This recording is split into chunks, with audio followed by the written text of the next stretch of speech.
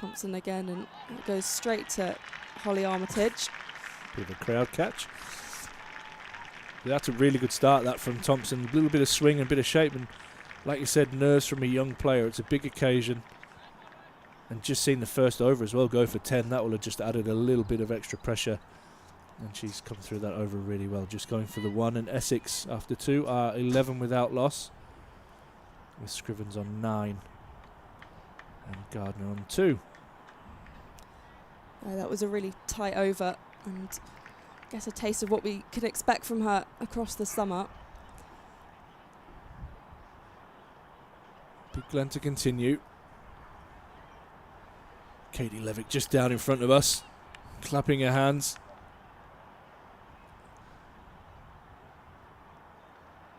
As Glenn comes in, and nicely timed.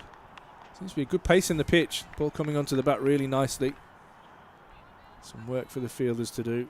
Early doors for Durham. Katie Levik, who made a big move coming up here. She's been with Yorkshire since 2008, so in fact Grace Thompson would have probably just been about 1 when she made her senior debut. Yeah, we'll not talk about age, Polly, thanks. As Glenn comes in again, this is again short, and that's tucked away fine, and will beat the fielder at deep square. Glenn just struggling for line and length at the moment. Has conceded her 3rd boundary. Gardner gets away with her first. She moves on to 6, and the score under 15 without loss. Yeah, I think the signing of Katie Levik would have been huge in others making their decision to come north. Obviously, there's a very strong Yorkshire connection between the two squads, with the Northern Diamonds set up last year. I'll touch on that again in a moment. That's nicely pitched up from Glenn and driven to Susie Bates at mid-off.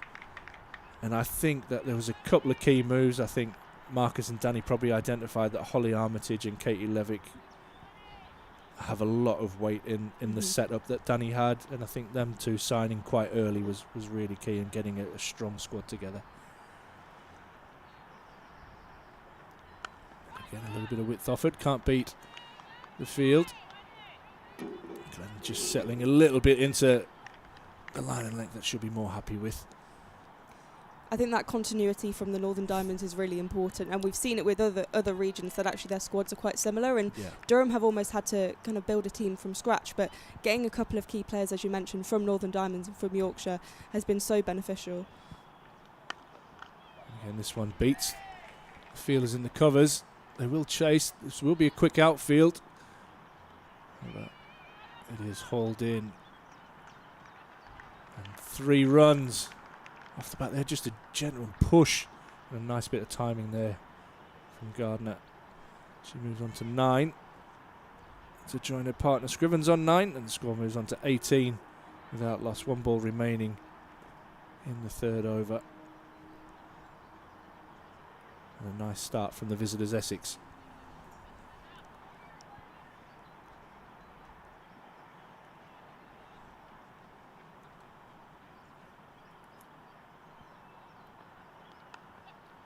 It's tucked away off the hip, but we'll find the sweeper out in the deep. Just the single out there to Leah Dobson to finish the over. 19 without loss after 3, and a nice start for Essex. Yeah, really good start for Essex. Of course, Grace Scrivens having just flown back from Australia a few days ago. A couple of the Durham side in the same boat, and also Jodie Grucock for Essex, having played for England 8. Scrivens captaining the side as well in the T20s and in the 4-day game. I imagine the conditions are slightly different to Sydney. The temperature's definitely different. Although it is just starting to ease into autumn in Sydney at the moment. There's been a bit of rain around. Thompson to Scrivens again. He just pushes that into the offside. We'll get the single. Get a nice bit of swing there from Thompson. Started nicely.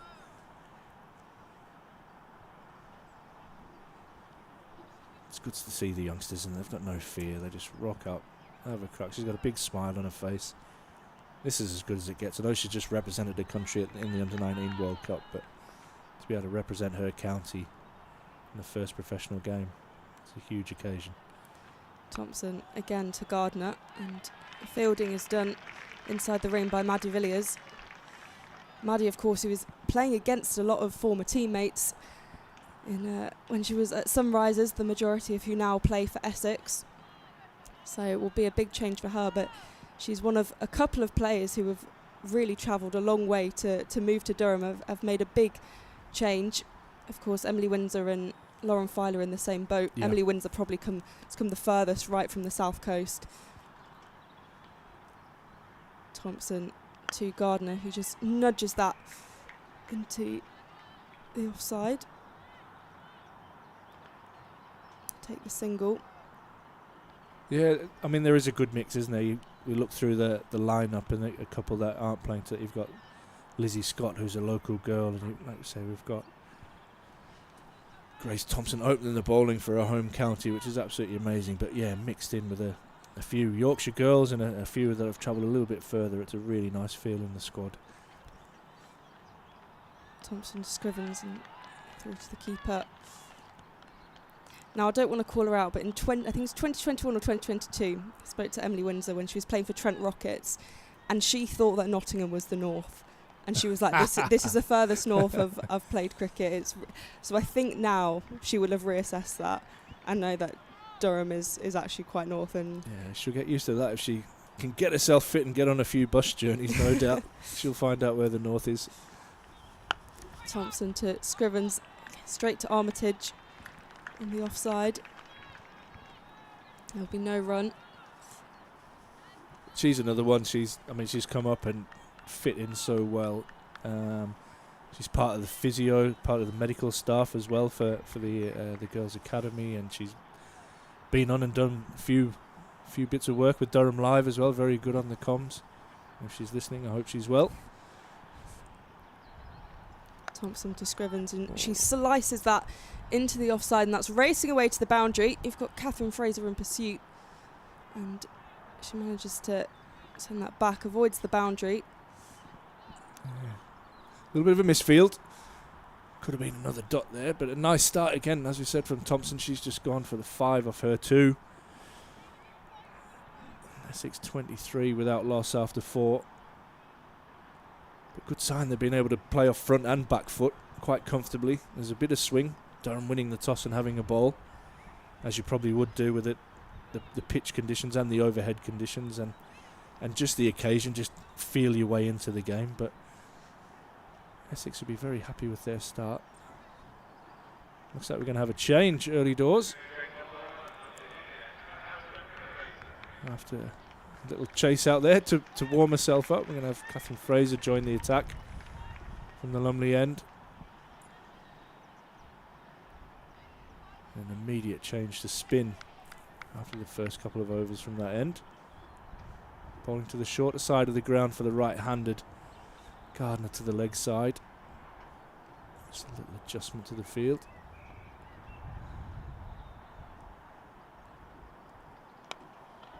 Nice bit of flight on that first delivery from Fraser. Despite the amount of cricket that these girls that have played, they'll all be nervous playing this first game. It's a big occasion. Again, nice bit of flight and hit straight back overhead. A beautiful straight drive from Gardner. She picks up her second boundary, moves on to 14.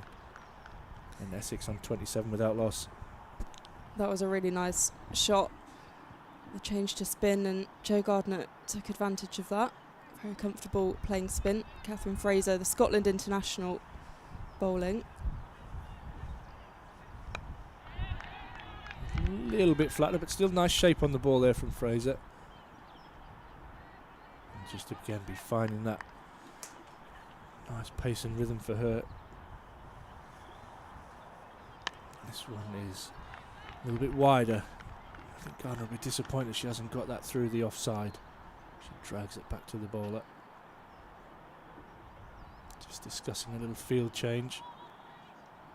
Armitage and Fraser as the square leg.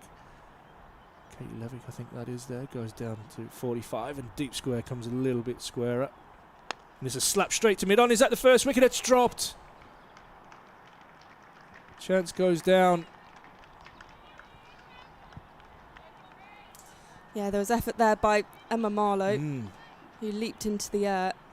He's got a hand to it. I think it was going to be a slightly difficult catch anyway. It was a strange angle, wasn't it? She's tried to slog sweep that one. There's a new word for us.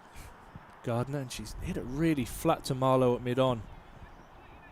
He's got 2 hands to that. She'll be disappointed to put that down, but we've got to move on. And Gardner gets a life on 13. Fraser now ball to the left-handed Scrivens, who drives that nicely but can't beat Armitage in the covers.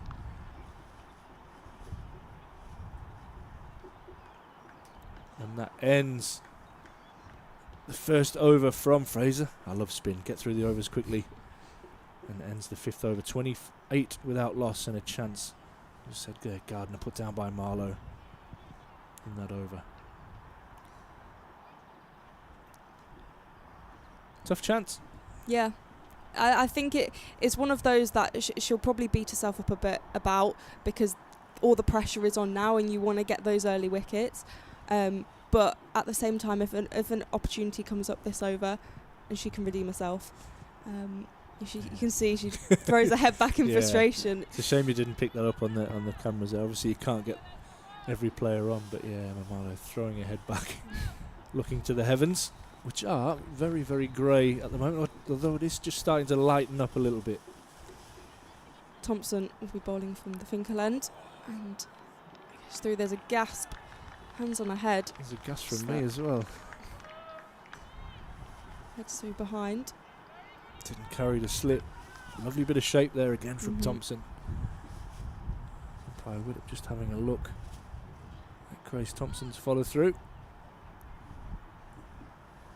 Umpire Simon Widdop with us from the Finkel end, and Amy Clark, another local, more from Northumberland, at the Lumley end. Thompson through, and that's been skied in the air by Gardner. It races towards the boundary but kind of plugs into the ground a bit, and they'll run through for 2. It's a good bit of pressure this by Thompson, just getting the edge there and then forcing a shot. I know Gardner is quite keen to keep the foot down, but they're nearly creating an opportunity.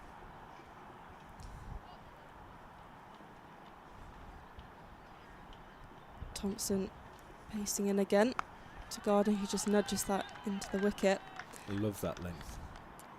I think there's also the benefit that Thompson had, particularly just in this game, that actually there's probably not tons of footage of her play. None of these players have played against her, and so she kind of has a bit of mystery. I guess they can make predictions from her height and things like that, but she kind of has this mystery about her, and I guess it's taken them a little while to figure her out.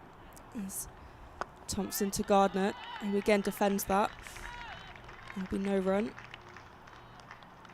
It's been a great start, hasn't it? And like you say, maybe somebody that they're unfamiliar with, but she's tall. She's getting a good bit of shape, and I don't think she's really bowled a bad ball so far in her spell. Yeah, fair play to her as well, coming into this side, and it's a nerve-wracking situation, but she, you wouldn't be able to tell she's playing her first senior game. She looks completely relaxed and confident in what she's doing. She plays that to Gardner and does the fielding herself. Another dot ball for Thompson.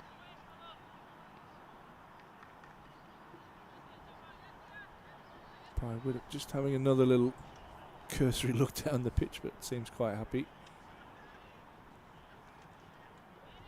This will be the interesting thing as well. They just sort of grace with hands on hips there. A lot of adrenaline will be going through, and how long the spells will be for these bowlers today.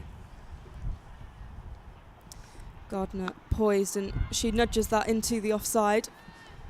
There's an attempt at a run, but she goes back, and that's the end of the over. 30 without loss, so just 2 runs from the over. Another productive spell from Grace Thompson. The most important job that I'll have chicken balti pie, please, Sam. Polly, would you like beef lasagna, chicken balti pie, or vegetable chili? Ooh, I might go beef lasagna. Oh. Yeah, why not? There you go. Flexitarian. Yeah, flexitarian 101. I had veg chili last night. Did you? Yeah. You can't go twice. Yeah. I know what Steve you'll be having in the booth there. Awful human. He's a top man. Fraser to continue. Again, nice. A little bit of pressure building here from Durham. Excellent over the last one from Thompson, just 2 from it. And just starting to pull back. Still a great start from Essex, going at 5s without loss. And a bit flatter there from Fraser. Just starting to get a little bit of control and just, you feel like just settling into the game. Yeah, Durham, a lot of excitement, a lot of nerves. Lots of spin options as well for Durham, as you will see as we go through the women's programme. That spin is very, very dominant in the women's game. The all-time leading wicket taker in women's domestic cricket, Katie Levik, in Durham colours, holding her leg spin. And this is another chance, is it? No, it falls just short out in the covers. So the dot's building some pressure there, and that's a couple of, we've seen a chance in the last over from Fraser, and maybe just a couple of half chances that haven't really gone to hand, but just creating that pressure, and a couple of mistakes, and Durham pushing for that first wicket, having won the toss and elected the ball here at the Banks Homes Riverside. Match day 1 for the women. And lovely stuff from Fraser. Yearbooks are in. Thanks, Harry. These are beautiful. Isn't it nice and shiny? It's Leasy on the fantastic. front and the girls front and centre. Potsy with a big cheesy grin. Oh, and another good bit of bowling from Fraser. Draws Gardner in. Gardner really looking to attack in this power play. That's an excellent over from Fraser.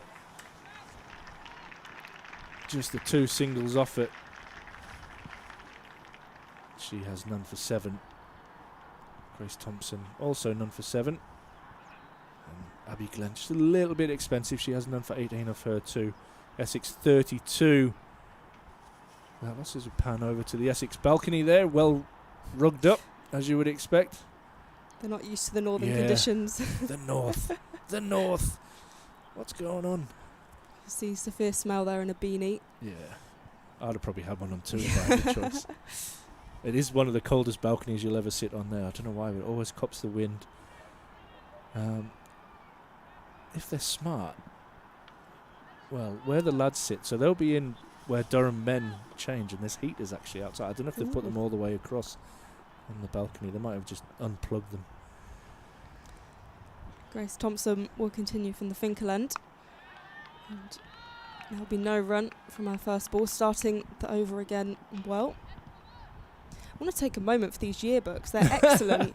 They're so good, because doing research, particularly for women's cricket, can be painstakingly long, and you can find very little information, even if you think you know everything about women's domestic cricket. But to even have all the information about the academies is outstanding. So well done, Durham. As there's a big appeal, and it's given out. Grace Thompson gets the first wicket for Durham. Jo Gardner heads back, and that's a huge moment for the 17-year-old. Her first game in senior cricket. She's come through the academy. She's been given a huge opportunity, and she's taken that and got the first wicket in the professional era. There are hugs all round. Trudy Johnson there. Yeah, you're absolutely her right. teammate who's played with her for a number of years through the age groups, and that is such a special moment. Beautifully summed up that, Polly. It was a good, and I think that's a good bit of pressure that Durham have been building over the last few overs. Fraser and now Thompson getting her reward, and she has 1 for 7. A couple of balls into her 4th over, but well deserved, and a big moment in the history that'll go down in the yearbooks. Who was the first wicket taker for Durham in professional women's cricket? And the answer to that question will be Grace Thompson, local lass, 17 years old, as you said there, tall fast bowler, much to the delight of the crowd here at the Banks Homes Riverside. Just poetic, really. All those things falling into place, and a really special moment which I'm sure she'll never forget, and of course is now written into the history of Durham cricket. It's funny, isn't it funny how things work? So we obviously would love to have Lauren Filer out here charging in the England International and quick, but her absence has given a young local girl the opportunity, which is exactly what this is all about. And Grace Thompson's grabbed this opportunity with both hands and put herself in the history books.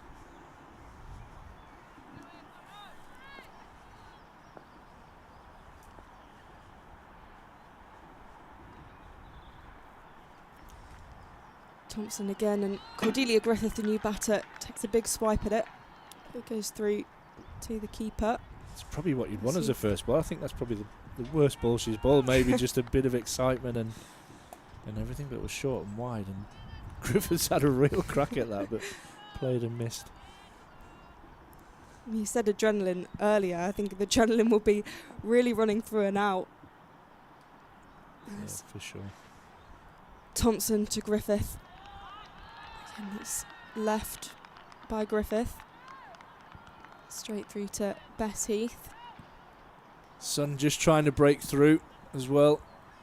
Hopefully it burns off. We've got a lovely little crowd assembled over out towards the members' pavilion, the Don Robson pavilion, and over in front of Ballantyne's. The wicket is on pitch 5 over to that side of the square, so probably not going to expect as many over to the LNER side of the ground.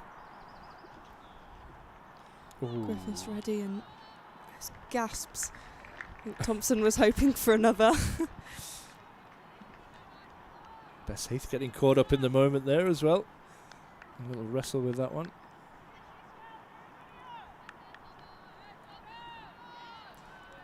.32 for 1. The wicket coming earlier in the over from Grace Thompson. Joe Gardner falling for 18.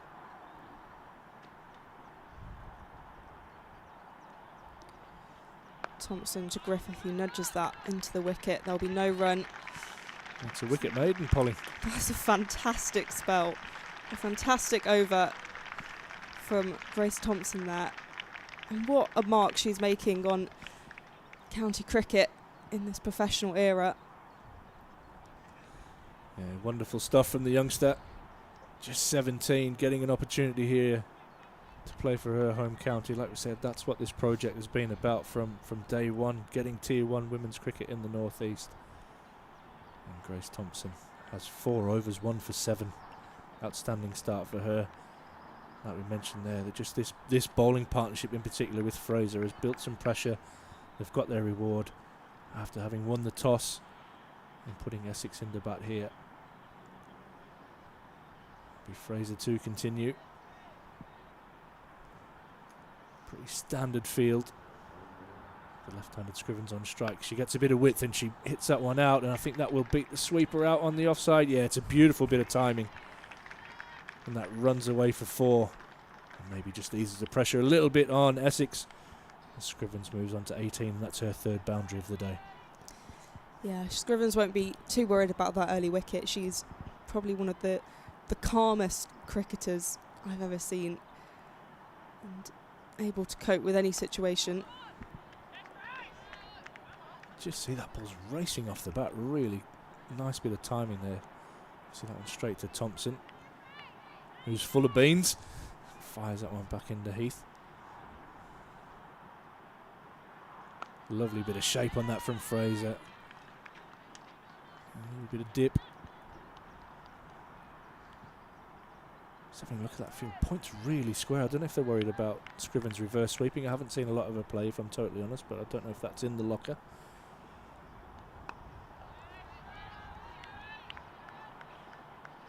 We've got 2 fielders behind square on the offside.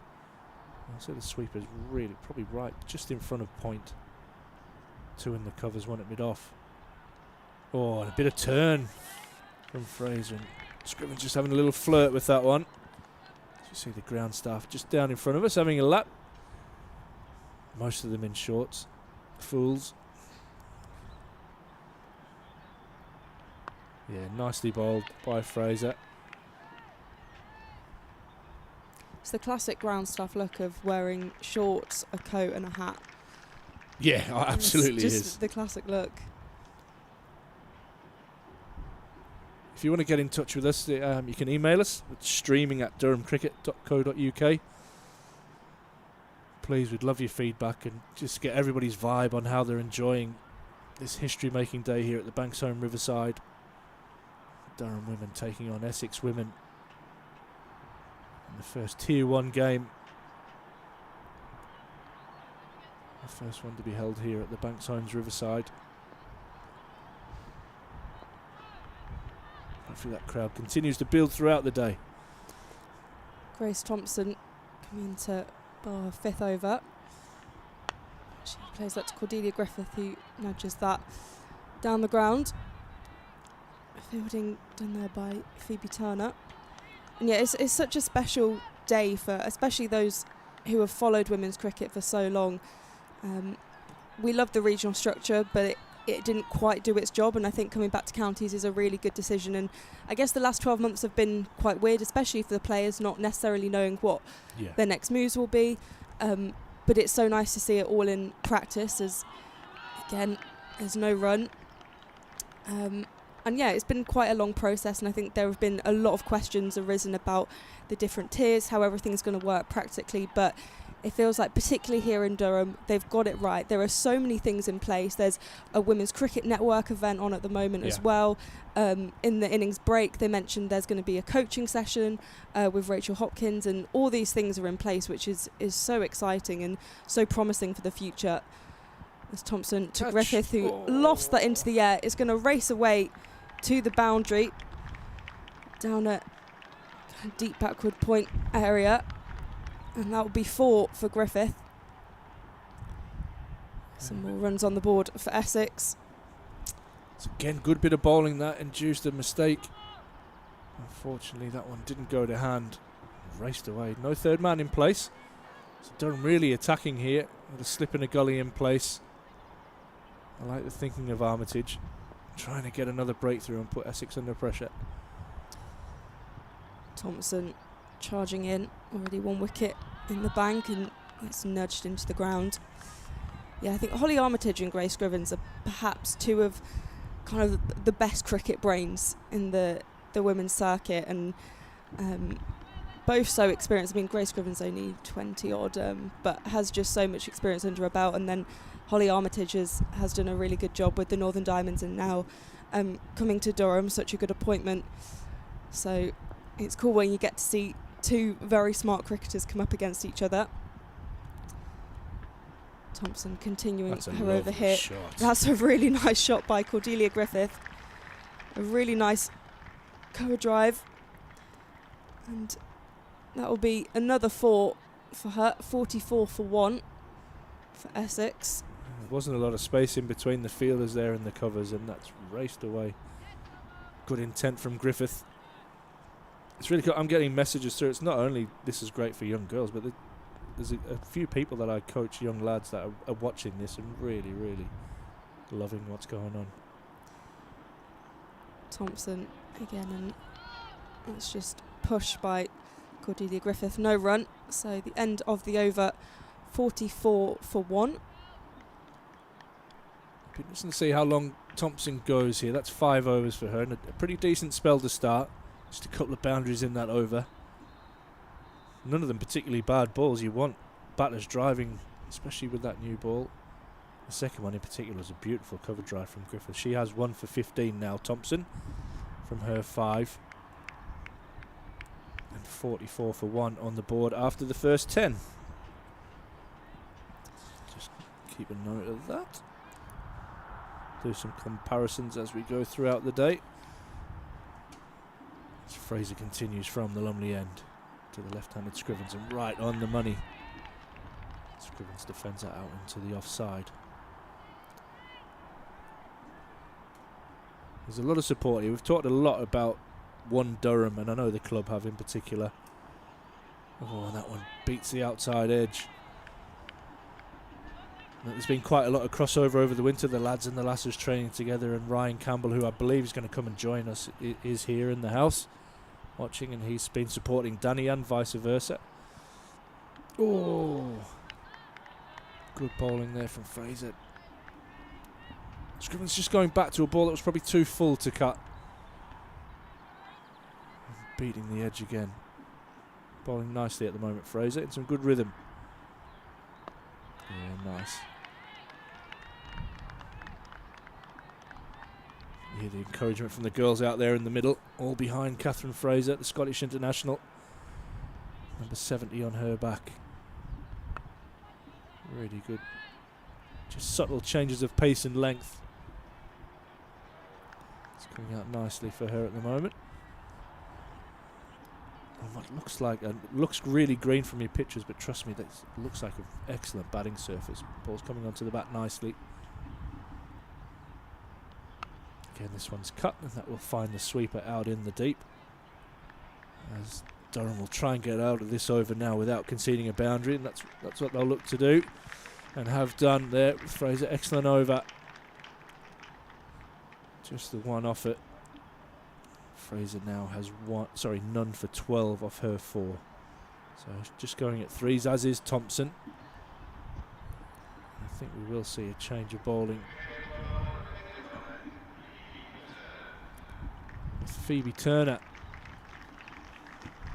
Hasn't done a lot of bowling in the matches over the winter, but has excelled with the bat, scoring a century in Zimbabwe. If some of our viewers have seen the footage of there, she went into full body cramp at the end of that. Yeah, she was also the leading wicket taker in the Rachel Hare Flint Trophy last year with 23 wickets, which was the 50 over competition in the regional era. So plenty to offer last season, and I'm sure we'll want to continue that this season, developing as an all-rounder. Yeah, she's very impressive. One of the ones I've seen quite a lot of them over the winter, and she has really impressed me.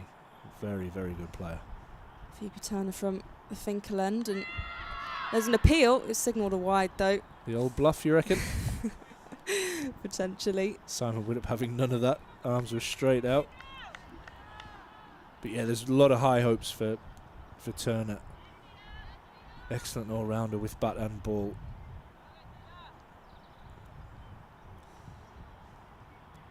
Turner to Scrivens. Gets hold of that. It's straight to a fielder out there, Catherine Fraser. Shouts of "Come on, Tina." There's a guy we played, Mark Turner. So his nickname was Tina as well when he played it. Obvious reference to the singer. Yeah, you'll hear that shout quite a lot. "Come on, Tina." Turner, 17 on her back. And goes through to the keeper. Games elsewhere. Surrey against Somerset, they're 12 for 1. They had a slight delay start. The Blaze, 37 for 1 against Lancashire, and Hampshire are 23 for 1 against Warwickshire.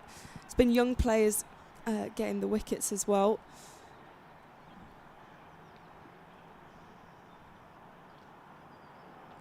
Phoebe Turner to Scrivens, and there's an appeal. It's signalled out. Phoebe Turner gets the second wicket, caught behind by Bess Heath, and Essex's captain Grace Scrivens will have to return to the pavilion. A huge breakthrough for Durham and a very, very key wicket. Scrivens for 19, and a really good start for Phoebe Turner in her first over. That is a huge wicket. Scrivens started brilliantly, didn't she? 3 early boundaries in her innings and has just been held back. She goes for 19 off 33 balls, and that shows just the control that Durham have had probably over the last 6 to 7 overs. And Turner comes on and immediately gets a breakthrough. Little tickle through to Heath behind, who I don't want to be too critical, but hasn't gloved them too cleanly up until that point. And that one nestled beautifully in the gloves. And Essex are 46 for 2 halfway through the 12th over.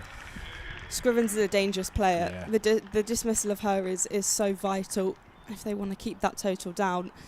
Scrivens is a player that is really good at building an innings as well, which makes her even more dangerous. So the work of Phoebe Turner there has been fantastic, and it will be Jodie Grucock, who has also just returned from Australia from the A Tour, who will come to the middle. A handy all-rounder, who I think has potentially come up the order from last season. But again, that could be a sign of the hard yards she's put in during the winter.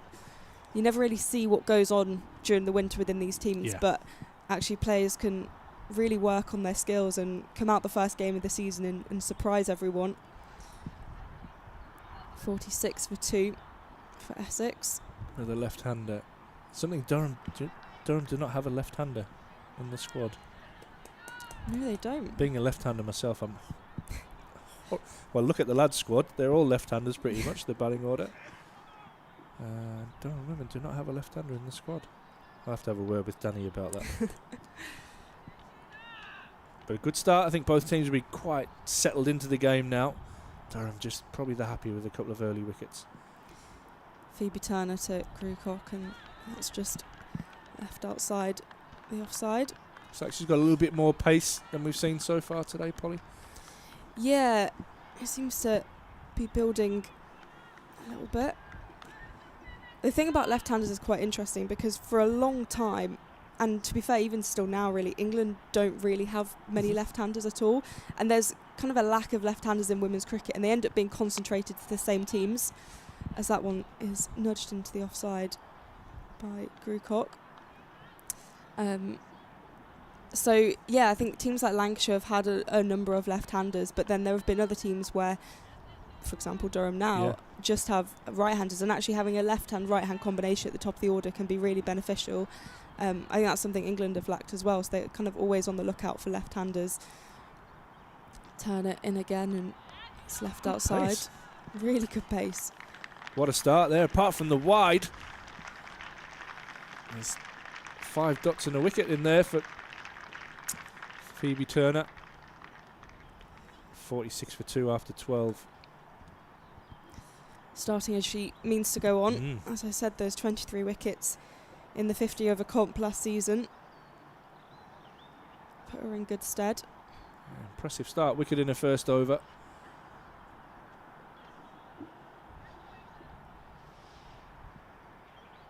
Bessie's just getting a little drink in the helmet. Right on there. Yeah, nice little period of the game here for Durham. After an excellent start, 2 openers now dismissed. Scrivens for 19, Gardner for 18. And Griffith and Grucock with a little bit of rebuilding to do here. They don't want to go 3 or 4 down early. As Fraser continues. And that is a glorious shot and a great bit of fielding. Out in the covers. Yeah, good dive by Leah Dobson. Yeah. Excellent stop there with the left hand fully diving. Saved a certain boundary. Nicely timed again by Griffith, who's after a little shaky start has played a lovely cover drive. She's now on 8. Both her scoring shots are boundaries.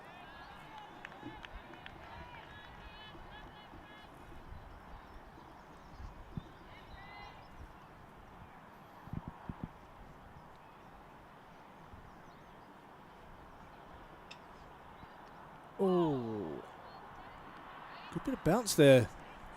Maybe a bit of overspin on the ball there from Fraser. Bit of loop, bit of bounce. Again, Bess Heath, a little fumble behind the stumps. That one's cut away. Oh, right off the shin of Dobson, but she's done the job. And fires that back in anger, as that was probably a little grimace and a grunt and a groan that's hit her right in the shin.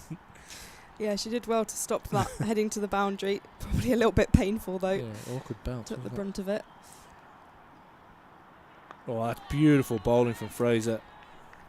Lovely flight, and again sending long on, and the sweeper out on the offside just to get out of the over, make sure that Durham don't concede a boundary to finish, and that's another one that they can tick off. So yeah, we've done our job. That one's late cut nicely. Not a lot of pace on the ball though. Probably will be a couple. And it is 2 runs there as Phoebe Turner does the fielding. Fires that back into Heath and will now wander back in and give her cap to umpire Widdop and continue her spell from the Finkel end. We're at 48 for 2 after 13. We've got Griffith now into double figures on 10. And Grucock just new to the crease, yet to get off the mark after 3 deliveries. Catherine Fraser with another good over. She's one of many Scottish players who have really benefited from the regional system and now the county system, because of course they can play and they're not classed as overseas players. So that's really handy for their development, because I mean Scotland put a statement out the other day just saying we need more fixtures in the calendar, because I don't think they've got anything for the rest of the summer. They didn't make the World Cup with the qualifiers recently, but for players to play domestic cricket is a huge advantage, as Turner starts well. That one just defended into the pitch. And so for a player like Fraser to be able to come down, and I mean, she gets to play with Susie Bates. That's a huge opportunity. And you've seen the success of the Bryces down at the Blaze.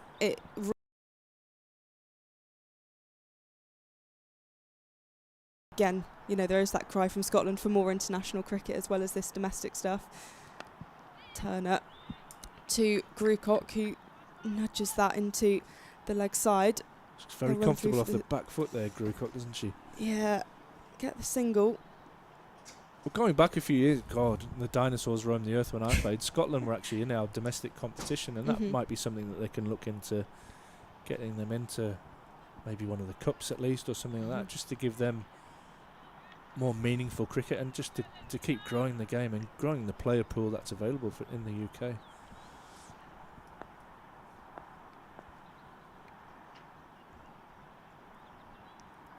Turner to Griffith, who defends that and nudges that straight to Holly Armitage. I guess the other thing for Scotland on the horizon is the prospect of the 2028 Olympics and players potentially wanting to get into Team GB. Yep. I'm sure someone like Catherine Bryce will be eyeing that opportunity.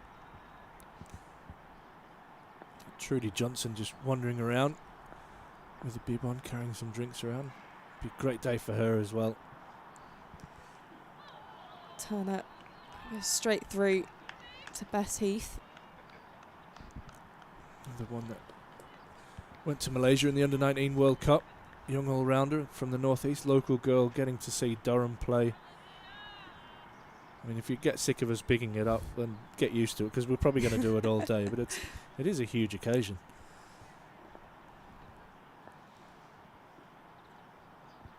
Turner to Griffith. That's left outside and goes through to Bess Heath again. It is such a big occasion, and I think it's we need to be careful not to understate it, because I think if you look back 5-6 years ago, this would have seemed impossible. And it's such a special moment. I think especially for players like Katie Levik, who have kind of been real servants of the game and have played in the non-professional era for so long, for them to have this opportunity is unthinkable for them, I guess, a couple of years ago. There'll be no run there either, and that finishes the over for Phoebe Turner. Excellent over from Durham's point of view, nice and tight. Turner just gone for the 2 runs for her to over. She has 1 for 2. That first one being a wide first ball. But yeah, I also don't want to coming across as patronising either. I'm really conscious of that we're championing something new and exciting, and especially from a Durham point of view, this is something where if you wanted to be a professional player, you had to leave home. And you know, Danny Hazel, the perfect example. She had to go and play her cricket at Yorkshire, had a couple of years at Lancashire, and is now getting to coach her home club, which is absolutely incredible. And you've got youngsters who are now getting opportunities on the biggest domestic stage that they can. And if you look at the Ashes, I'll go back to that Australia absolutely, and with probably a bit of a smile on my face, that Australia dominated that Ashes series, and this is now the next step on bridging that gap and becoming, well, not competitive, but looking to win the Ashes. You know, you don't want to just go in there to compete, you want to win, and hopefully this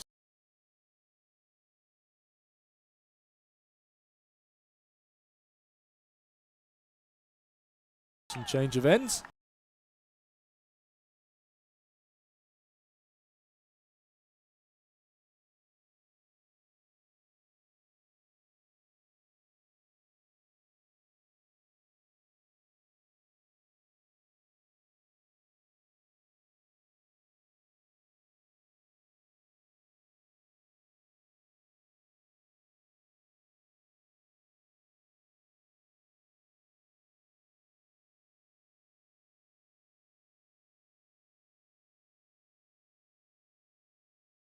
Single, Just releases a bit of pressure on her, and that brings up the 50 for Essex. 2 down, 14.2 overs. Going to run a minute. We obviously keep mentioning this new era of women's cricket, but I think it's also a great time for women's sport in the northeast. Of course, you've got 3 teams who are in the top 2 tiers of women's football. There are great collaborations going on between cricket and football up here. It's just so good to see that developing out in the northeast, producing some incredible athletes. Yeah, like you said, and not having to leave home to go and pursue a career in those. And also the northeast becoming such a desirable place for people to move to play elite sport, and being able to relocate. I think that's shown so much by the amount of players who have come from Yorkshire up here, and there was such a pull to come here. Just down the leg side. Just lost her action there a little bit, Thompson. Umpire Clark extending her arms. 51 now for 2.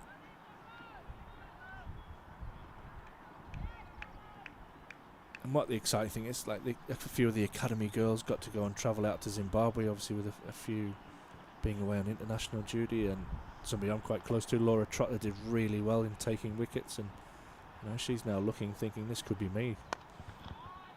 Give me a year, give me 2 years under this coaching structure around these players. It's like you say, somebody like Susie Bates just rocks up, just a casual, I'm now a Durham player. Something for everybody to aspire to, and like I say, it's not only inspiring the girls, the young lads are out there watching, thinking, how good's this? More competitive professional sport to watch and to learn from. Oh, it's a lovely drive, but can't beat the field. Yeah, nice fielding in the ring there. Yeah, the Zimbabwe tour looked amazing. Looked really good. Obviously a great chance to get some nice weather. Yeah. But also just a really good opportunity to kind of bond as a team. It's a relatively new team. Obviously a lot of players will have played together before, but there are new faces around the squad. And a really good chance to get some cricket in. And we saw some fantastic work from Katie Levik, Phoebe Turner, Emma Marlowe. Bess, I'm not sure that's really close. As she's run down the wicket and hit her probably in the top of the thigh pad.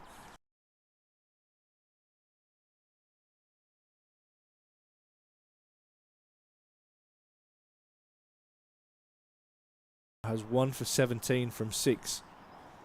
Essex finished the 15th over on 51 for 2. Yeah, I think it's really important, those experiences. They do quite a lot of things as a group. So the other day they were up at there's a museum local at Beamish Museum. If you go online and check that out, obviously when you've got a spare moment, which goes back in time and looks at what life was like in the northeast.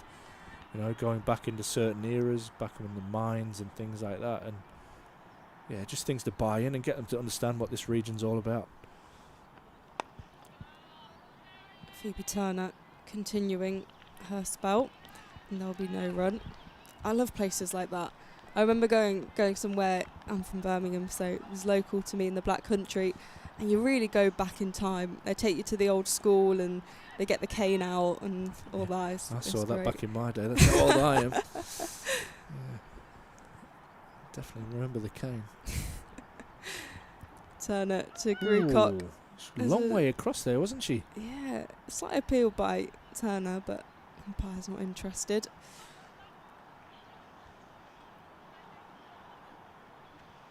I've seen the team have also done some activation sessions and going out to schools, and so they did a thing in Whitley Bay and getting kids involved in cricket, particularly girls, and I think that age group of secondary school girls is really important to keep them in sport.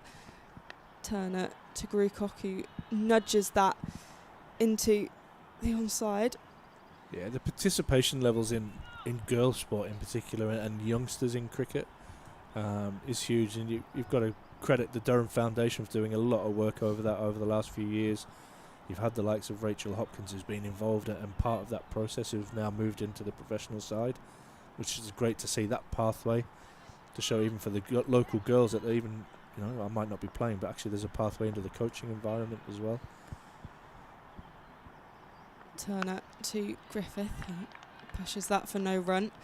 I'm pretty sure at the launch day back in March, there was a statistic said that proportionally they have the highest amount of girls playing in the region compared to every other and all stars, I think. So it just shows that they're getting right to the heart of cricket, really, which is where you've got to start, right at the bottom, and give them a lifelong passion of the game.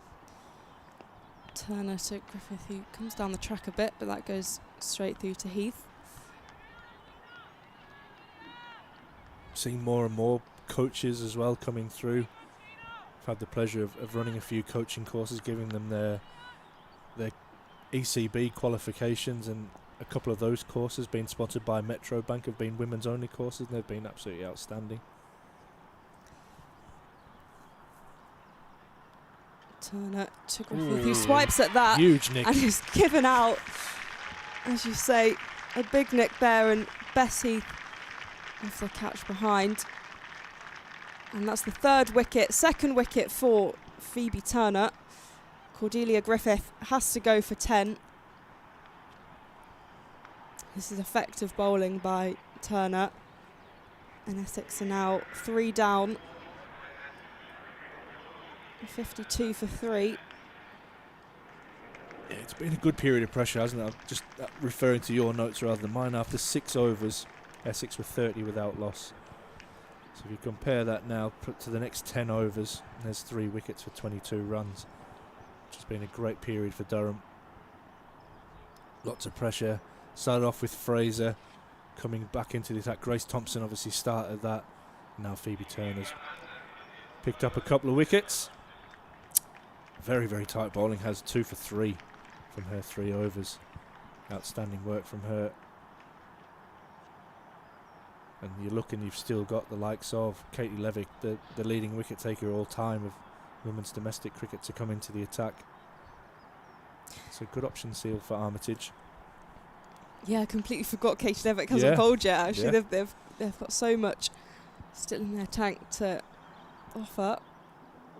And it'll be Flo Miller coming to the crease, a 21-year-old batter. Good middle order finisher. Big job to do, these two now.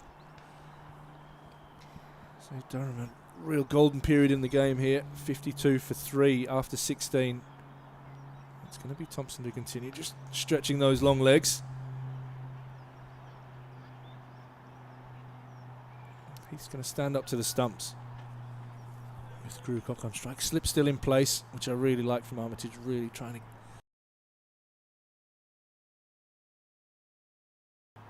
Again, nice and full and on the money from Thompson. It's good to see some slip fielding. It's kind of rare to see it in women's cricket. You might see it a little bit in 50 over, but of course without multi-day cricket, it does really throw England players in at the deep end when they go to play a test match, and actually they've never really practiced slip fielding. It's a funny one. I'll talk about this after.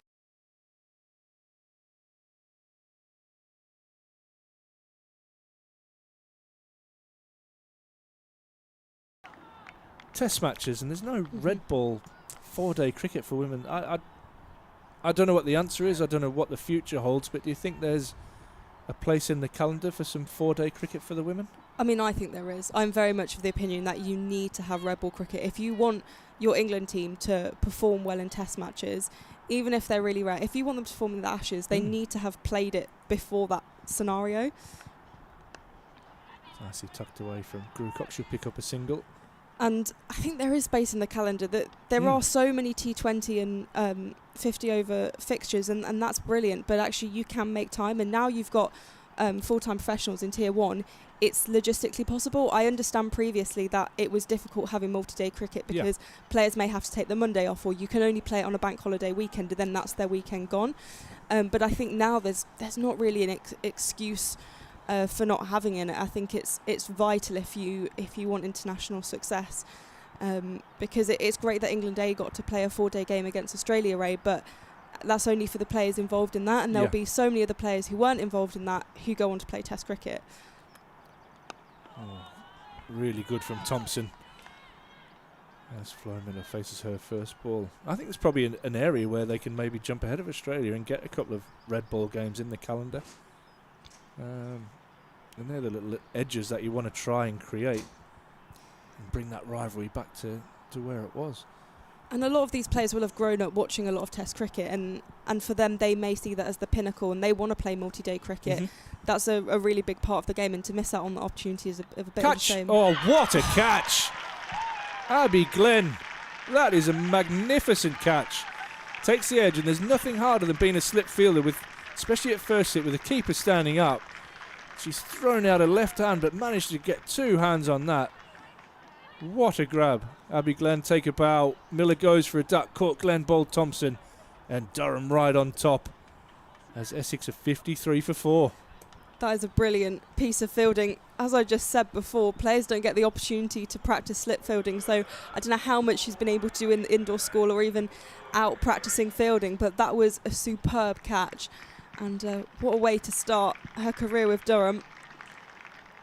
That'll really help her as well. She didn't settle with the new ball. She's a little bit expensive.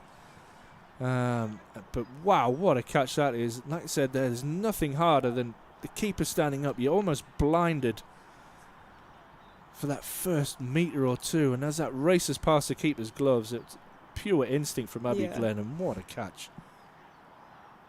Just that instant reaction. And I tell you who love that, the coaches will love that, just grabbing a half chance. You know, because you probably don't expect her to grab that, if I'm totally honest. Outstanding work. Durham right on top, 53 for 4 Essex, and in trouble as Miller, as we said, goes without scoring. Grace Thompson, absolutely outstanding, picks up her second wicket. Little bit of shape, great length, bit of bounce. Takes a thick outside edge, and Abby Glenn takes an absolute worldie at first slip. Who have we got joining us? It was McLeod that's come out to bat, I think. Lizzie McLeod. Yeah. The old SS Jumbo as well. I love the stickers. That is retro.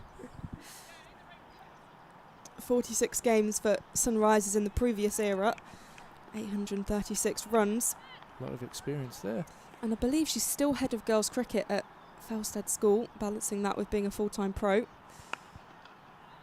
Again, a little bit of shape from Thompson. As McLeod just eases nicely into that, and what an over from Thompson. She picks up her second wicket. As you can tell from the round of applause she's getting from the crowd, she ends her 7th over and has 2 for 18. The youngster from Durham, local, born and bred, leading the way here for her home county on day one here at the Banks Homes Riverside. You couldn't write it. It's so just that's pretty awesome, perfect. isn't it, actually? Yeah. It is so cool. And Durham are in a great position here, 53 for 4. And it'll be Phoebe Turner to continue from the Finkel end. And that's nudged into the ground by Jodie Grucock, who's on 4 from 14. It's just asking questions now, Essex. What is a good score? Where can we get to? And they're really going to have to settle in for a period of time now, just to make sure they bat those 50 overs. And Durham will be looking to really attack. And as we said, the leading wicket taker in women's cricket hasn't been introduced into the attack yet. Turner to Grucock, and she really just nudges that into a leg side, and they'll run through for 2. There's good running between the wickets there. That's what they're going to have to do, isn't it? Just really rotate the strike. Low risk cricket, but turn those ones into 2s and try and build a partnership, which they haven't been able to do since the opening pair. What did they put on? About 32, I think. Let's have a look. Yeah, it was 32 when Gardner went LBW to Grace Thompson. That was in the 8th over. Turner again, and that's pushed into the offside for no run. Scores from elsewhere. There's rain delay down at Beckenham for Surrey versus Somerset. Surrey are 21 for 1. The Blaze are 81 for 2 at Trent Bridge against Lancashire, and Hampshire are 44 for 2 against Warwickshire at Edgbaston.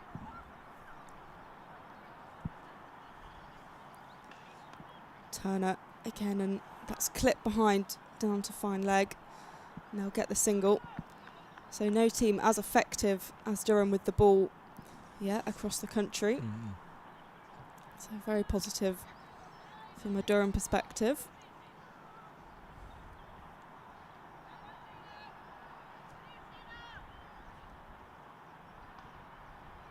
There's a shout of "Come on, Tina," ringing around the Durham fielders.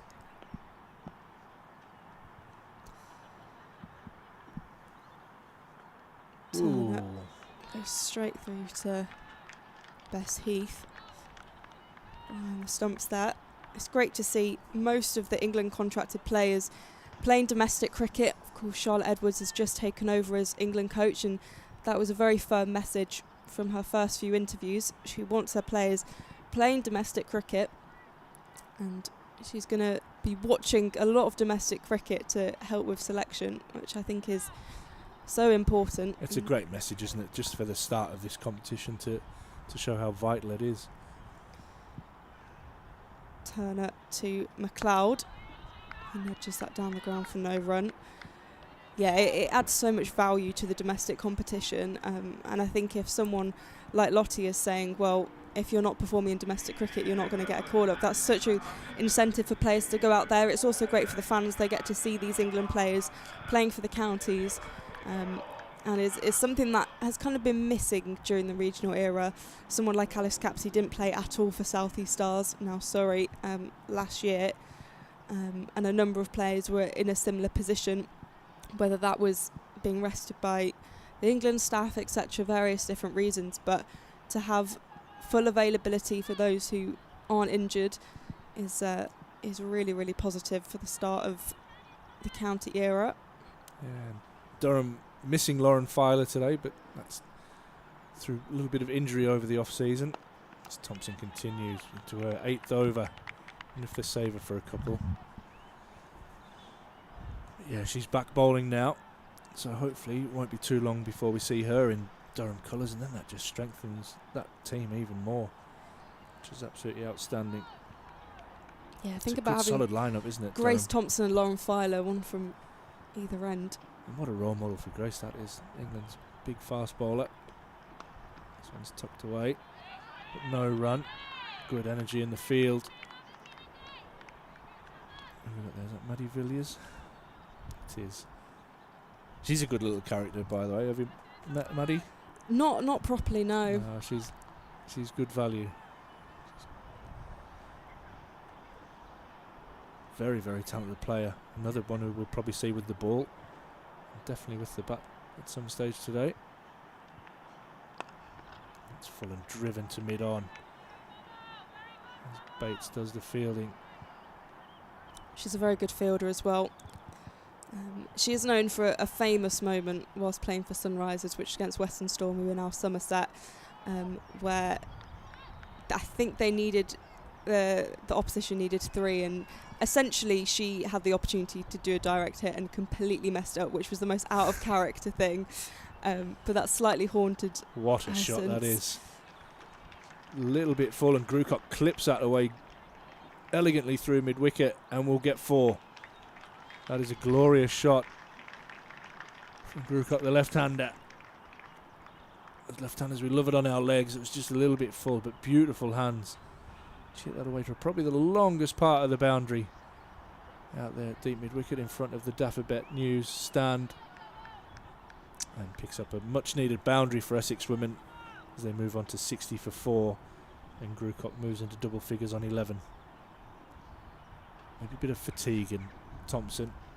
Big day for her. A good comeback. She hits the pitch hard. Maybe a good lesson for her as well. She's stepping up there, you know. That one ball that you maybe just switch off for a slight second is going to get punished at this level. She comes back really nicely there, hits the pitch hard and fires in the best heats gloves behind the stumps. 60 for 4, 1 ball remaining in the 19th. Thompson charges in. This one's down the leg side and will be a wide. She throws her head back in disappointment. I think this might be the last we see of Thompson. in this spell.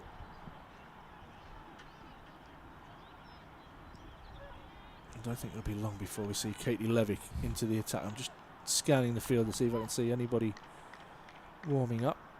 That's normally a commentator you can cheat because you can only see certain pictures on here. We get to see the whole field. We get to go, oh yeah, might be a good opportunity to bring such and such in, knowing full well that they've been warming up for 10 minutes. And that does end Thompson's 8th over. Really good from the youngster. 2 for 22. Richie Benno will be more than happy with that one as well. 60 for 4 after 19. Sorry, 61 for 4 after 19. Yeah, really good shift by Thompson, who was taken on the bowling workload, and she's done a fine job. I think it was probably a slight concern that maybe after the wicket she would get a bit carried away, all that adrenaline, but she's just been so mature about it and has bowled so well, and has really impressed. Yeah, Nathan Rimington, the Durham bowling coach, would be really pleased with her work today.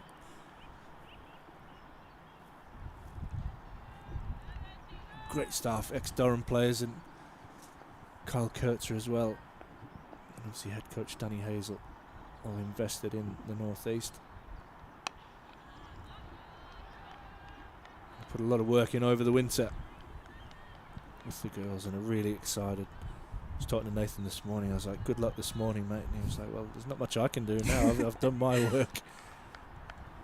But they're all genuinely excited for the girls to get this opportunity. Go and strut their stuff on the big stage. Phoebe Turner charging in to McLeod, who drives that down the ground, is racing away to the boundary. There's a fielder in pursuit, but that'll go straight for 4. A really lovely shot by McLeod. It's almost driven on the up, wasn't it? Really strong shot, and just an indication on what a good pitch this is. Victor Main and his team out on the chairs, over towards the old scoreboard side of the ground. Turner again to McLeod, who just races that down the wicket, hits the stumps at the other end. Yeah. But don't think Turner quite got a hand to it, and Grucock was in a crease, so no drama of that one. It's getting nicely timed, wasn't it? By McLeod. It's really comfortable jumping on the front foot.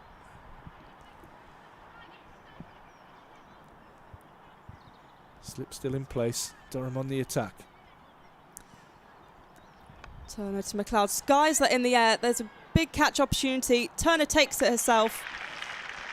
That'll be caught and bowled for Turner, and that's a 3rd wicket for Phoebe Turner, who's been outstanding today. Has done a really good job.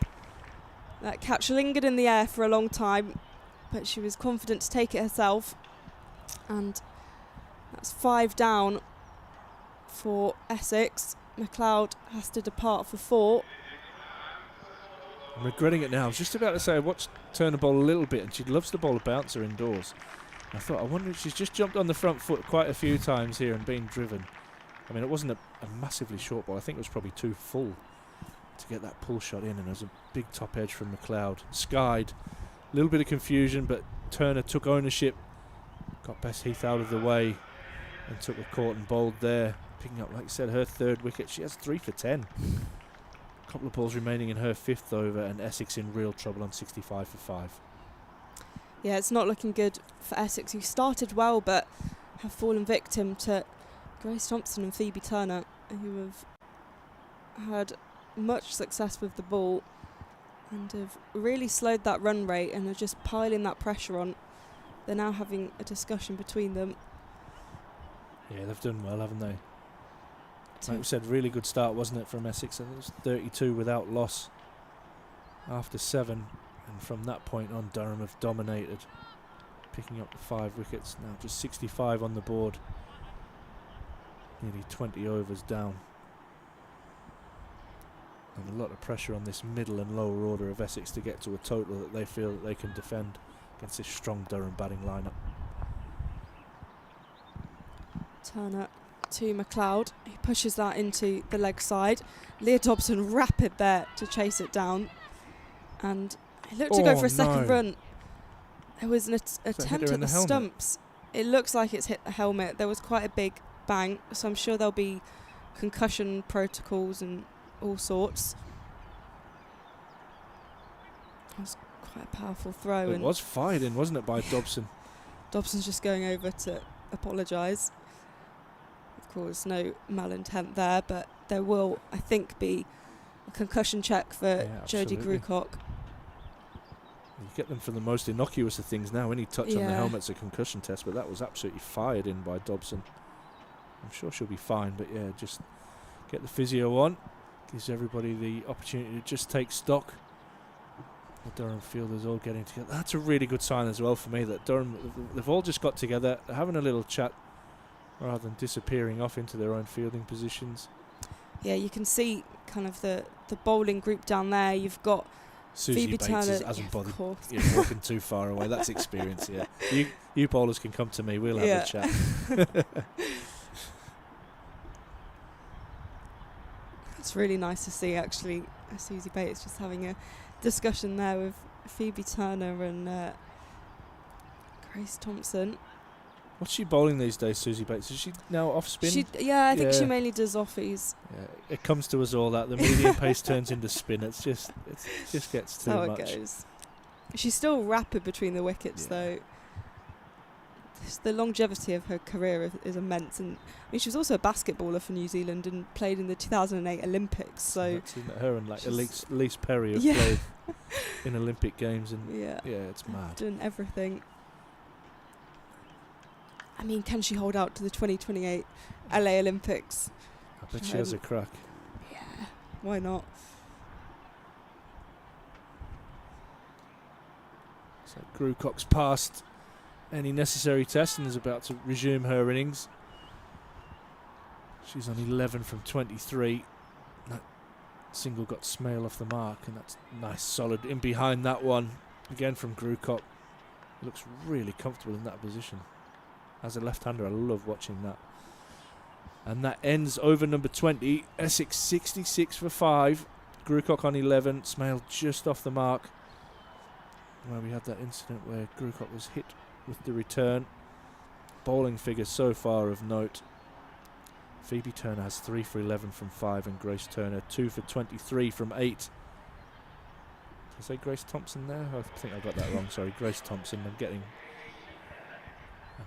I think we're going to see the Guru introduced into the attack now from the Lumley end. Katie Levik, number 23 on her back. Herself and Holly Armitage played a lot of cricket together, probably know exactly where fielders need to be. Brief discussion, and off stump guard being taken by Sophia Smale. Kate Levik, what a time to come under bowl. Essex 66 for 5, 20 overs done. She settles in right on line.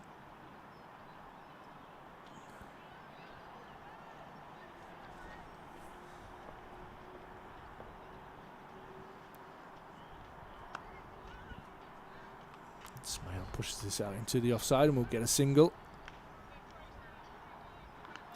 Just had a message from my dad, Richard Starkey. He's upstairs in the press box, and he said that after every ball that Grace Thompson was bowling, Susie Bates was just geeing her up and giving her a bit of a boost, and that's why you want to bring such experience overseas. And of course you can bring plenty with bat and ball, but just the encouragement she can bring to someone like Grace Thompson is absolutely brilliant.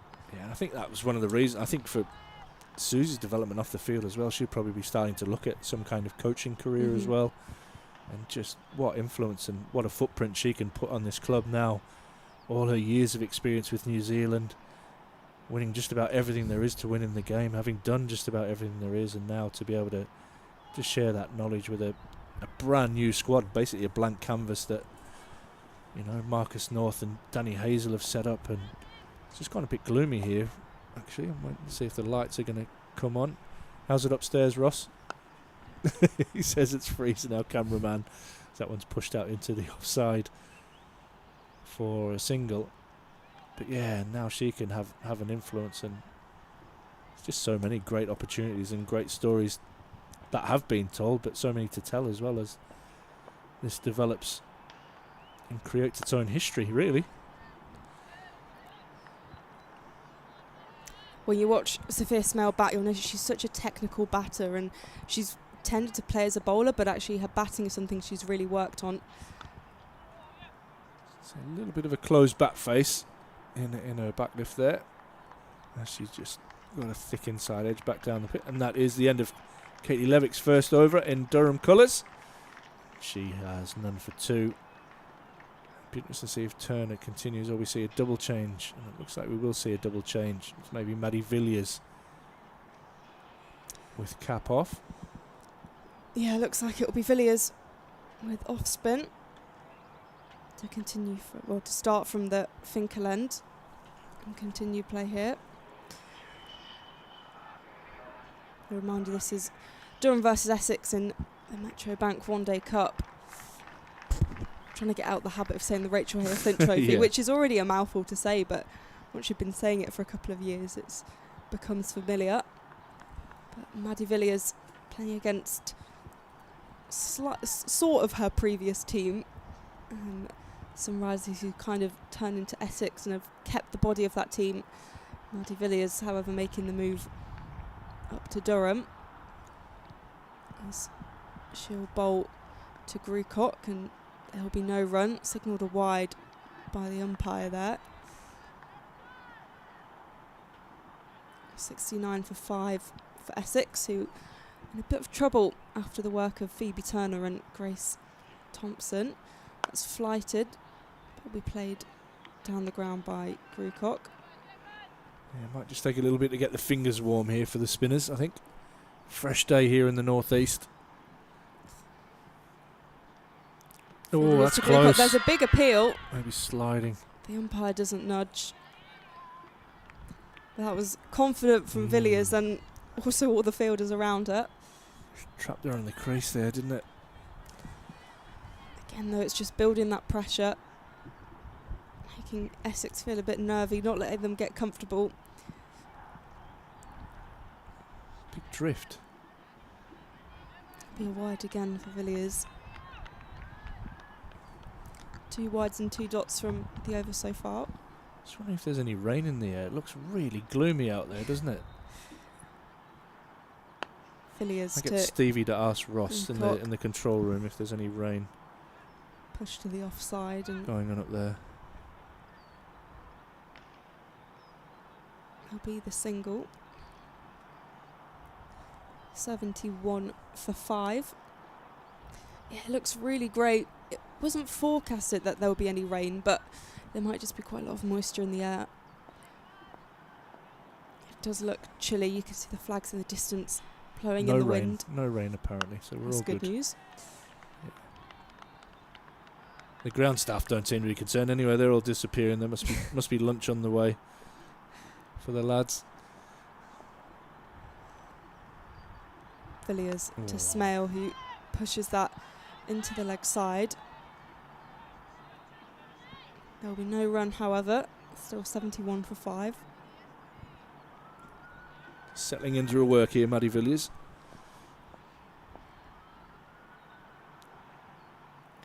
Yeah, nice.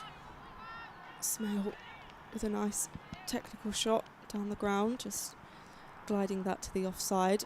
And that's the end of the over. 71 for 5, 28 overs remaining. Just had a message from Dom James, who's part of our visually impaired team here at Durham. They get their season underway on the weekend with an away fixture at Lancashire. And he wants to wish their new coach, Emma Guilfoyle, all the best of luck for the coming campaign. So if anybody's watching and listening, best of luck, guys, as you get your season underway. And I hope you have another good one. See all the work that you guys put in as well under the Durham banner. This is tucked away nicely by Levik. It's a little bit straight. And Fraser will come round to do the fielding, but good running from Grucock as they get back for a second. If you want to get in touch with us, you can do so via email at streaming@durhamcricket.co.uk.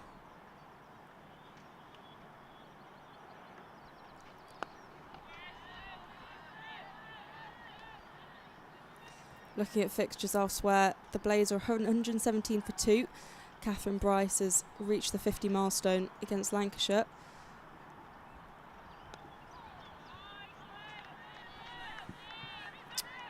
Hampshire at 79 for 3 against Warwickshire, and that's happening at Edgbaston. And then Surrey against Somerset, still delayed with rain.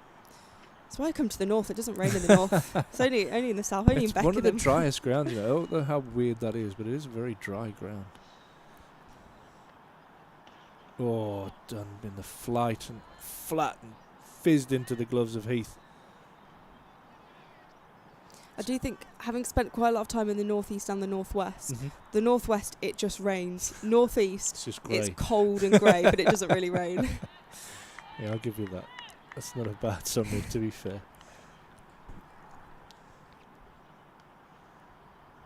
One ball remaining in the 73 for 5. Oh, and again that's cut away. Excellent fielding. Out there at backward point by Turner. Probably prevents a couple of runs, maybe even a boundary there, as that would have raced away. But that ends over number 23, 73 for 5. Grucock on 15 and Smale is on 2. And Durham squeezing.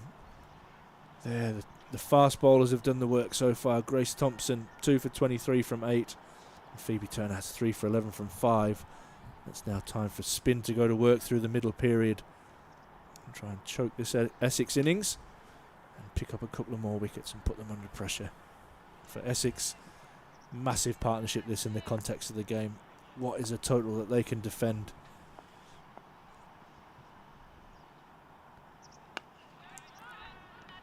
Villiers to Smale, who defends that into the ground. As you say, this is going to be a crucial partnership for Essex, and they want Grucock and Smale to stay out there. And Smale just pushes that into the offside for no run. Good work from Villiers from the Finkel end.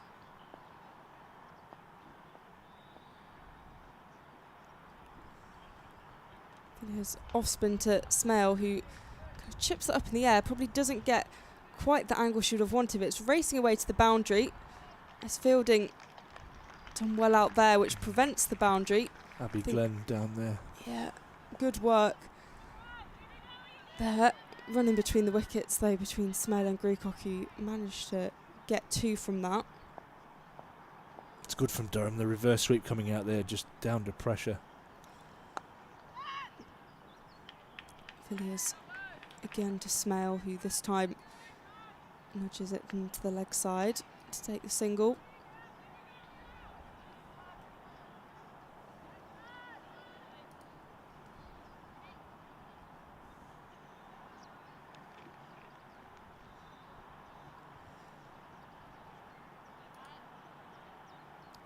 Villiers opting to go round the wicket. It's time to Grucock, straight back to Villiers. There'll be no run. Again, just another opportunity to build that pressure. 76 for 5. And the third dot in the over for Villiers. That's flighted really high. That'll be signalled a no ball. Those things happen. Probably came out her hand. Bit of moisture, maybe. Yeah. She's going to have to get warned as well. That's a ridiculous thing. I think Villiers is laughing it off. Umpire signalled a free hit for Grucock. This time much lower, and that's sliced into the offside, but Leah Dobson's out there to do the fielding, so they'll only take the 1 run from it. 78 for 5. And that's the end of the 24th over, almost at the halfway mark. Jodie Grucock on 16 and Sophia Smale on 5. Essex trying to rebuild after Durham have had great impact with the ball. Yeah, a little partnership building. Just 12 at the moment, but very important that these two continue to go deep, and Armitage maybe recognising the fact that they can, if they break this partnership, they can get into the lower order. Phoebe Turner is back into the attack from the Lumley end.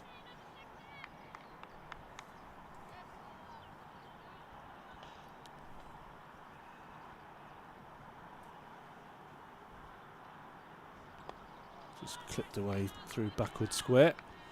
Should pick up a single as Dobson does the fielding. Out in the deep. 79 now for 5. And Grucock moves on to 17. So if you want to get in touch with us and any comments or questions, streaming at durhamcricket.co.uk. You can contact us via X or Twitter or whatever it's called. I don't even know what my handle is there. That would have helped, wouldn't it? Ashthorpe25 maybe. Let's have a look. Yeah, Ashthorpe25. And what's yours, Paul? Polly Starkey 04. There you go. Put you under pressure. But let us know what you think of today as a whole. And the game itself. Any thoughts or comments? Much appreciated. Durham in a strong position here. 79 for 5. Essex. That's clipped away nicely. Timed really. We've seen the ball really fly off the bat today, which will make Vic and his ground staff really happy. Just missing the sunshine. Everything looks perfect out there apart from really, really grey skies. Nice crowd in. I think the crowd would have even been better if we'd have had some sunshine. Yeah, no if the doubt. sun was shining. Well, it's a no ball. It's a top edge. And it's going to race away. 1 bounce for 4. And Grucock picks up a much needed boundary. Moves her into the 20. She moves on to 21. Like I say, much needed partnership this from these two. Yeah, uncharacteristic. I can't even say that word. Uncharacteristic for Turner. But does that count as 2 for the no balls in this competition as well? Is it? That's a really good question. Only country in the world that has 2 for a no ball, but you know, we'll talk about that at another time. But it's a free hit anyway for Grucock. And this one's clipped beautifully out into the leg side, and I think it'll be another 1 bounce boundary. So a bit of momentum for Essex as Grucock takes full advantage of Phoebe Turner overstepping, hitting that one for 4, and then the next ball even more convincing. Bit of a top edge, the one before. And this one's clipped away beautifully. 1 bounce for 4 over mid-wicket. Yeah, I should know about the no ball. Normally I actually read the playing conditions now for all the competitions, because one year there was confusion with a finals date and what happens with the day after, and if rain affects and how all that works. So now I usually read the playing conditions, but I haven't got round to it this season. Oh, we've got a special guest. Just want to grab a seat, mate. I think we can get your headset number 3. We'll get Stevie to whack it on. Make you live.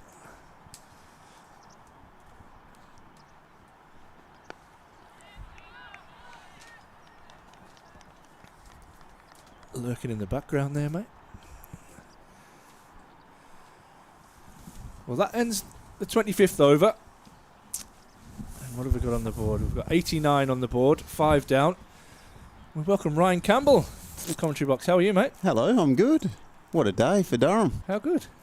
It is. It's exciting. Like I've said a number of times, there's been a wonderful feeling about the place when it was announced that the women were going to be a Tier 1 team, and Marcus North and the staff here have done a fantastic job to firstly get the bid, make it successful, and then to put a team together. I know that it sounds easy just to slap bang 15 people together and say, yeah, here you go, but there's a lot of obviously input into getting coaching staff and then getting a team that you don't want to just be okay. We want to obviously win things as Durham like to do. So really, really exciting, great feel, like I say, and then to watch them walk out this morning at 10:30 and see the crowds and the kids and the excitement.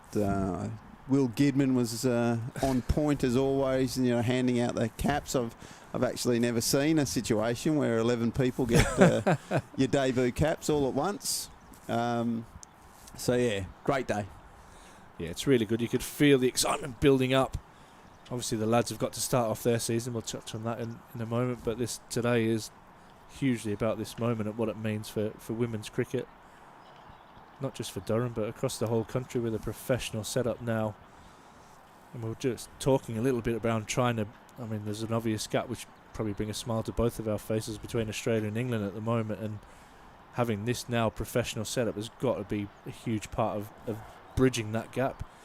Oh, for sure. It's, if you want to compete with the best, and let's be honest, Australia have been the best for over a decade now in the women's game. So, you have to study what they do and how they go about it. And I'm not just saying, you have this, I guess, argument in men's cricket, when whoever wins the Ashes, it appears the opposition is, we don't do it right and they do it everything right and we should use their balls, we should do this, that and the other. But,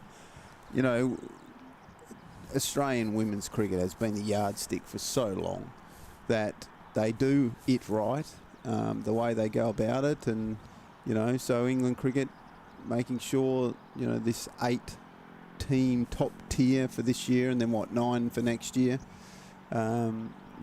Hopefully you would think that the very best players are getting an opportunity to play at a domestic level and pushing for higher honours. And yeah, it's even, you take that another step, and young Grace, only got contracted yesterday or the day before, and again you can and that's what I sort of say, that you can throw 15 names together and contract them and say, oh, this is our new team, but it goes much further than that, because we want to produce Northeast players. It's the same in the men's game, the same in the women's game.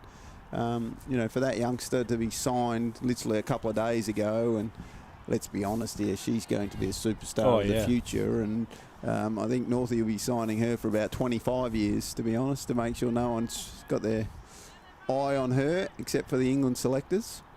And for her to take the first wicket ever, it's a pretty good feel about the joint, isn't it? Absolutely. As Villiers again starts a little bit leg side, not quite settled into her spell as of yet. Yeah, had the loose delivery earlier. Signalled a wide. Yeah, the impact of Grace Johnson early on was brilliant. Really, I think that really helped with the energy on the field and helped with that momentum to get those wickets. Villiers continuing here to Grucock, who plays that down the ground for no run. What's it been like over the winter, mate? You obviously had a couple of years in the post now, but total change of dynamic with the girls being on board. Villiers here, and that's pulled into the leg side by Grucock. That went through for the single. Weird for one, because I actually had to think about what I was doing in my training schedules, because there was another team in there. Normally it's just say, oh yeah, we're going to do this, and then suddenly it was like, oh, actually, I better ask and see what Danny wants. Villiers to smell, nudged straight back to the bowler. But I say that all in jest, because it actually has been fantastic. We've shared nets on a Wednesday, especially is a good day for everyone. Villiers to smell again, and it's played inside the ring. There'll be no run. So you get to see put faces to names, and the cross chat between coaches and players. Villiers in again, and that's clipped off the hip into the leg side. They'll take the single, 93 for 5. That was obviously fantastic throughout the winter, and then actually to go on tour to Zimbabwe, where there was a crossover of a week where we've obviously been there a number of times, and it was all new for the women's team, and getting to know each other over a few drinks and dinner. Villiers finishing up, and that's nudged into the ground. There'll be no run. Finishes the over 93 for 5. Yeah, so good stories were told, and when I think it was Phoebe Turner made the first 100 for Durham, you know, I was pretending to watch our mob go about their work, but actually was had the live stream up on my computer, and I happened to look around. There was like 7 other blokes, you know, all watching, you know, and cheering on, and so there's a real feel of camaraderie now. It's, you know, like I say, once they start to play games, you know, all the lads have come in today and are sitting up there watching and, you know, supporting. So this club it almost feels whole now. It was fantastic. It's always been great, but, you know, again, I'm the newbie, but I think there's a sense of wholeness about the joint now. Phoebe Turner's going to continue. This one's short and wide and punched through the offside off the back foot. Out to one of Vic's long areas out in the boundary, and that will make it. A lovely boundary from Smale. Getting up tall, punching that off the back foot. Just, and without this sounding really patronising, how impressed have you been with the skill level of the girls watching them go about their work? Yeah, 100%. You know, they're obviously, their batting skills is exceptional. The spin bowls, I guess the big talking point, and again, I'm not being mean or anything, but is fast bowling. Yeah. But then you watch Lauren Filer bowl in the nets and you thought, whew, yep. There's a bit of pace there. And that's just conversations and watching techniques and things like that. You know, power hitting was something that, you know, we do a lot of in the winter, and the women were very quick to watch and ask questions and I guess, seeing things that they'd never thought of before. And the same with us. You know, we watch them and think, oh, we've never thought that before. So a couple of subtle differences in the game as well, with the extra fielder in the ring, and potentially having to look to hit over the offside for the girls. And there's a lot of, obviously, spin gets bowled. Yep. So it's about finding different avenues against spin, which is always a great talking point, especially, you know, for us. Short and wide and hit through the same gap. Not quite timed as well as Susie Bates does the fielding. Athletically flicks that back for a 37-year-old. Does very well. And keeps it down to 2. Smale just starting to get moving now. Grucock's on 26, Smale on 13. Just building a partnership which Essex vitally need at this point in the game. Moves them on to 99 now for 5.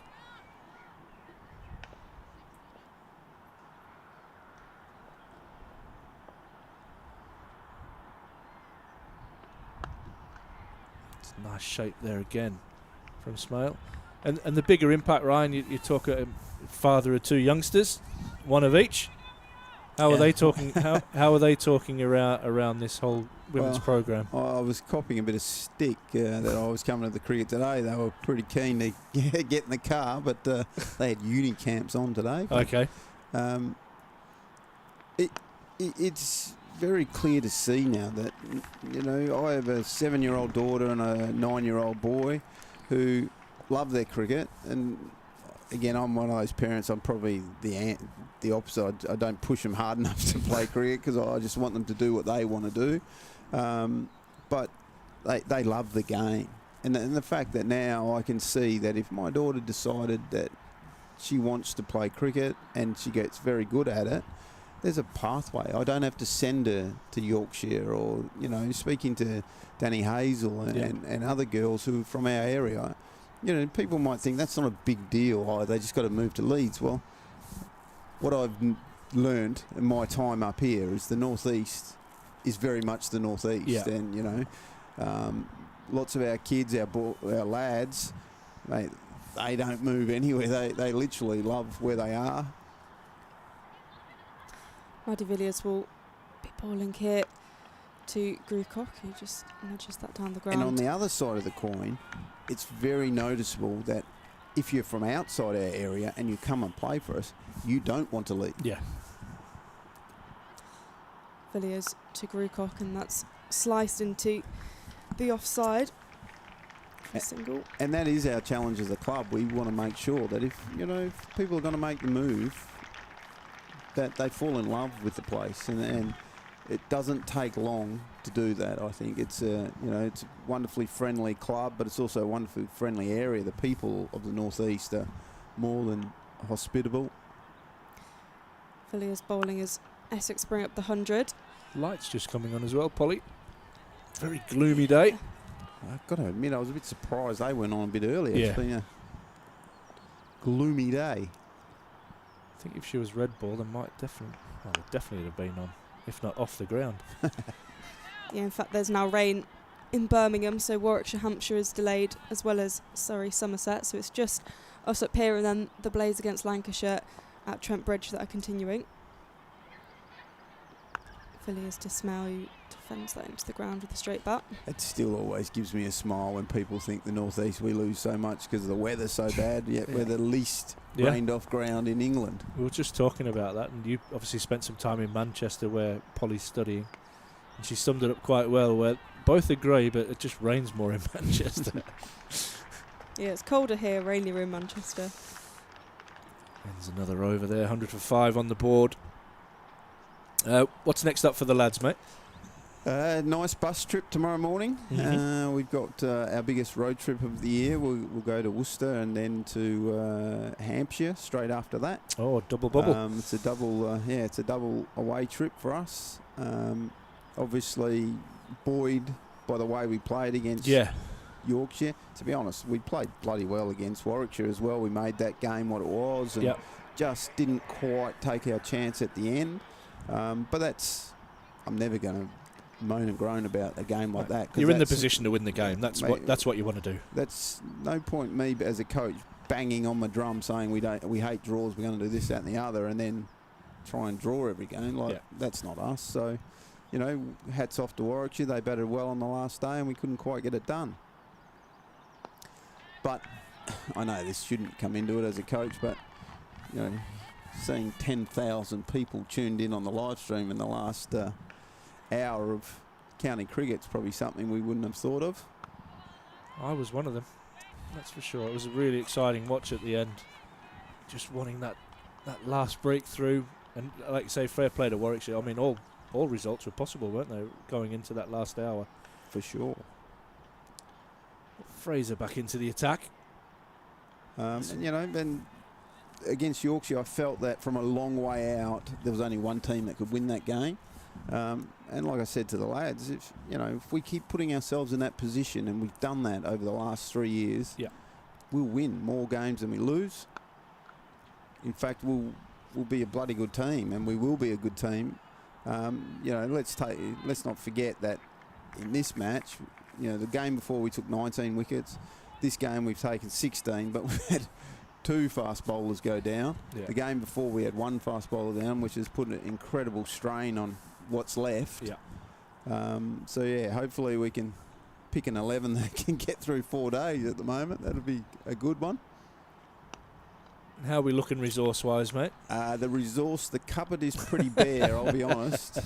I'd love to say that I've got plenty of cards to shuffle, but it is what it is. We'll find a way. Oh, nicely bowled from Fraser.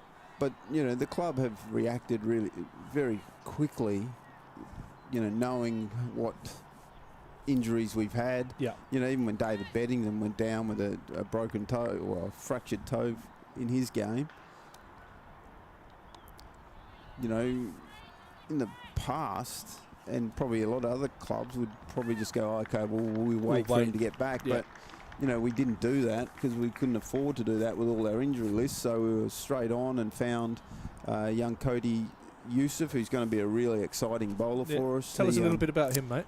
So he bowls fast, swings the ball away. He's just been involved, I think, for the Lions in winning the South African 4-day competition, and he did quite well in that game. Was actually going to be selected for the South African A tour, but we sort of nabbed him, negotiated him out of that to play some games of cricket. So he'll be here for probably the next 6 championship matches over the course of the time. Villiers into a 5th over. Took Cock for no run. So look, the club, the medical staff, everyone's doing as much as we can.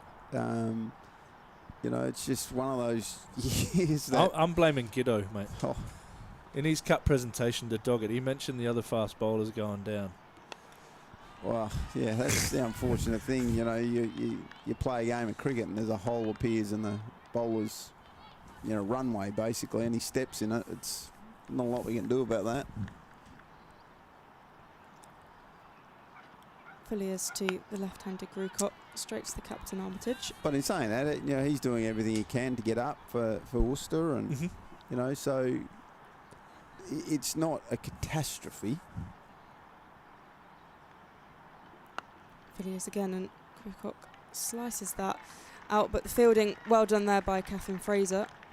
But again, now I am going to sound like a coach, because to me, yes, you can get down in the dumps about it, but I also see it as a great opportunity to give a couple of youngsters a go, or we find out more about our squad and the character of us. That's a great shot. Well timed by Smerlin. That'll go all the way for 4. Isn't that a shot that's just come into the game? You talk about the ramps and things, but the reverse sweep now, it's almost like as common as a cover drive for a lot of players. Yeah, just look at the control that she played that with, and the timing was beautiful.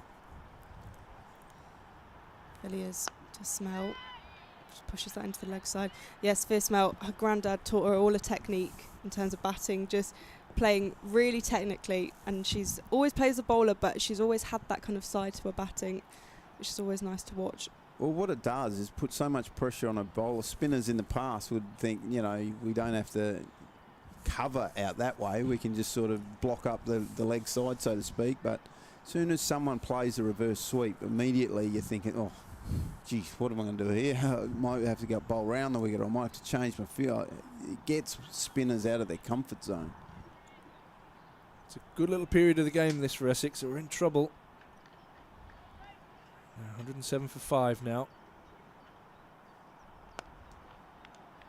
Nice partnership building from these two.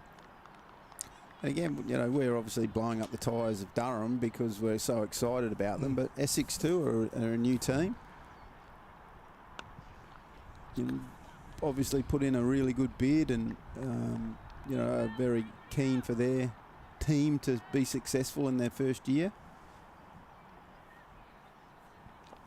Yeah, it's the women's game as a whole, isn't it? That's so exciting. But obviously we're thrilled to have Durham as part of that Tier 1 project.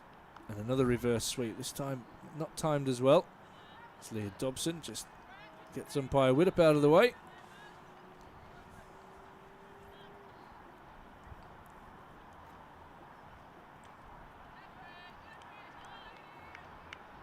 What about Coggers, mate? Is there any update on Coggers going down? Yep, he's done an abdominal strain, right, which is better than a side strain, from what I'm told. Okay. Catch it. Catch it. So if you're going to have that sort of injury, that's the better of the two. Okay. But we're obviously going to have him on the side for a little while, and Daniel Hogg's news is better. He's coming through quite well, and hopefully will play in the second team fixture next week. Luke Robinson returned. He's back on the park this week, isn't he? Yeah, and again, we're going to have to be patient with Lukey. He's a young boy who wants to bowl fast, so we're going to have to be a bit careful with him. So he's nice to see him back bowling, but again, we'll have to be very steady with him. He just hasn't had a bulk of work to work off. Who else we got? Buster Laters. He's still recovering from a stress fracture, which he was diagnosed with in the winter. So he's taking his time to obviously get back up to speed. Yep. But young Minto obviously had some family. Yeah, look, James is an interesting one. Obviously, he's a 17-year-old boy who's just gone through something that no 17-year-old boy should go through. So we're being very, very steady with him and making sure he's surrounded by the right people and not rushing him back into, things that he emotionally can't sort of keep a lid on. So Katie Levik back into the attack. But he's going through a period of sorrow, obviously, but we also wanted to make sure that his other great love in the game of cricket is still there for him to have an outlet in. So he's been playing this week with the under-18s with his brother, which is really good to see. Yeah, so he came in on Monday and fielded for us because obviously we had some injuries and we thought it'd be nice just to get him back in and around the group, which like we talk about that environment and the guys in our dressing room, almost he hadn't even been. We've had new change rooms put in and lockers and stuff, and he hadn't even seen his locker. So he's right in between Graham Clark and Paul Coughlin, and some good humans right there. A couple of humans around him to give him some support. But again, it's one of those things that we also have to be gentle because he tries to bowl fast, but we got to get a load of work back into him because you can't just go play a 4-day game after not bowling. He played club cricket on the weekend, back with his mates at Norden, which he quite enjoyed. So, things moving hopefully in the right direction. Levik bowling again. It's time to Smale. He pulls that into the leg side. Will take the single. 114 for 5. And again, he's another one that hopefully will get into a second team game next week. I think the lads are playing a 3-day game against Yorkshire, so we'll use that as an opportunity to get him back rolling. Again, it's be the first time that he actually goes away, which will be another challenge for him. But he's a good lad and knows that. Levik again. There's big appeal. The umpire's uninterested in that one. He knows that this family of Durham will be there if he needs us, so he'll be back.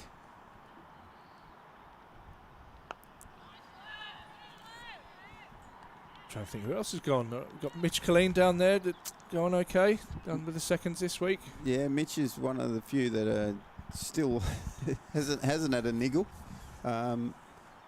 But yeah, he's going okay and shouldering obviously more responsibility.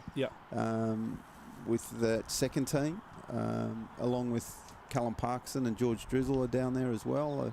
Bowled a lot of overs. Again, giving opportunity. Young Brett Hutchison took 4 wickets. One of our academy bowlers. He did well. Took 5 for Chesley Street on Saturday as well. Yeah, young Hutch. Swinging the ball nicely. Fraser, this is chipped in the air, but doesn't carry to mid-wicket. Partnership of 49 between these two. Much needed partnership in the context of the game.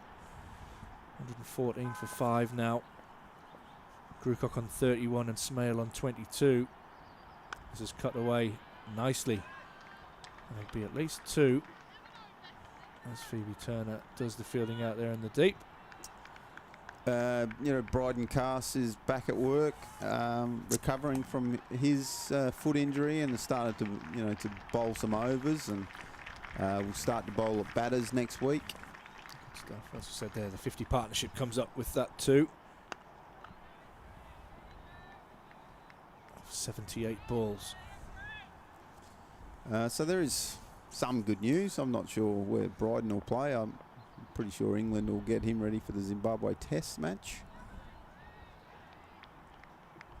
Yeah, no doubt. And how's Matty Potts doing? He's quite a big workload, and I'm sure the ECB will be keeping a close eye on him as well. Oh, of course. I think him and Ben Rain I know Ben Rain's bowled the most overs in the competition so far, and obviously we've got to keep an eye on them. And Ben Rain is just Mr. Reliable for you, isn't he? You know what you're going to get with him. You do, but again, we don't want to break him either. Yeah. So well, he's just come back from knee injury over the winter as well, hasn't he? He hasn't had a massive pre-season, so.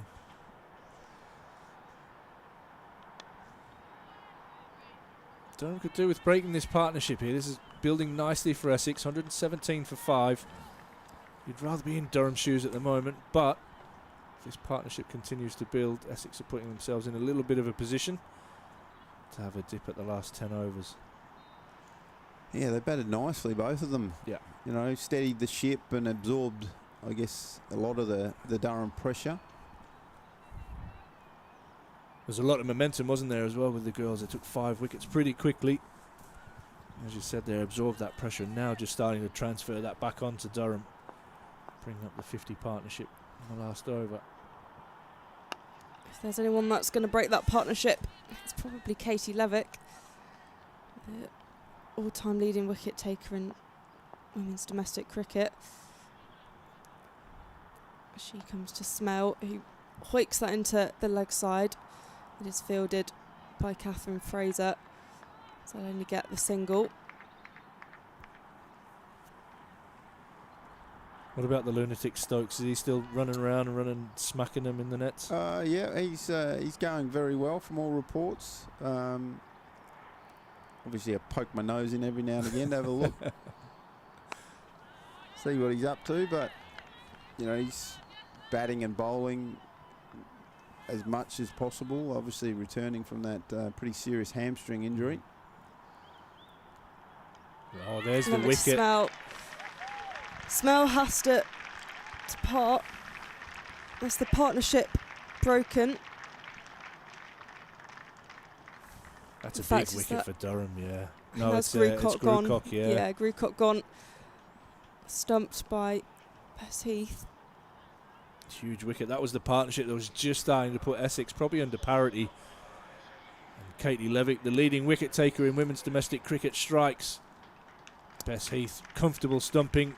Nice sight of that. The ball sliding across the left-hander into the gloves. And Heath doing the rest and breaking the big partnership there. Grucock goes for 31. Stumped by Heath off the bowling of Katie Levik. Her first wicket for Durham. And that'll make her feel pretty good, and she'll be really dangerous now bowling at the Essex lower order. Well, you were just saying that, you know, that partnership had gone so really well, and you know, you get to that stage, I guess, as a batting unit where you're just starting to, you know, ponder higher scores than what you thought of, and you know, you're just wanting the, you know, I guess the batting partnership is starting to think of, oh, well, if we just get to 40 overs, we can then really launch. And it's just the wonders of a leg spinner, isn't it? Even any form of the game, I'm a massive fan of leggies, and you know, she can obviously spin the ball both ways. And you know, when you're under pressure, I know they're just starting off, both these teams, but when being under pressure, you know that you're going to throw the ball to people with experience who have done it over and over again. And you know, Katie Levik's done it for so long, and it's just a real opening for Durham now, because like I say, any good leg spinner, once she gets into her work, then throw in the chances of bowling to a tail end, you know, it can cause absolute carnage for an opposition team. Yeah, you bang on. So it's Amara Carr who comes to the crease for Essex. Slip immediately in place again. It's in slip for quite a lot. So for Grace Thompson, who had beautiful shape. Did you see Abby Glenn's catch at slip? Fantastic Wow. catch. Levik to Carr. Sends that into the leg side. Now, you said that as if I haven't been watching the cricket. Just testing you, I mate. was I here was at testing you. 8:30, mate. Oh, you know, some of us work. We look. We Some watch. of us we work. study. Are you kidding me? Hey, he did say that as if he's like, I oh, was just Cambo testing just you, rocked mate. up and doing Just whatever he testing you. wants. You had to watch the cricket, mate. Mate, as a slipper with a keeper standing up, you just lose that first metre Yeah. of sight. That's such a good catch. And at first slip, generally, you're not expected to go to your left. Yeah. To a right-hander, because you know normally the wicky's there. So yeah, it was fantastic reaction. Love the carry, the wicket. That, Yeah. You know, we're talking about the wicket all the time here of how we want it to play, and you know, Vic, we should be really, really excited about this one, because you know, the carry through to the wicket keeper. And you know, we've seen Some good shots off front and back foot. the outfield, as we saw in our game, is Yep. razor sharp. You know, he's had a wonderful winter where we've actually had sunshine and not so much rain, and the ground and the square is in fantastic condition. So he's actually quite excited, I've no doubt, about, you know, the possibilities of what's to come for the rest of the year. I like this from Armitage as well. She's gone back to the youngster, Grace Thompson, looking to try and bust this innings open. with the breakthrough, and now really looking to put the foot down. Well, I like it too because, young Grace is only, 17, 18 years of age. She probably hasn't bowled a lot of death bowling. So, sometimes you think the opening bowler has to bowl at the death, but that's not the case sometimes. See if there's any shape for Thompson as she comes in. No, this one's angled down the leg side. So I like the thought of, bowling the youngster out early, and also if she takes obviously another wicket here, then they're right into the tail. But I like the thinking outside the box, because way too often we play this game and you think, oh no, you're going to bowl here and then you're going to bowl there and So you're structured. definitely going to bowl, death, where, a youngster, first game, first nerves, although I'm getting to know her, I'm pretty sure she doesn't feel nerves, this young girl. A wonderful product of Durham City, who are very proud. I was down there the other day, looking around, and everyone was coming up to me. Oh, how was Grace on tour? And how'd she go? And, so they obviously love the way that she's come through their ranks, and it's another one of the wonderful northeast clubs who have, the women's program is so important to them. And I think it's Jamie Monaghan who looks after that.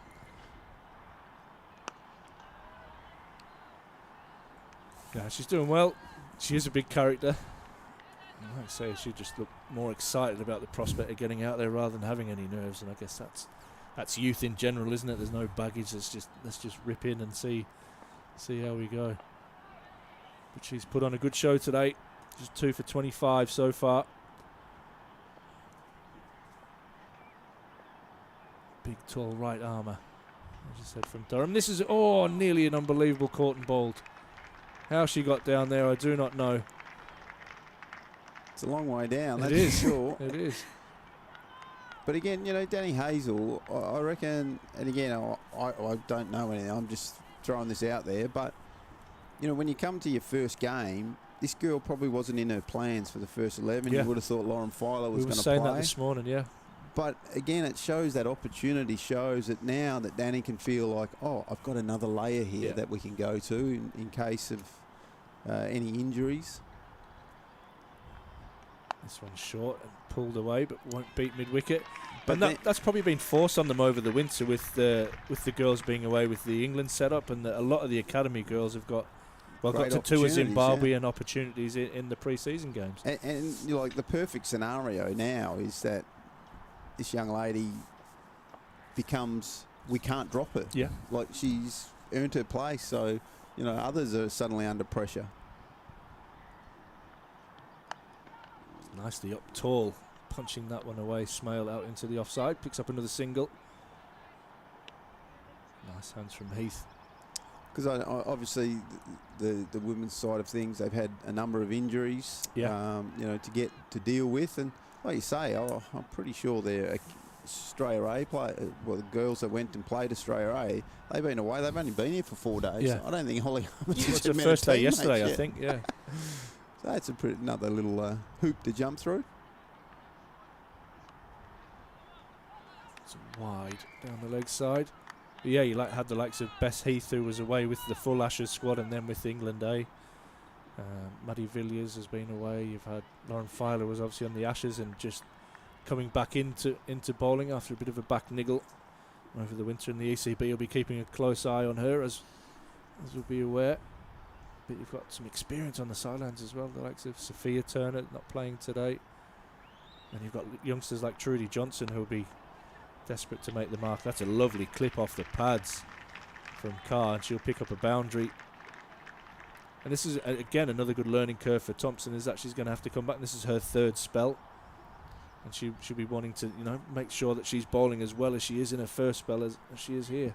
Yeah, for sure. And again, it's that closing out an over, that experience that she needs to gain. She's bowled a wide and then a middle and leg half volley that she's been clipped away. So you're thinking 5 off the last ball of your over, really, which is kind of frustrating. We always talk about the first ball and the last ball are the most important ones, and of course the ones in the middle are important too, but to start the over and to finish the over is really, really important. And again, that's a skill that you just don't pick up. You have to go through those experiences to get to the other end. Her body will be should be stiff and sore from those first 2 spells. Even that's a nice shot. Now she's going to have to get down low and field that, and she does very well.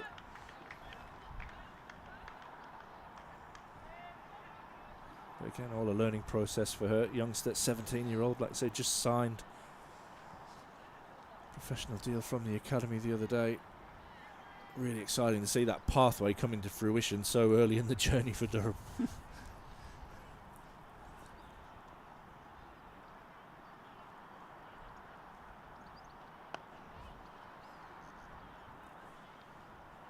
Yeah, I think Johnny Windows from our boys' academy is sick of phone calls from us.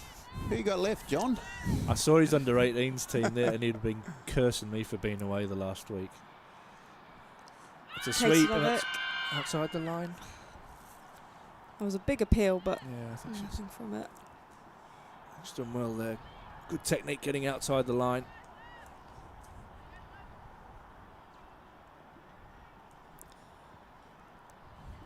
Levik to Carr, defends that to the ground. 128 for 6. Yeah, Steve Harmison's young fella captaining the under-18s, which is really exciting. Another, as you would expect, a long, tall, fast bowler. Yeah, I think he's just been signed to the academy. Yeah, he was a late one, yep. Exciting. I've watched him bowl a couple of times. He bowls fast. Yeah.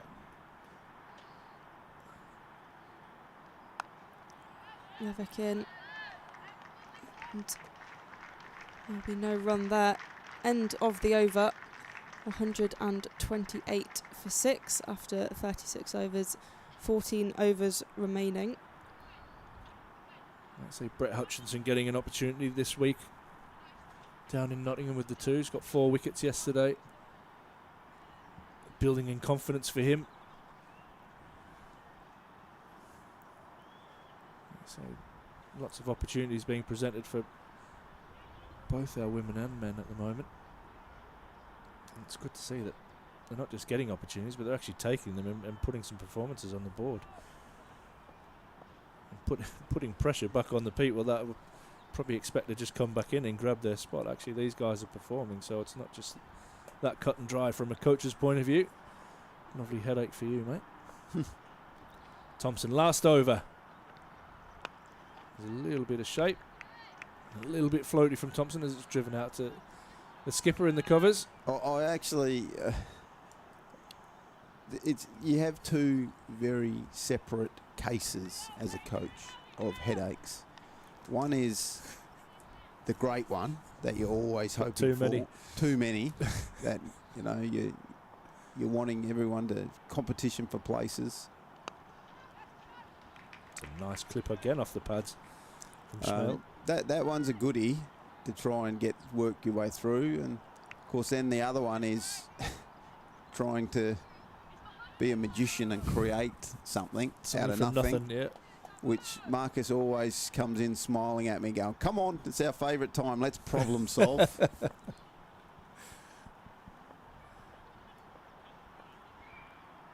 Grace Thompson in her last over. This one's a bit short and wide. It's cut away.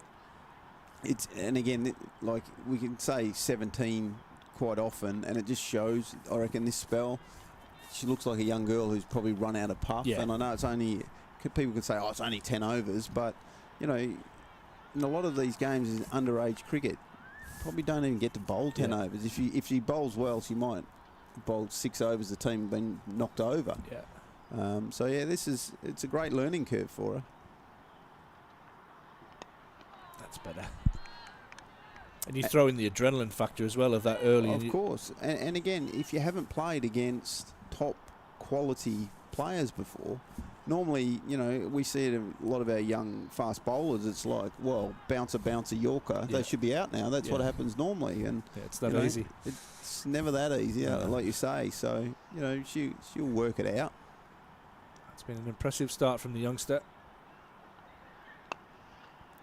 And again, this is where I guess the only thing, and again, I'm not a bowler, I wouldn't really know, but it goes back to your basics and, you know, what's important to her, what's her checklist. Yeah. You know, is it a front arm, make sure I pull down, just the little things to get her through a last over, what, you know, get it through to the wicky, or I'm trying to hit the top of off stump, or whatever it is. That's I guess the the fallback that you need.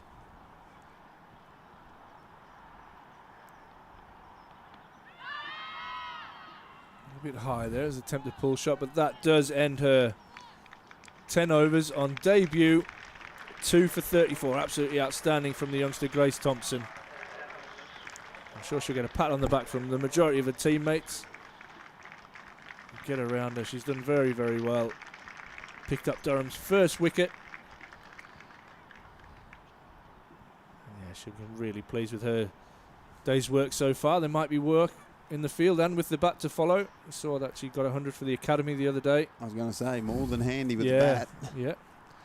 Good all-round package and a real excitement machine for Durham for the now and for the future. Like you say, who's going to take it? You're not going to turn around to her and go, right, we're going to rest you for the next game. She's going to go, what? Levik back into the attack to Smell. He'll take the single. Yeah, it'd be difficult to justify dropping her now after that performance. And she just took on a lot of responsibility there in bowling out those 10 overs early on, and she's done so well. Took the new ball.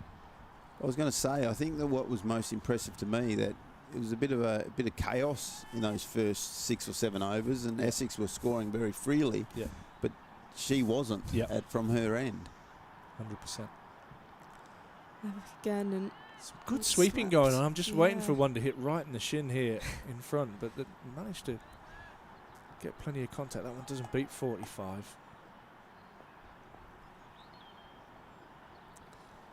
Levik with leg spin, and that's swept and chipped up in the air. Just goes over the head of Phoebe Turner and races to the boundary. She'll just about stop it. And the Susie Bates factor, mate. Huge name in women's cricket. Yeah, good get. You know, when Northie came in and said, "Oh, obviously, I think Vol they were trying to get, and you know, suddenly got pulled out by Cricket Australia." He was very excited, you know, to have a conversation with Susie, who seems so keen, and you know, her experience will just add another layer to a very good outfit. And that's the thing, again, like, without buddy jumping on the old Durham soapbox, but that's what we're trying to do. We're trying to create a culture and an environment that the best in the world want to come to us.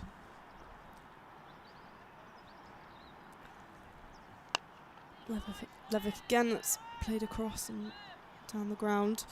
134 for 6. Yeah, a bit full to sweep that one. End of the over. 12 overs remaining. What are your thoughts, Polly? How are we shaping up here? Yeah, I think you'd rather be in Durham's position. I think Essex have done well. That partnership between Smale and Grucock was vital. It was tentative, but it was so important. I think now Smale is kind of in control and pushing on, but actually Durham have so many bowlers at their disposal who have still got plenty of overs left. So it's just, I suppose, building that pressure again and finding those areas of weakness in Essex's batting. I think the difficulty with Essex's batting lineup is there's a lot of depth there, and they do probably bat to about number 10. Right. I mean, Amara Khan in previous years has batted way higher up the order than she does now, so that kind of just shows the talent they have there. Villiers back into the attack. Starts off, that's pulled an excellent running from Carr to get back for 2. And good backing up from Turner. That throw is fired in. And again, you feel, you say they bat deep, but again, you feel this is another vital partnership. You don't want to be 7 or 8 down going into the last few overs and just thinking that, well, it's off the pad down the leg side. Great take from Bess Heath. Yeah, that was more of an appeal celebration from Maddie Villiers. Yeah. I think she thought that was out.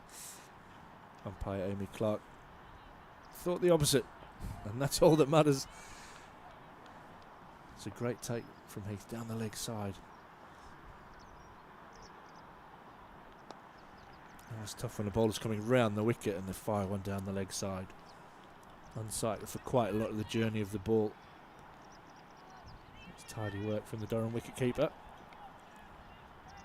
Looking forward to watching her bat today, actually. I love the way she strikes the ball.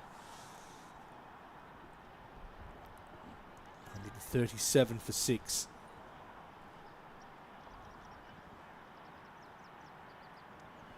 Just a bit of a lull as this partnership develops.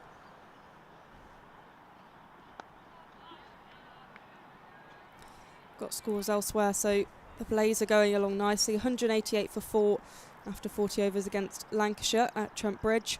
Warwickshire and Hampshire have resumed play after a bit of rain. Hampshire 115 for 4 after 31. Swept away and swept away nicely. It'll just be the single. Down to Emma Marlowe down in the deep. Still raining in Surrey, so I suspect that will be a rain-affected game, Yeah, and they'll heavily play reduced overs. Mm. They only managed to get 3 overs in before the rain. Should have played all the games in the north. We got loads of overs in. It's nicely played off the back foot. And Susie Bates does the fielding. That ends another over. Pretty tidy one, that one, from Villiers. 139 now on the board for 6. Just 11 overs remaining. Villiers number 23 off her 6. The stars of the show for Durham. Phoebe Turner still has 3 overs left. She has 3 for 28. Grace Thompson bowled out 2 for 34 from her 10. And the other wicket taker is Katie Levik, who has 1 for just 13 off her 6, including 26 dot balls. And it'll be Katie Levik who continues from Finkerland.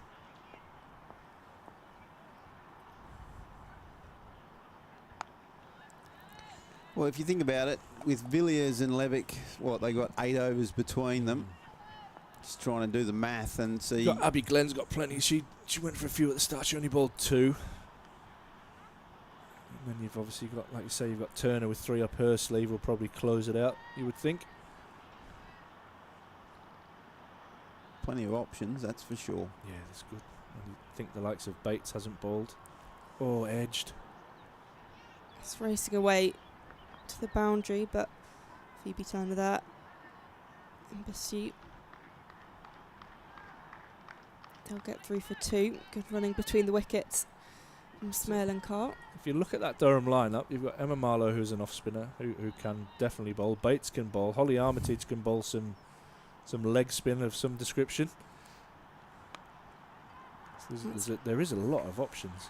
Punched out towards the boundary on the offside. And maybe surface depending, Ryan, that could change. You could have a seriously nearly all-out spin attack.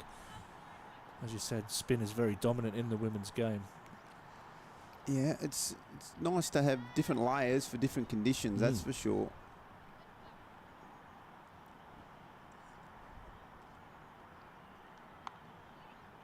Again, they might not have banked on Grace Thompson bowling 100%. 10 overs in this game. Well, if you looked at that, and this is no respect to Abby, you would have thought possibly that could have gone the other way, that they might have got a few overs out of Grace, and that Abby Glenn might have been the banker. But Grace Thompson's bowled beautifully. 142 for 6 after 40 overs. 10 overs remaining. Sophia Smale 39 from 62 and Amara Carr 9 from 21.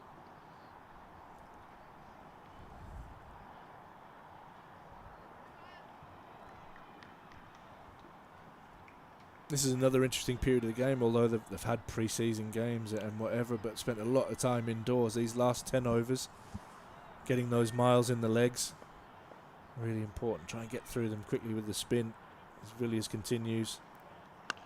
That's clubbed back to her off the back foot. Nice bit of fielding from Maddie Villiers. I always say that to our S&C staff who make our guys run and do their 2K time trials and they're this through the roof. I say, yeah, bet you they're still sore when they bowl 40 overs. 100%.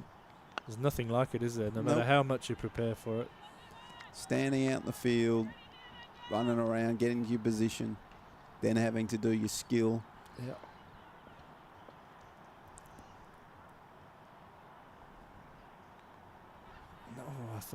just carried to Levik.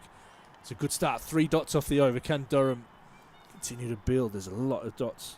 We've had a look at the scorecard.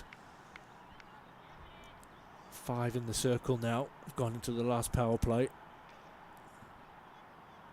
Great length that from Villiers, just defeating the batsman Smale. Probably would be thinking I should have been playing that off the front foot. She's getting through the balls really quickly. She's going to change to over the wicket now.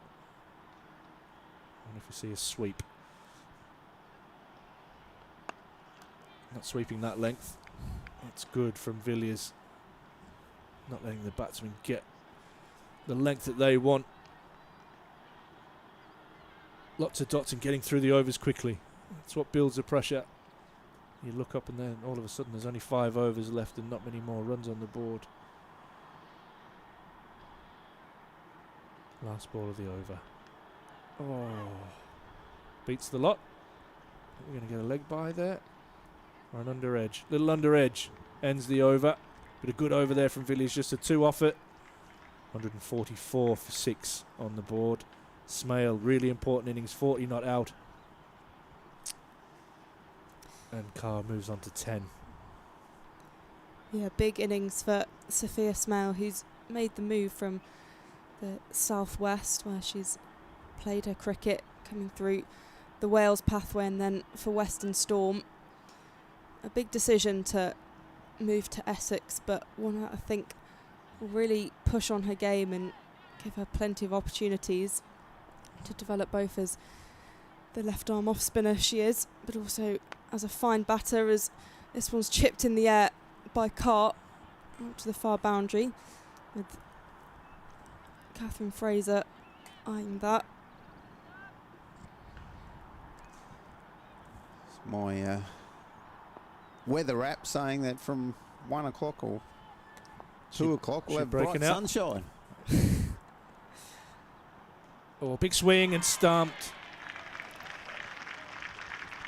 That's Smale gone as well. That's a huge wicket for Durham.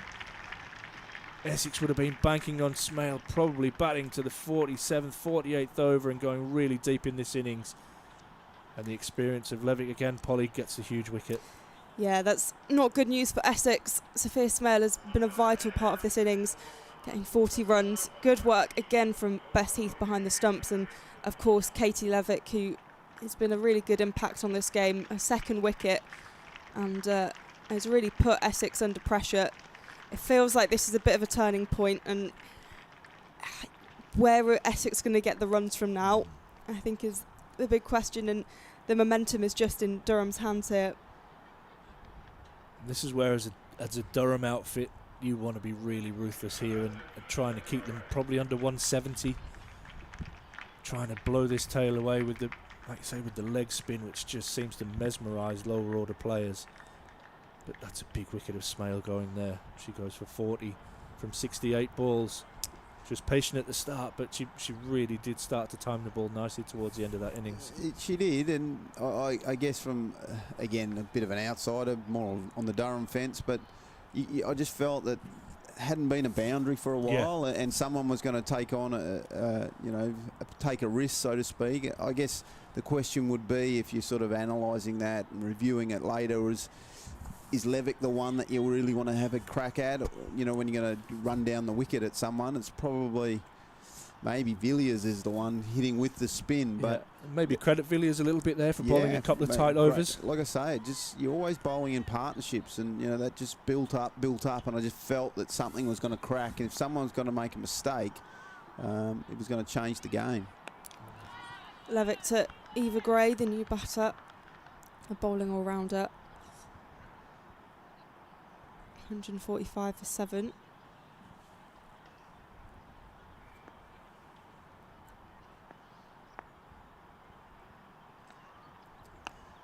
And you can feel like there's a bit of blood in the water now, because Durham have brought most of their fielders up inside the circle, plus a slip, so you're not just going to get an easy single to relieve the pressure. I think they'll maybe just sneak out a little bit now and maybe try and give her the strike for the next over. Be interesting to see if she brings Turner maybe back early. Try and blow this tail away. It's a good over. Yeah. 4 dots, 1 wicket and 1 run from it. Really Katie good work. Levik doing the job that we knew and that we've seen from her over the years, more in a Northern Diamonds capacity, but we've seen it before here at the Riverside. But been outstanding again today, 2 for 17 off her 8 so far. And this is where Durham can really put the squeeze on, get through the overs quickly. And before Essex know it, that scoreboard, there's only 3 or 4 overs left.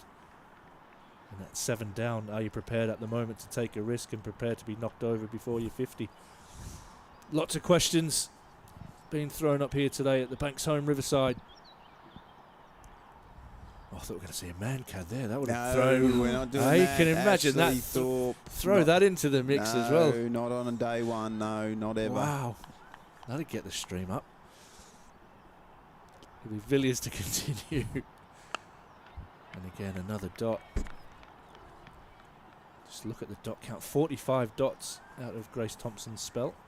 Absolutely outstanding.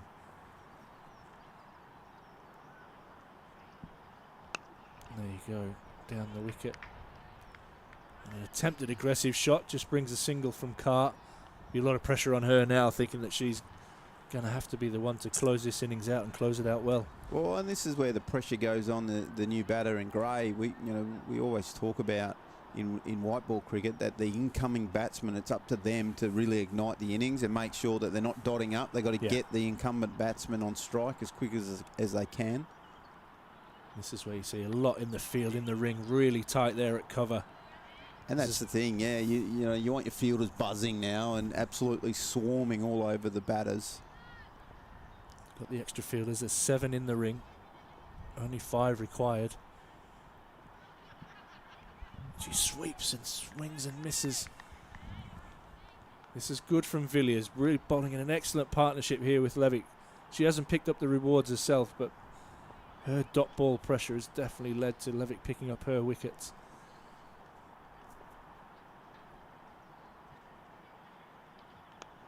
Nicely played. From an Essex point of view, that's what you want her to rotate the strike. Get Carr back on strike. She's off the mark now, but it took her, I think, is that 7 balls it's taken her to get off the mark? And that, at this stage of the innings, that's absolutely gold for Durham, having 7 dot balls in the last 10 overs.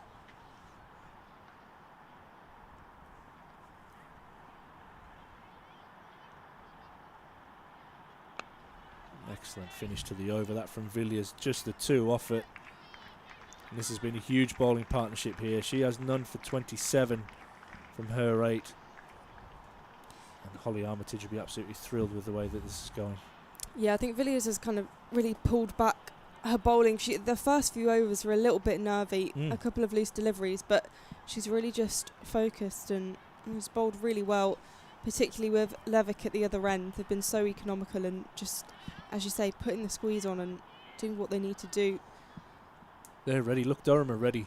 They are ready to go here. Essex batters just having a chat in the middle. Not bad game management actually from the Essex batters, just taking their time, not being rushed by Durham.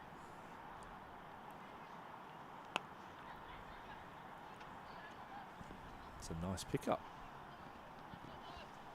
Ooh, ref. I think she saved that there, Leah Dobson. Just about. Just holding their hamstring there, which is not a good sign. No. Umpire Willett just checking that was kept in. We'll keep an eye on Leah Dobson there out in the deep. But she's a powerful top order batter. I'm looking forward to watching her bat as well. Ooh, bit of bounce. The sweep is on. Like you say, Ryan, the pitch really good. Bit of grass on it, was a bit of curry and bounce. Yeah, excellent. Levik to Gray again. That's the thing here in England, what I've noticed. Like, I know people think green grass means, it's going to seam all over the shot, but it actually just carries and helps, keep the wicket together and gives you some bounce. Gray sweeps that into the leg side. Yeah, Dobson. Good throw. similar to a lot of them in New Zealand, as 150 comes up there for Essex. You watch those New Zealand wickets that have to, again, to get that pace and bounce, they have to have grass on. And days 1 and 2, it's normally a little bit lively, but then it turns into a lovely batting wicket for the last half of the game. Catch it. Skied in the air. Grace, what have you got? No. Over her head. She probably needed a few paces back to get her hands on that. It was an opportunity. Just make sure she didn't hit her head off the floor there, Yeah. actually, when she went down. And that, again, this is a learning curve for her. Probably, if she didn't have those 10 overs under her belt, she might have been able to make a bit better ground back to that. Not that you want to be too harsh on the youngster. No, but one thing I would say is that you're getting to that stage of the game where you also, it's a new team, but you also have to work out who needs to go in the hot spots. You know, probably mid-on, mid-off is to your gun leggies, probably not the spots you want to hide your fast bowlers or... That's a fair point. Again, that's that role clarity in a team, especially in T20 and 50 over cricket, and that's probably T20 more importantly. That, you know, it's where you see guys running from one side of the ground to the other to make sure they're in the same positions, and you know, you want your best catches and your fastest outfielders in certain spots, and it's all part of, I guess, the game as its evolution of the game is coming. Phillies to continue. That's a lovely sweep shot. She's just got a cross outside off stump. Has Carr and swept that well. And we were talking about it earlier, Ryan. This is the first time actually that this team's played together. You've had 4 or 5 of them that literally have just come into the country in the last week. Yeah, 100%. It's a bit weird, but legends at the ECB making sure that their A team are on tour in Australia at that time of the year. I'll leave that one to you, mate. And another sweep. But doesn't find the boundary. Durham will be happy if this just ekes into ones and continues at around the 6 and over mark. I think it's really hurting Durham at the moment. 155 now for 7. As the overs are ticking by very, very quickly. It's into the 45th now.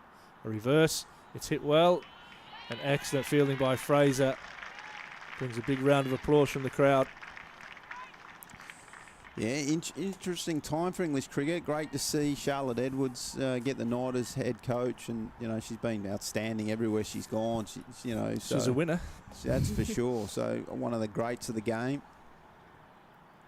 That's a good dart. It's hit to flat to mid wicket. That's absolutely nailed, actually. Presented a half chance. It's Armitage there at mid wicket. And it's flown through her hands and raced away for 4 for Gray. Brings up her first boundary. She moves on to 9. And 160 now on the board. Yeah, so it'll be interesting to see, you know, what changes she makes in personnel or the way they go about it.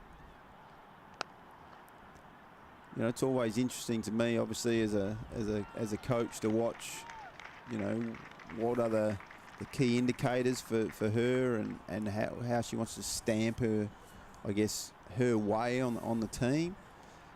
So, you know, obviously I wish her all the very best. I don't think she needs too much luck to turn that team into, you know, they obviously got lots of talent.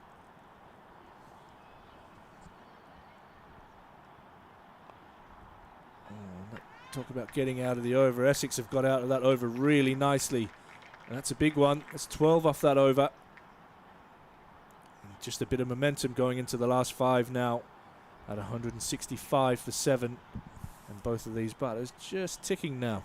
Yeah, again, a handy little partnership. It's, you know, I heard you say 170 if Durham would be ruthless when at the fall of that last wicket. But, you know, I think we've seen in all forms of the game now that, you know, there's not too many actual bunnies left in this world. The bloody dog stick as a coach's aide has helped so many bottom order batters. All they do is bat nowadays.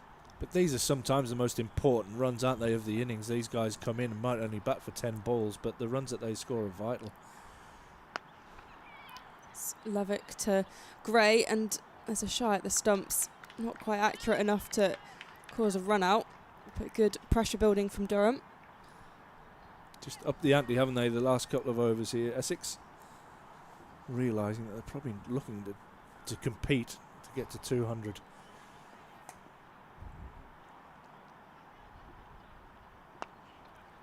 Chipped in the air, and the catch will be tell you taken. what. Susie Bates takes the catch. Levik with her 3rd wicket, and that's the end of Amara Cart. The partnership is broken, and things are looking good for Durham. I'm going to come to you, Super Coach. The techniques that were used by Grace Thompson and Susie Bates there, and obviously one's playing her first game, Susie Bates has played 1,000, is that Grace has backtracked and got her feet a little bit muddled up. Susie Bates has literally turned to the side to be able to run and get full access to that ball, and took a really good catch pretty comfortably. Well, and like to take that a step further, they actually changed the fielder. Yeah. They put her in the hot spot where, trying to, if you're going to, it appears that when you're trying to hit a leg spinner hard in this game, it's generally going to be to the leg side. So that is going to be a bit of a hot spot, that mid-on area. But she moved well, judged it nicely, watched it into the hands, and again, it's a big wicket at the right time for Durham. Levik has 3 in her last over now. She has 3 for 24. She just keeps doing it, so consistent. And to have her to be able to bowl at this time of the innings is absolutely vital. Vital, but again, it's probably from the other side of the coin. I would have been thinking Essex, well, you know what, Just see maybe this one this out. is the one over where we don't have to take too many risks and get to the other end. If we get 4 off the over, then great. But at least she's gone, and that she seems to be the number 1 weapon for Durham. But not to be. Just come in and reverse the first pill. Easy as that. Kopic, the new batter, she'll pick up a couple. Yeah, I'll save all my fun facts about Kate Kopak until she's bowling, because I've never known someone to have such an interesting life and so many different things about her. I look forward to She's that. predominantly a bowler rather than a batter, as Levik is continuing, and that's been nudged down the ground. Tell you what, for that's no not run. the worst full stride in, was it? Yeah, That's beautiful, that. Oh, I'm a bit excited about all your stuff now. Victor Kopak, who skies that behind her, racing to the boundary with Phoebe Turner in pursuit. And managed to get a couple. I found out that Susie Bates played basketball at Yeah. the Beijing Olympics for New Yeah. Zealand. Yep. Yeah. Saying See, I didn't know that. That was my big fun fact today. And so you had Herb in the Olympics. At least Perry played in the Olympics for Australia. football, what a gun she was. Yeah. Chose correctly, though. Thankfully for us, yeah. Well, that ends an incredible spell from Levik.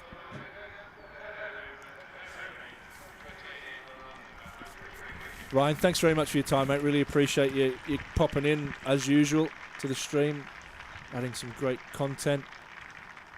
Mate, you just disappearing for lunch. Make sure you get in the lunch queue early, aren't you? Getting the lunch queue early. Good on you, mate. No Appreciate worries, it. thanks. Doing a great job, guys. And hopefully Durham can bring home the bacon. Good on you, mate. Thank you.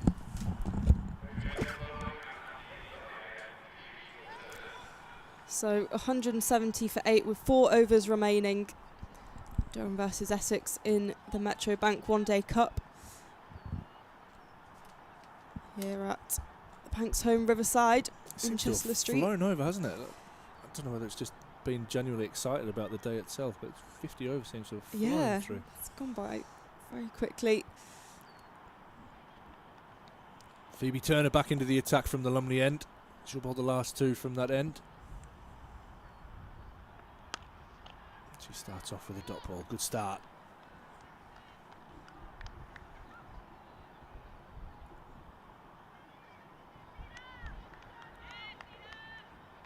As you can hear again, lots of shouts at Tina. 4 fielders in the circle on the offside and mid-on in. And 3 sweepers out on the leg side and 1 on the off. As Turner comes in, and this is hit nicely down the ground. That's a beautiful shot from Gray. just walking at the ball, finding the length that she wanted and punching that one beautifully for 4. And a much needed boundary for Essex as they move on to 174 now for 8. And Gray moves on to 15. Yeah, nice straight shot from Gray. One of those players you can kind of rely on for some runs towards the end of the innings. Again, predominantly a bowler, but has honed those batting skills. And I guess a lot of players nowadays are having to kind of become all-rounders, and that's the new thing, especially with franchise cricket. And Eva Gray's played for Oval Invincibles in the 100 and developing both sides, and I think the phrase normally is three-dimensional cricketer, with that fielding element being so important. Yeah, absolutely. I was just saying there to Ryan, these are sometimes the most vital runs are scored by your kind of your 9, 10 and 11, just to get you maybe that extra 10, 15 or 20 runs. That could make a huge difference in this run chase for Durham in the second half. Turner might just adjust the length a little bit. As she does, she hits the pitch a bit harder this time. No driving that length. This one's punched back to her for no run. 174 for 8. Gray on 15. Kopak on 4. 3 wickets each for Turner and Levik. Katie Levik's figures 3 for 28 from her 10. Included 40 dot balls. Outstanding work from her. And the ramp comes into play, and it's going to be ramped straight to Levik, who adjusts herself really well there. She anticipated that shot coming through. And Phoebe Turner has 4. Durham have 9. Essex 174 for 9 as Gray goes for 15. Caught by Levik, trying to ramp off the bowling of Phoebe Turner for 15. Phoebe Turner looking to continue what she did last season, finishing as the leading wicket taker in the 50-over competition. And she's started well with 4. 19 to go to equal her total from last season, and Eva Gray departs for 15. Handy runs.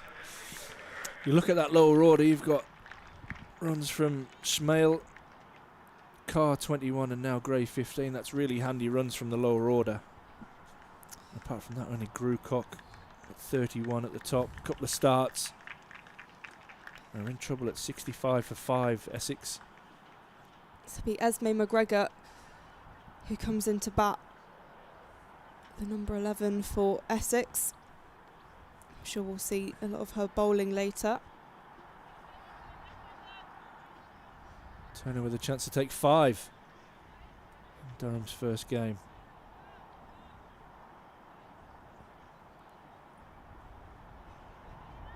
There's 2 balls left in this over.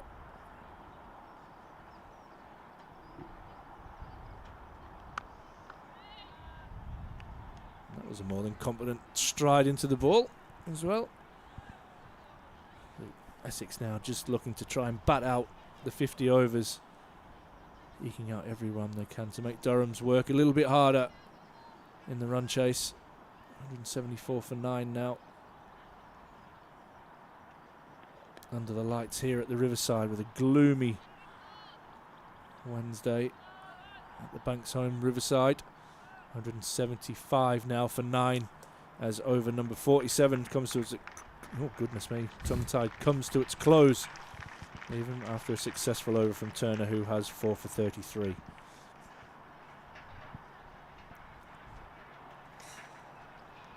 Durham have put themselves in a really good position heading into the second innings. Just the 3 overs to go.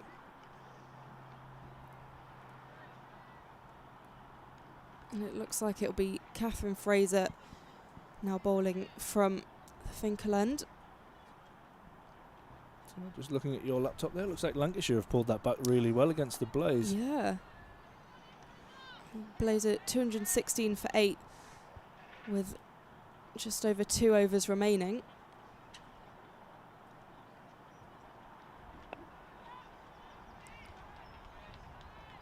Take a single from that. Yeah, the Blaze, I think Catherine Bryce got 70 odd, Georgia Elwis 49. So they had some good batting there, but yeah, pulled it back. Surrey still are yet to continue. Fraser to Kopak, who skies that, but Susie Bates will field on the boundary. And Hampshire 159 for 5 now against Warwickshire. Rihanna Southby scored 55 not out. Fraser on the wicket, there's an appeal. And there could be a run out, there will be potentially a run out. It's given. That was a really good recovery by Durham there. There was the appeal, they went for the run.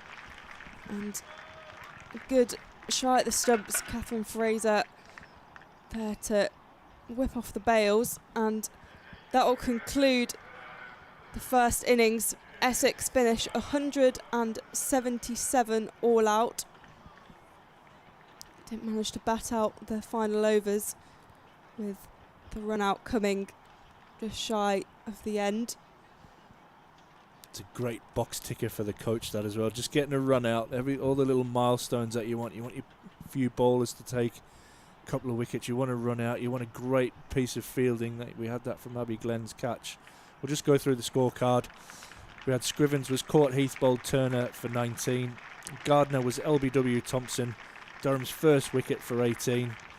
Griffith was caught Heath bowled Turner for 10. Grucock, nice innings in a rebuild with Smale, was stumped by Heath off the bowling of Levik for 31. Miller was caught, we just talked about that, Abby Glenn, great catch at slip off Thompson for a duck. McLeod was caught and bowled by Turner for 4. Smale stumped Heath bowled Levik for 40. Carr was caught Bates bowled Levik for 21. Gray was caught Levik bowled Turner for 15. And lastly it was McGregor that was run out for 2. Bowling figures for Durham. Abby Glenn was none for 18. Grace Thompson 10 overs, 2 for 34. Fraser none for 25. We've got Phoebe Turner 4 for 33, along with Katie Levik, the star of the show, with 3 for 28. And Maddie Villiers bowled a tidy spell, 9 overs, none for 39. So Durham will require 178 for victory. Thoughts, Polly, on the first half? I thought it was really positive from Durham. I think obviously Essex started pretty well, but that early wicket from Grace Thompson and then Phoebe Turner supporting that, I thought they were both brilliant. Of course, later on, Katie Levik and Maddie Villiers really helped, particularly with the economy, but then Levik with the wickets as well. And I think there were points where Essex could have pulled it back, and I think with the partnership of Smale and Grucock there, particularly Smale's batting, it looked potentially like Essex could go on and get a couple more runs, but I thought Durham did really well to pull that back and take control of that situation. And I think 178 is a very, very chaseable total. It is kind of in Durham's hands really now. It's their game to lose, so I think they need to take it on and chase that down.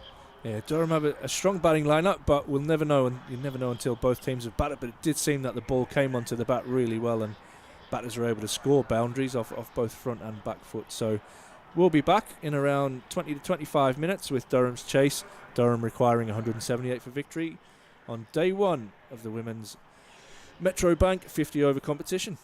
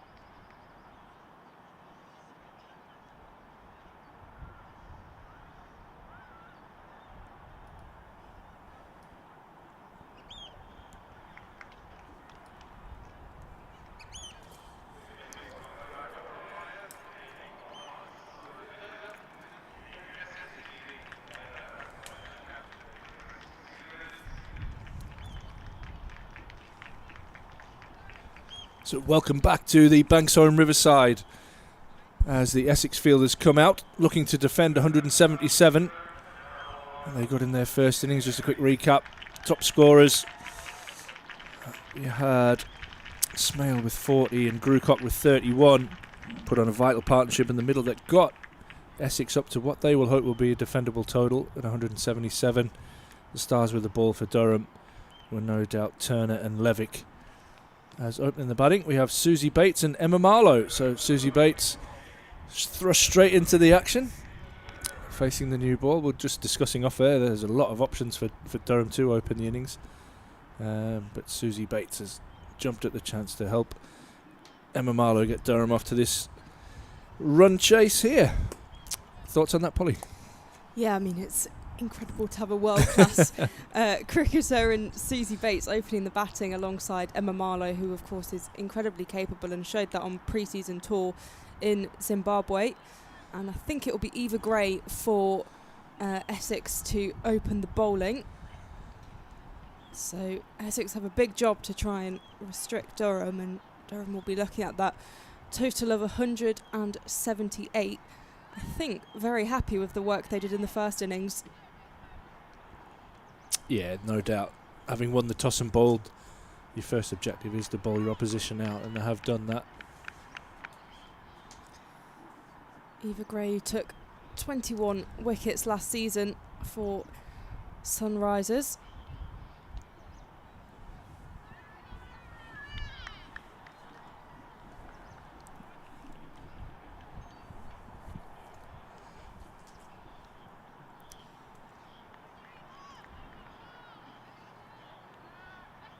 Starting with a dot ball, plenty of noise in the outfield from the Essex players as Eva Gray is in again to Marlowe, and she drives that into the offside, straight to a fielder there, Flo Miller. It's one of those things when you have a low total to chase, it can actually be a bit psychologically more difficult, and you can end up getting yourself a little bit caught up and think, oh okay, we'll just go for it, and then you realise you've put yourself in a really difficult position. That's great. Charges in again to Marlowe, and there's a misfield there by McGregor inside the ring. Grucock, apologies. McGregor does the fielding eventually down by the boundary, and that means Durham are off the mark. Yeah, it's a funny one, isn't it? Small totals. As a batsman, you're a little bit caught in between. I think as a fielding team, you throw a lot of energy into the start. So if as a batting unit, you can get through that new ball, you know that you're probably going to be okay. But this is a really crucial part of the game. Marlowe poised and again plays that on the offside. This time the fielding improved by Jodie Grucock there. That was a great stop. Dives to her left to prevent the ball going further. 2 without loss for Durham.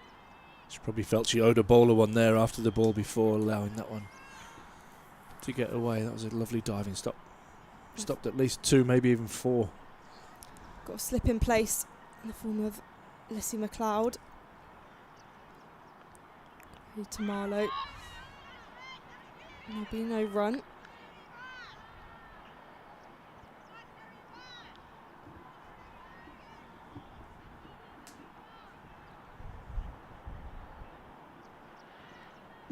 Exciting period of the game, new ball. Durham chasing 178 for victory.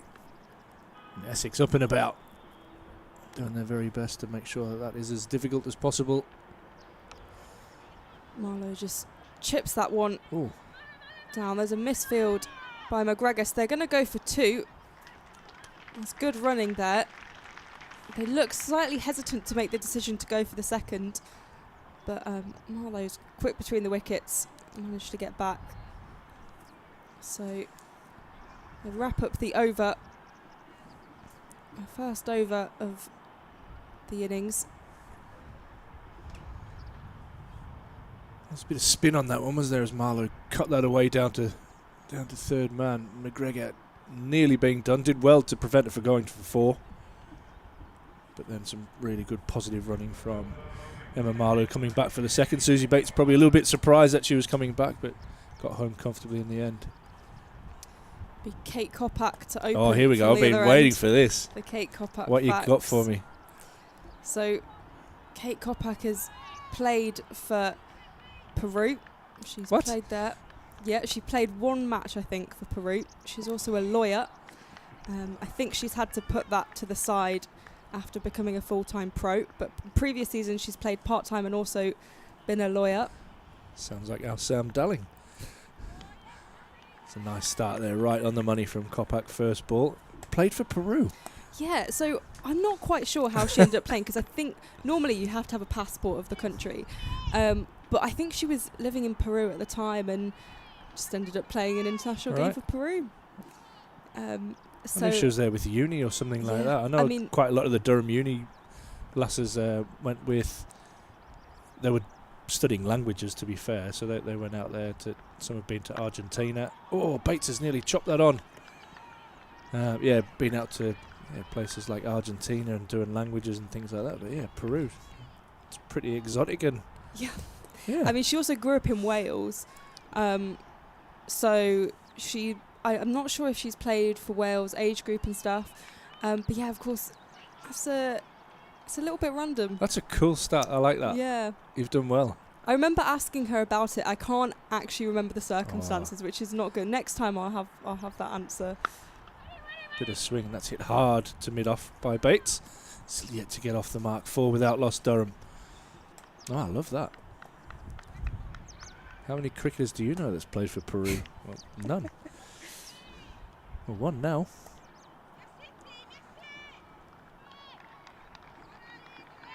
Yeah, born in Chester, raised in Wales, has played for Peru. Love it. And now has found herself at Essex.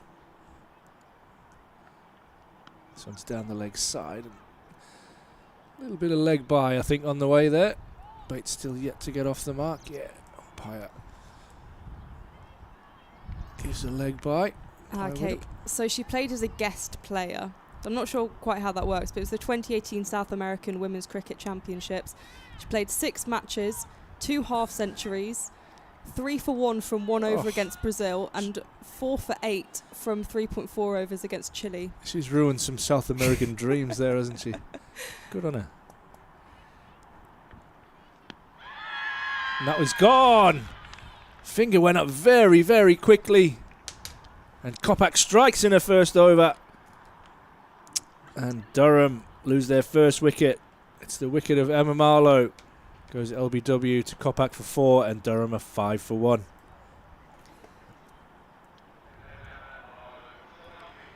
Indeed. So I've done well to get that first wicket. Frustrating from a Durham perspective, but exactly what Essex needed given that low total. And Kate Kopak has had that early impact with the ball. The camera's not exactly straight in line there, so it's difficult just watching a couple of replays. But Marlowe's played across the line. Just try and bring that up for you there, see what your thoughts are. But Kopak strikes early. 5 for 1 Durham. Yeah. Umpire was very convinced. The umpire went up, their fingers went up quickly there. And skipper Holly Armitage spent a winter away. I think she's been back in the country for about 3 days. And he's now out in the middle representing her new team, Durham.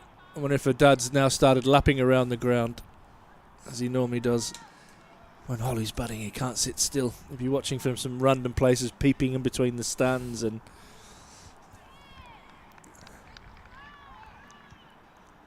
it's been really amazing actually to see Holly Armitage just spend the winter abroad and playing in New Zealand and Australia and getting those opportunities, because previously that was just limited to England players, but actually as a really good county player you can also get those chances. And that ends the over from Kopak. It's a wicket maiden for her. Lovely way to start.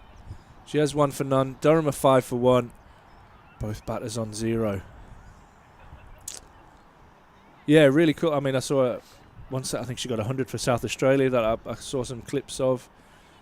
She spent some time, like you say, playing domestic cricket in New Zealand, then obviously had some leadership responsibilities for England A tour there not long ago. So very busy winter for her. So hopefully she comes back and she's in good form. I think we watched her YouTube interview with Sam, and she was saying, you know, Nick comes and goes, but hopefully she's still in Nick and ready to make an impact for Durham.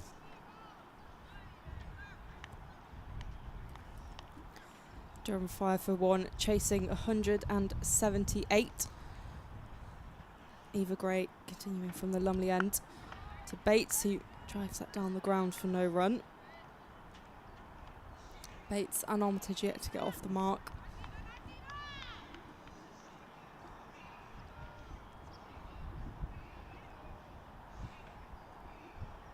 So we just bumped into John Lewis, who's part of the England coaching staff upstairs, former captain here at Durham.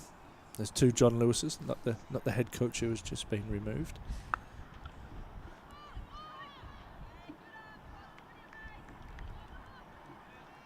And former off spinner from Durham as well, and Jamaican and West Indian international Gareth Breeze also part of the coaching setup, and he took the A team down there. Obviously still living in the northeast, so yeah, lots going on. There's lots of really interested people watching this game.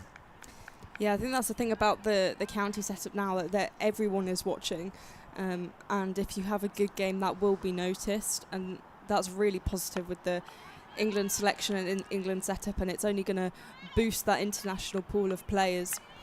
But someone like Charlotte Edwards, I mean, she's got eyes of a hawk, but she's also got a lot of people around her who are exactly the same. And that's exactly what you need to build that team up. In January, I went to Australia for the Ashes, and obviously from an England perspective, it was pretty dismal.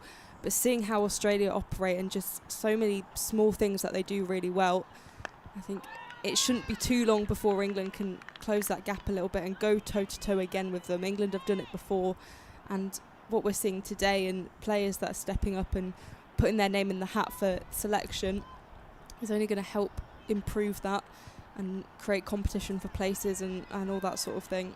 Yeah, it's almost a new generation, isn't it, coming through now, this new professional era.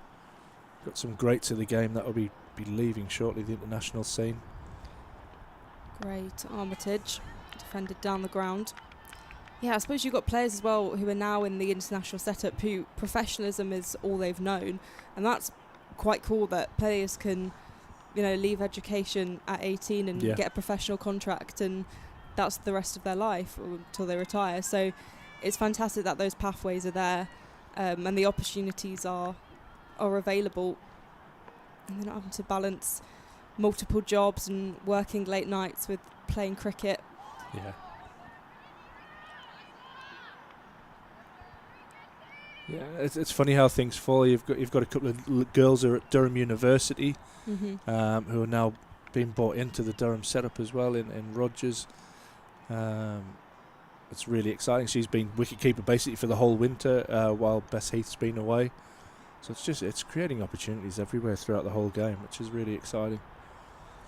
Yeah, I think the ties with the universities are really important as well. I know Essex have created a partnership down there with Essex University, and they've got, I think there's basketball involved down there and some other sports as well, and trying to kind of make this multi-sport connection, but also while encouraging people to do further education and go to university, which I think is equally as important. These professional contracts are great, but it's good if people have stuff they can fall back on. Absolutely. Oh, Bates gets all of that. Down the leg side, on the hip, swiveled and pulls it away for 4. Lovely shot by the experienced, legend of the game, Susie Bates. Seen it all, done it all. And she wasn't going to miss out on that. Exactly, that's why you sign up. She can do just that and make it look very easy as well. Durham 10 for 1. Chasing 178. Yeah, Kopak could be disappointed after such a good first over. That was a bit of a horror delivery. Short and down leg side. Susie Bates having no problem putting that one away.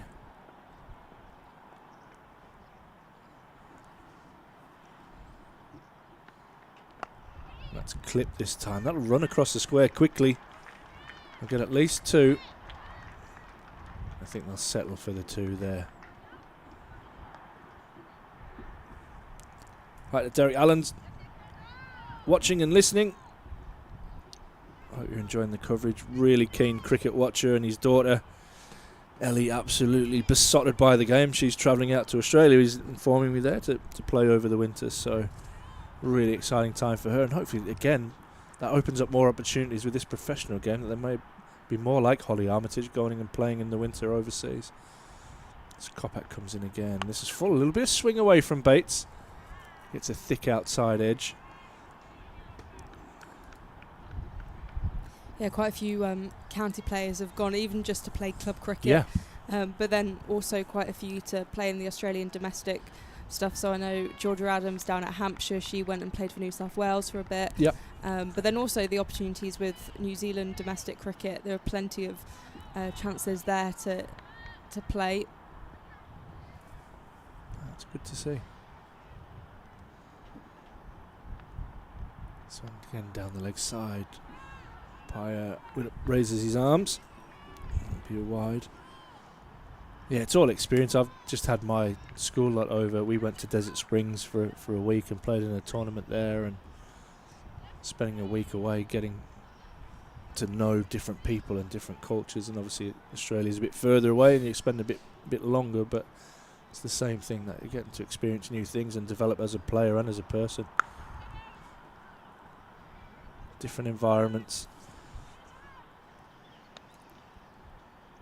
Somebody there, Susie Bates on strike now, has played all around the world in various franchises, and obviously with her international commitments. And that's how her experience being offered to the Durham youngsters. It's a third English county as well, having previously played at Hampshire and Kent. So a lot further north than previously. Yeah. But she's fit in very well. She sends that to McGregor.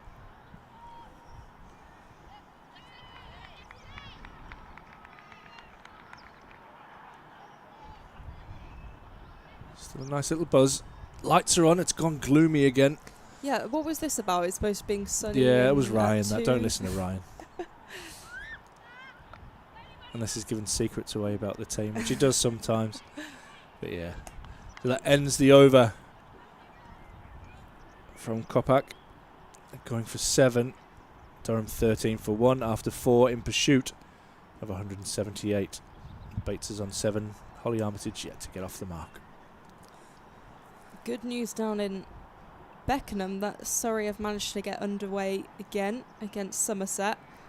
I'm not sure how many overs they're being reduced to. So on the bottom, 23 remaining, I think it said. Yes, 23 remaining. They've done 10. Yeah. So a shortened game there, but it's good they're getting some play underway. The Blaze finished 134 all out, and Hampshire were 208 all out.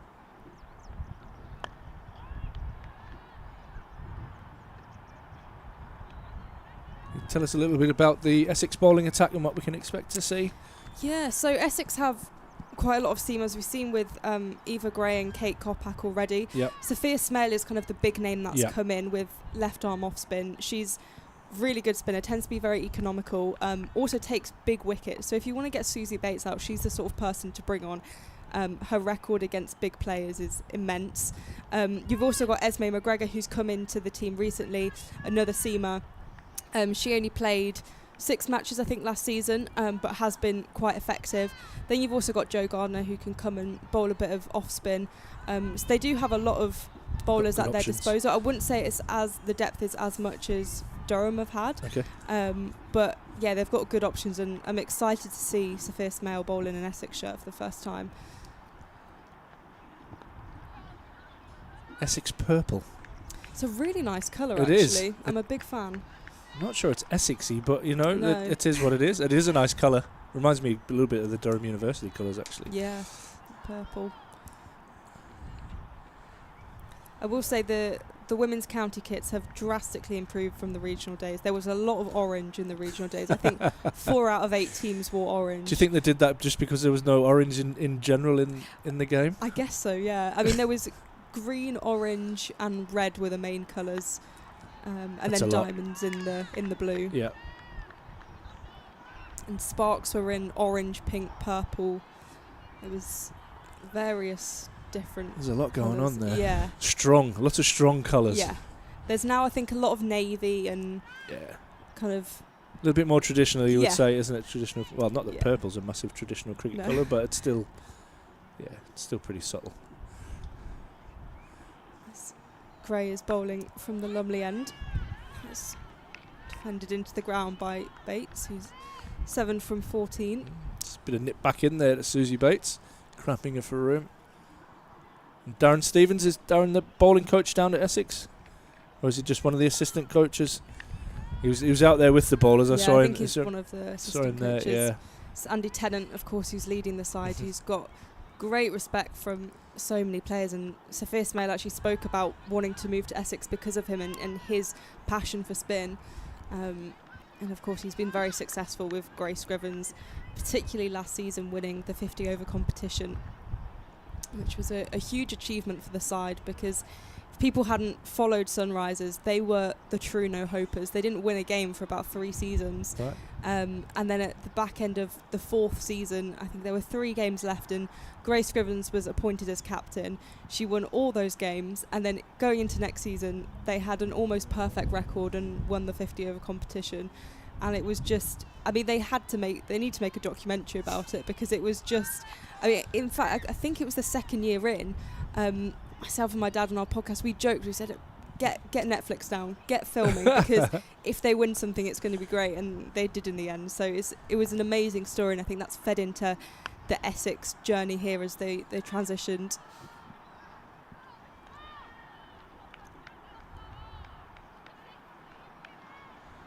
Kopak continuing from the Finkel end. Yeah, there's a lot of good stories, isn't there, around the women's game at the moment, which is absolutely brilliant. Even if you're looking at other sports, the Lionesses are booming women's football. Now you have this just trying to ignite the cricket. Right on the money, Kopak. And just giving female athletes an opportunity to make a living out of what they love. And without having, for us, I guess, without having to leave home to do it. Exactly, and success as well with England rugby and the World Cup coming up this summer. As their opening match, I think, against the USA is in Sunderland at the Stadium of Light. It's driven nicely by Armitage, but can't beat mid-on. Yeah, I watched a little bit of them. I think 42-0 up at half-time against Scotland on the weekend. Absolutely dominant. It's really good. I'll just show our school. I'll keep talking about. We've just started a women's rugby program this year, and our girls' football program's absolutely flying. It's great to see. Just defended into the ground. Yeah, it's brilliant. I mean, I left school 2 years ago, and there still weren't that many opportunities. I mean, I did go to a girls' school. I think that is also a factor that, you play hockey and netball. You're not going to play football or rugby. But actually, even 2 years since I've left, I look back and now they've got a cricket team, they've got a football team who do really well. I'm sure they're probably playing rugby in PE lessons, and that introduction of just opportunities for so many different sports is so good. It says an appeal, but it's signalled wide. It's wide. Yeah, it's brilliant. We had on the tour that I've just been on, there was 3 of the girls that are part of the pathway, and I was like, we got back to the Riverside at 3 o'clock last night, and I went, are you coming tomorrow? And they were like, oh yeah, absolutely. So they might be asleep in the stands somewhere, but they are definitely here supporting Durham.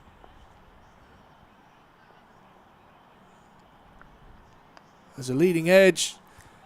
I tell you what, she's going to get a few runs here for this Armitage. She'll get a couple. That one goes out to the shorter boundary, just 55 metres out to the Don Robson Pavilion. She'll pick up a couple, just a little bit early on that one. Yeah, there was a big dive. I think it might have been McGregor out there, and wasn't quite enough, kind of dived over the ball. Slip in place. It's absolutely the right thing to do. They're going to have to bowl Durham out to win the game, you would think, with just 178 on the board.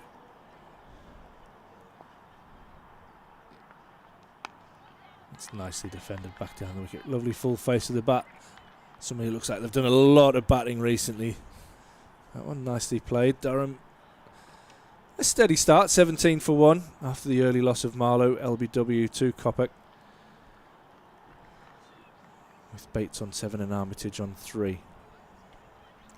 I'm really glad to see Kate Kopak playing Tier 1 cricket, because at the end of last season we spoke to her and she wasn't quite sure what she was going to do. I think she wasn't necessarily convinced she would get a contract with Essex, even though, I mean, she was a huge factor in Sunrisers winning the 50 over competition at the end of last season. But she was thinking, maybe I'll play Tier 2 and continue being a lawyer. But Essex approached her with this opportunity and said, no, you can be a full-time professional with us. And the fact she's been here opening the bowling alongside Eva Gray is testament to how good she is. She's got a long time to be a lawyer, hasn't she? She's done the hard work, to be fair. I mean, it's probably a great opportunity for her. She's gone and got herself, obviously, a law degree. And now she can just go, well, I can just put that on the back burner for a little bit and do what I love until either that runs out one way or the other, depending on who makes that decision. And then she's always got an incredible career to fall back on. Yeah, I mean, becoming a lawyer takes a long old time, so she's put in the hard yards for that. Absolutely. But it's good that she's able to enjoy her cricket as well. I'm sure there are some transferable skills from being a lawyer to playing cricket somewhere. Yeah, asking the wrong person here, that is for sure. 17 for 1. Susie Bates 7 from 17 and Holly Armitage 3 from 14. The dot balls are slightly piling up, but I don't think Durham will be too concerned about that at all. Susie Bates hears that and hits a boundary. That's a really nice shot from the world-class Bates.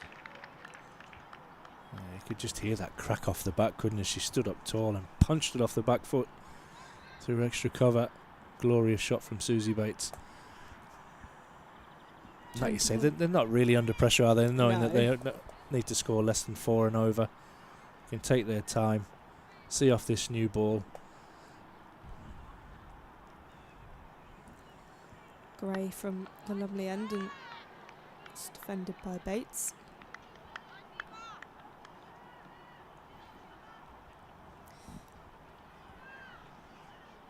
Elsewhere, Lancashire are 24 without loss after 5 overs, chasing 234.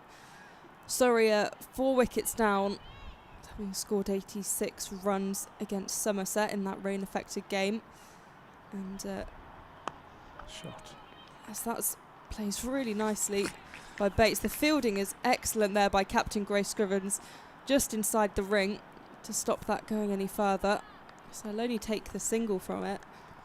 That was good shot, good fielding, good cricket all round. Jeffrey Boycott, good cricket. Warwickshire, Hampshire continuing shortly as they're in the innings break.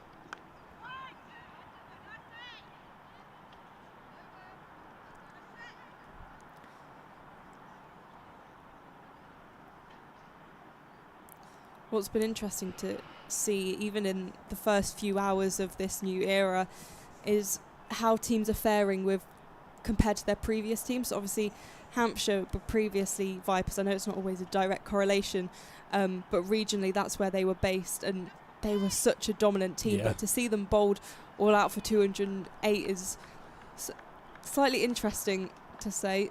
Of course, they've lost Charlotte Edwards, who was the big factor, I think, to their success and had been there since 2018 or so. But Paul Pritchard here is a very, very good coach and has worked with the players for a while. So obviously Lottie's legacy lives on.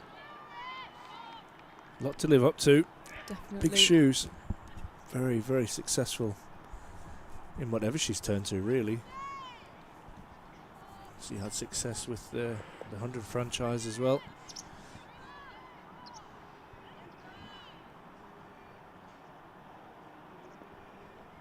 New England head coach.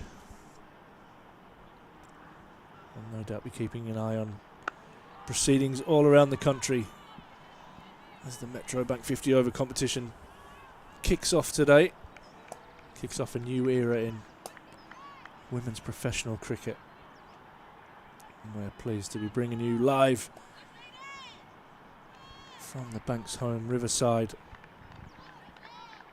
And unfortunately, what's a gloomy, not quite a rotten afternoon, because it's not that bad with rain and things, but yeah, we could have got a bit luckier with the weather.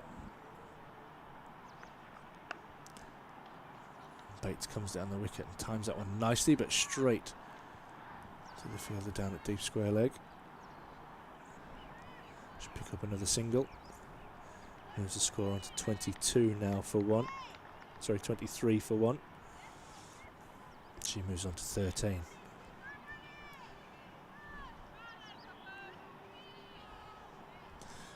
I haven't seen a lot of the squads for the other teams, but is there any other big name overseas players that have come across for the competition? Yeah, there have been quite a few actually. So, Alana King has signed for Lancashire. She's one of my favourites, I'm not going to lie. Yeah, she's I mean, that's just a top signing to make. Yeah. And Katie Mack is also going to be there. Okay. Then down at Surrey, they've got Grace Harris, who that's going to be fun having her in the dressing room. And watching her smack it as well. Yeah, she is a fantastic batter. Amanda Shade Wellington has come over for Somerset, so she previously played with Western Storm, so she's just a great signing and seems like a great character to have around as well. Hampshire have got Charlie Knott, and then of course their big news was that they signed Elise Perry, so you don't get much better than that. The Blaze, what have the Blaze got? I think all the regions other than Warwickshire have signed an overseas player, so Essex will have Maddie Penner, I think, from South Australia, will be coming over, I think, for the T20 Blast. Bit of pressure building here on Armitage. Just 3 to her name at the moment. So she's 3 from 18. Bates is 13 from 23. Durham 23 for 1. Yeah, the Blaze will have Heather Graham and Orla Prendergast is there at the moment with them. Amy Hunter as well will be with Surrey for these first, I think it's the first 7 one-day cup games. So yeah, there are some very exciting overseas in the competition. That's what you want. You want some good players to come in. Yeah. To not only entertain, but to pass on their knowledge and skills to their new teammates. Eva Gray continuing. Bates facing.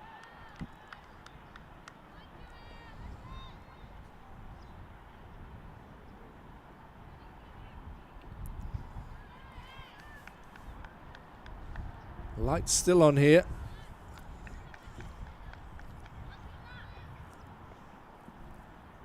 Very, very overcast.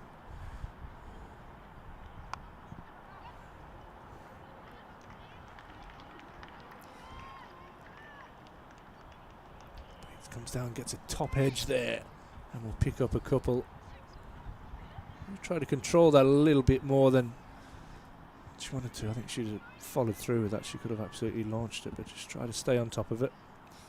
Been 2 quite different starts, with obviously Essex flying straight away and at this stage being around 32 not out, and then obviously the first wicket was a bit of a turning point for them, whereas with Durham they've been quite consistent. It's been tentative, but it's been consistently tentative from the start.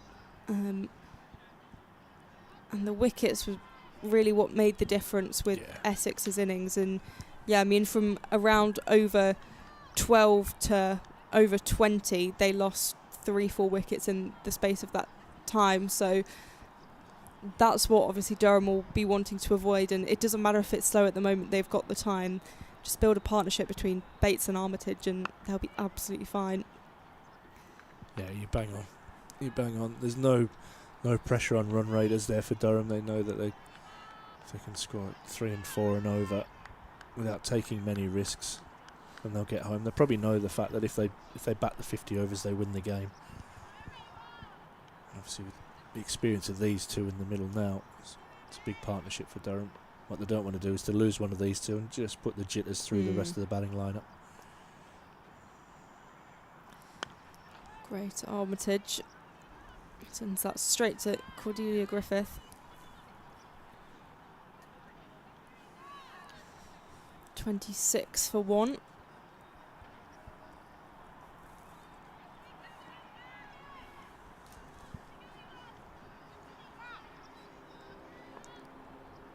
Yeah, the required rate's still only 3.7, so no hurry at the moment.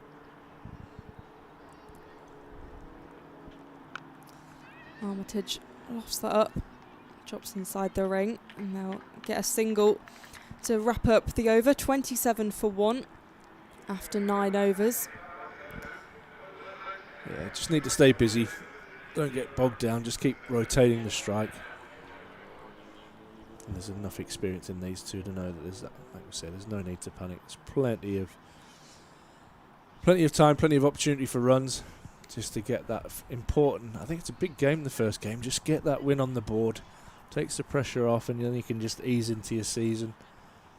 There's a lot of excitement, a lot of build-up for this moment. Yeah, there are a lot of fixtures in the calendar as well this season with, of course, the Metro Bank One Day Cup. They've got the Vitality T20 Blast.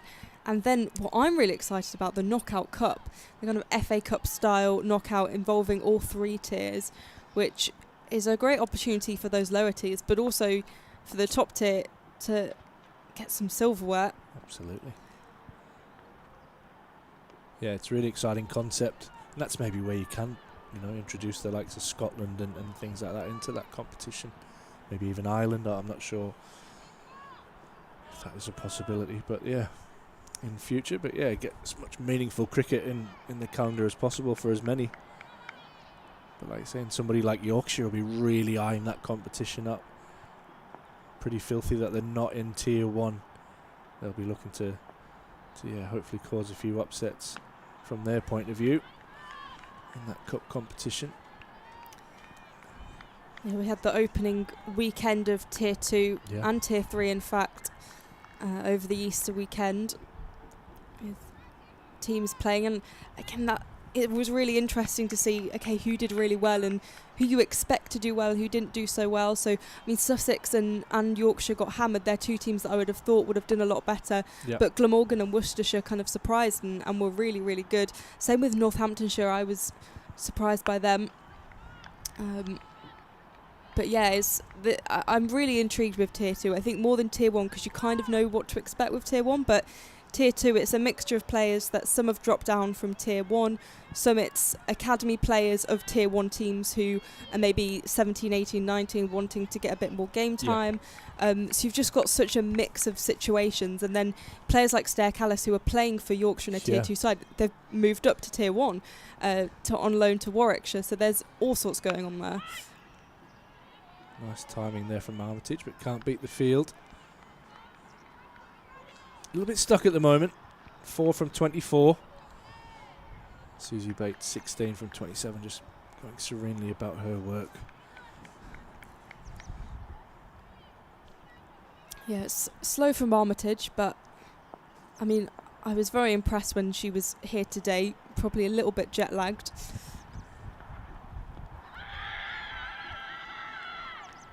Big shout for LBW. I'm not sure she's got a bat on that. It looks like the umpire is about to signal leg byes. It's a very, very big shout. Umpire says not out. Just going to try and get a replay of that one. Oh, it's close. Maybe gone down leg. Good indicator that the keeper was flying down leg side as well. It's close. She got a long way across. I think if I was the bowler in that situation, I would be annoyed. If I was the batter, I would have been like, of course not. And that's what generally happens as well. But yeah, as a bowler, I'd have been really interested in that. And then as what often happens, and I think Kopac's just having a word there with the umpire to ask maybe what was that. And that sometimes lingers in the mind to the next ball, and Armitage has absolutely climbed into that and dispatched it through cover point for a beautiful boundary. It was needed for Armitage. Just build her innings a little bit more after that slow start. But as we say, there's not much pressure on the run rate at all. And the world just feels a better place after that boundary, that is for sure. That's for Holly Armitage, by the way. The world's always a nice place at the moment. Got good cricket going on, 34 for 1 from 10. We'll just do a little compare where were we at. So Essex were 44 for 1 at the same stage after 10 overs. But we know what ensued over the next 10 overs is that Essex lost a further 4 wickets and only scored 21 runs. So we'll see the first change. Esme McGregor's going to come into the attack. Esme McGregor, he's at Loughborough University. So again, the purple kit. Yeah. Yep. Studying international business, I think. Oh, okay. Played 6 matches for the Sunrisers last season, all in the 50 over comp, and took 3 wickets.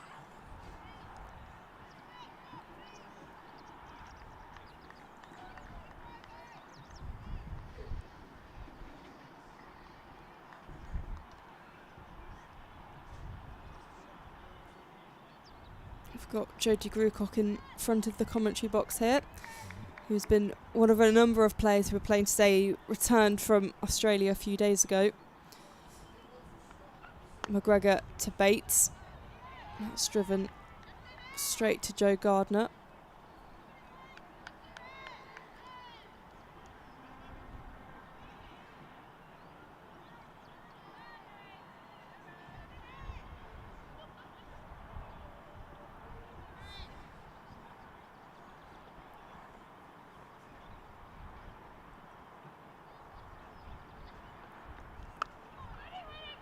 Bates just pushes that into the offside. There'll be no run. It's a good start by McGregor. Yeah, it's a nice bit of fielding that. Is it Miller? Yeah, Flo Miller. Yeah, running onto that really well, getting nice and low. Just keeping that what little pressure that they can exert onto Durham. No slip in place now. Very heavily ringed field. That's driven back down the ground. It will race away for 4. That's a lovely shot by Susie Bates. Just guided that all the way to the boundary. Yeah, lovely from Bates. Slightly over pitch, probably hit a little bit on the up and slipped back in place now.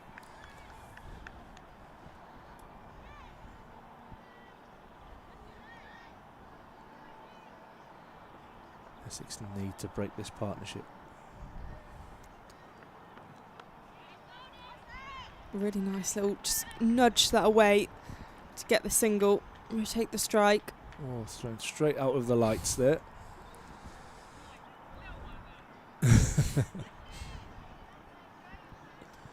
Mara Carr there ducking for safety.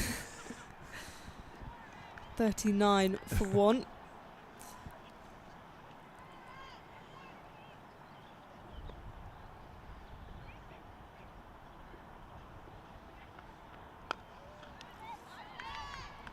How quickly do you think they'll turn to the left arm spin of Schmale? I was thinking about this earlier because obviously Durham turned to spin quite quickly. Whether I think they just have to bring her on as soon as possible because there's kind of no point saving her up for later on in the game. I would say, yeah, I mean, give McGregor this over and then maybe bring Smale on from the other end. Because Smale will also bring the pressure. Yeah. If Smale does take a wicket as well, you will see the most emphatic celebration. She does not hold back. So, yeah, I'll be interested to see what Scrivens goes for when to bring her on.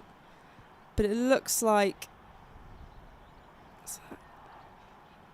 Kopak, I think, will continue from Finkerland. Yeah, caps off. Having a discussion there. Yeah, with Eva Gray. The fast bowling brain trust.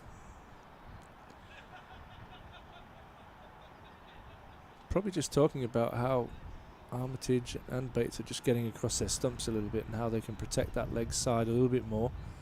I think they might even end up with 2 catches in at mid-wicket here. Which they are. I think that's good reading of body language, that. So there's 2 catches just in place to bowl as straight as they can at the stumps and bring everything into play there. So slips come out now. And I like this. It's a proactive approach.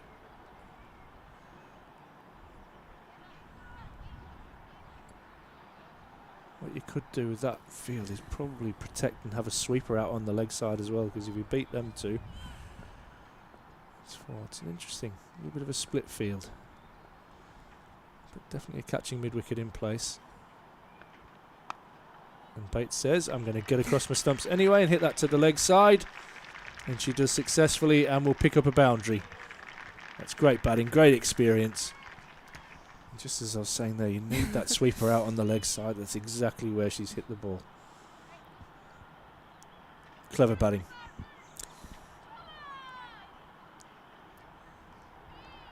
.43 for 1. Bates moving on to 25 from 32. Armitage still on 8. So it feels like Susie Bates is moving her innings forward a little bit. Just ramping it up safely. Nicely bowled. Really think they could just protect that leg side a little bit more if they're looking to bowl at the stumps. You've got 4 in the ring on the offside. You've got mid on, you've got a catching mid-wicket, and you've got, I guess, a forward square leg on the circle. So where do they want her to bowl? How is she going to take this wicket? It's nicely bowled, driven into the offside.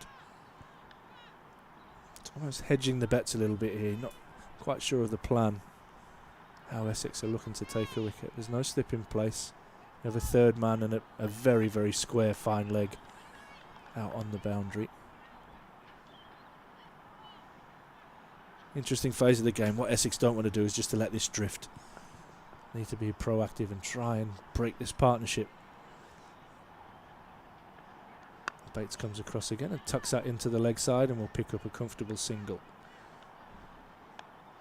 Excellent batting from her. She moves on to 26 and Durham under 44 for 1. And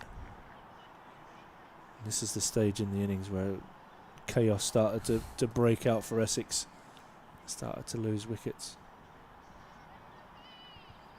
With Grace Thompson and Phoebe Turner ripping the heart out of that top order.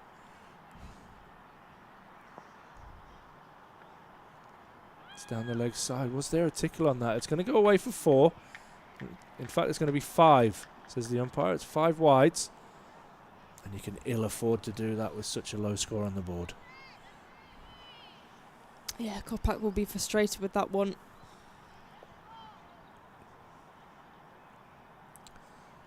Yeah, so will Carr behind the stumps. That's one she should have really taken. This is where they just need something to pick them up here, Essex. Durham just comfortably going about their business. What can Essex do to get back in this game? It's a good delivery, well negotiated by the Durham skipper. Lovely straight bat. 49 for 1 on the board. 1 ball remaining in the 12th over. Lights are still on.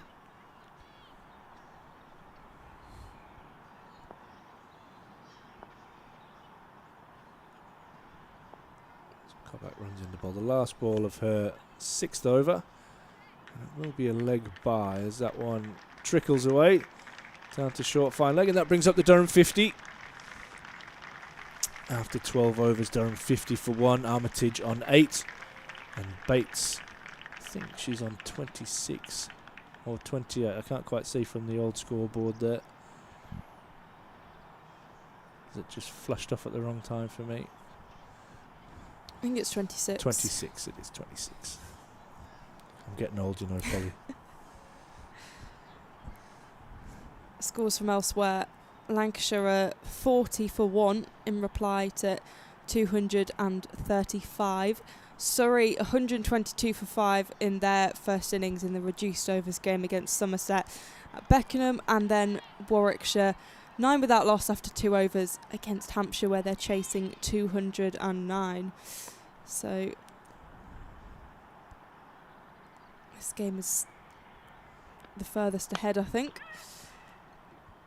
As McGregor continues bowling, there's a shot at the stumps, but Armitage was just not sure about... who's backed that up, but they've lost their leg.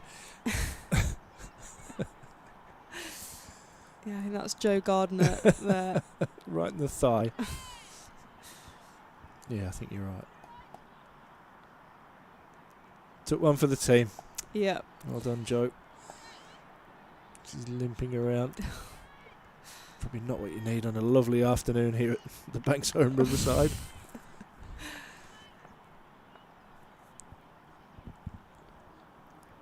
McGregor to Bates, who just clips that behind to the keeper. It's signalled a wide by the umpire.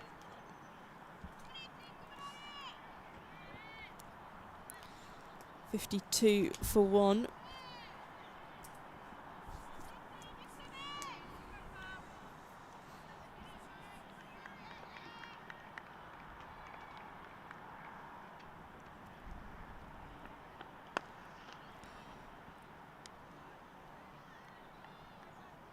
Bottom hand into play there.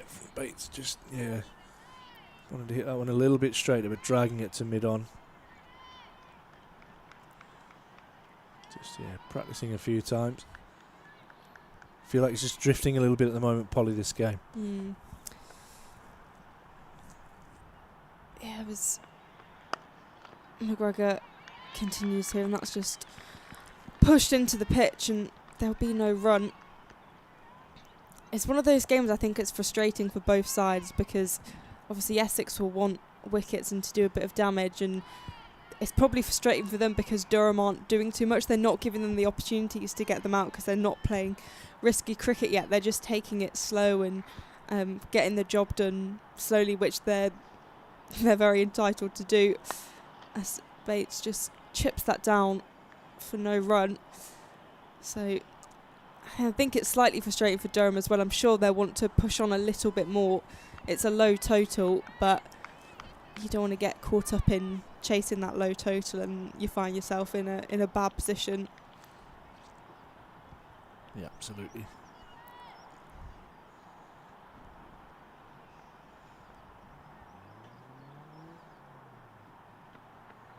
McGregor to Bates, who flicks that off the pads, and that goes all the way for 4. That's a gorgeous shot. So well timed, just precisely placed, and that's the 50-run partnership for Bates and Armitage. There's a couple of things that the scoreboard's showing now. It's showing that Bates is dominant. She scored 30. Armitage has only participated 9 in that partnership, so it just shows how many extras as well, that when you're protecting a low score, Essex will be really disappointed with their discipline with the ball. Oh, wow. Bates really came down the track just to defend that. I'm not sure slightly I've seen that comical. before. Yeah. Yeah, I think the thing with Essex's bowling is there's not tons of experience in there. You compare that with Durham, who have, I mean, saying that, it was Phoebe Turner and Grace Thompson who took the majority of the wickets, but Essex don't have someone like Katie Levik, who's played a lot of cricket and really has that experience. It looks like it's Sophia Smale who's going to bowl, which I think is needed for Essex in this moment. Just having a discussion with Grace Scrivens. I didn't mention actually Grace Scrivens can bowl. She hasn't bowled herself when she's been captain very often actually, but often if they do get in a difficult position, she will sometimes take that responsibility for herself and go for it. So gonna see left arm off spin from Sophia Smale, born and raised in South Wales, and has made the move to Essex this season. Of course, has had many years of success over the summer with Oval Invincibles, where she kind of made her breakthrough a couple of years ago. Unusual run-up starting from right in front of the umpire. Very short run-up. This one's down the leg side and will be a wide to start. Yeah, over the winter and last season, she made some adjustments to her run-ups, which meant last season was quite difficult for her because she wasn't used to it yet. But it was just making herself a little bit less predictable and nice. bowling further into the crease. She was bowling almost from the back line.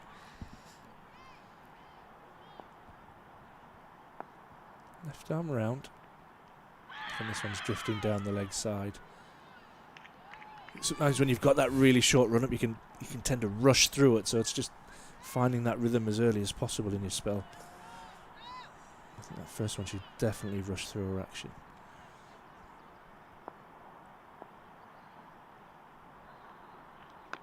Great for the over rate though, I like it. Get the game moving forward. Really attacking the stumps there, sliding that one onto Armitage. This time she pulls that one away out into the leg side. But she can't beat Flo Miller out in the deep. She'll just pick up the single.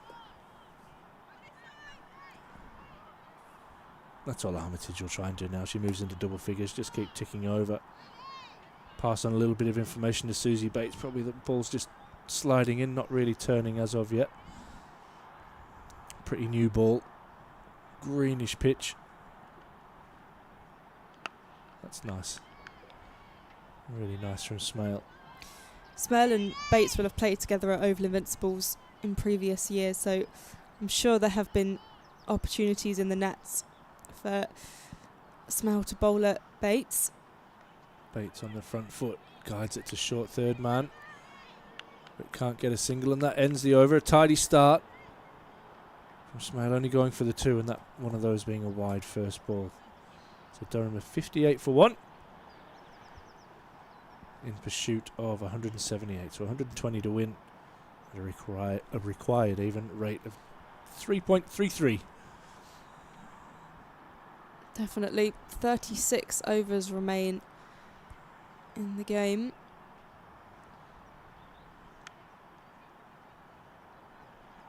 And it's going to be McGregor with her third over. From her 2 overs, gone for 11 runs.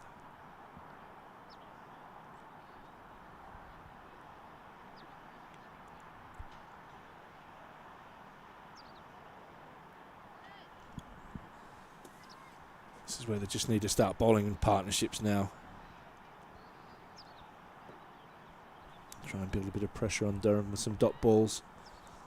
Maybe create a chance or a half chance.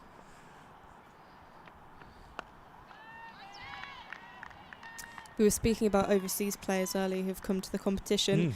Amanda Jade Wellington has taken 3 wickets in the game against Surrey, playing for Somerset.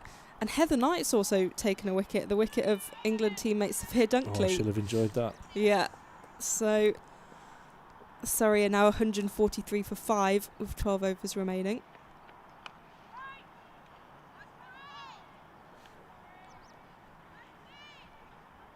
Yeah, leg spin. Absolute gold, aren't they? You talk about King, Wellington, you look at Katie Levik in this game. Exactly. It's just some mystery there. Yeah, I mean, Alana King being in the English domestic competition is just unreal. It's so good. I feel a big fan of Alana King, you are. I am a very big fan. Except when she's playing against England. It's played out far to the boundary. So we'll take 2 runs from that, and 3 even. A good running between the wickets.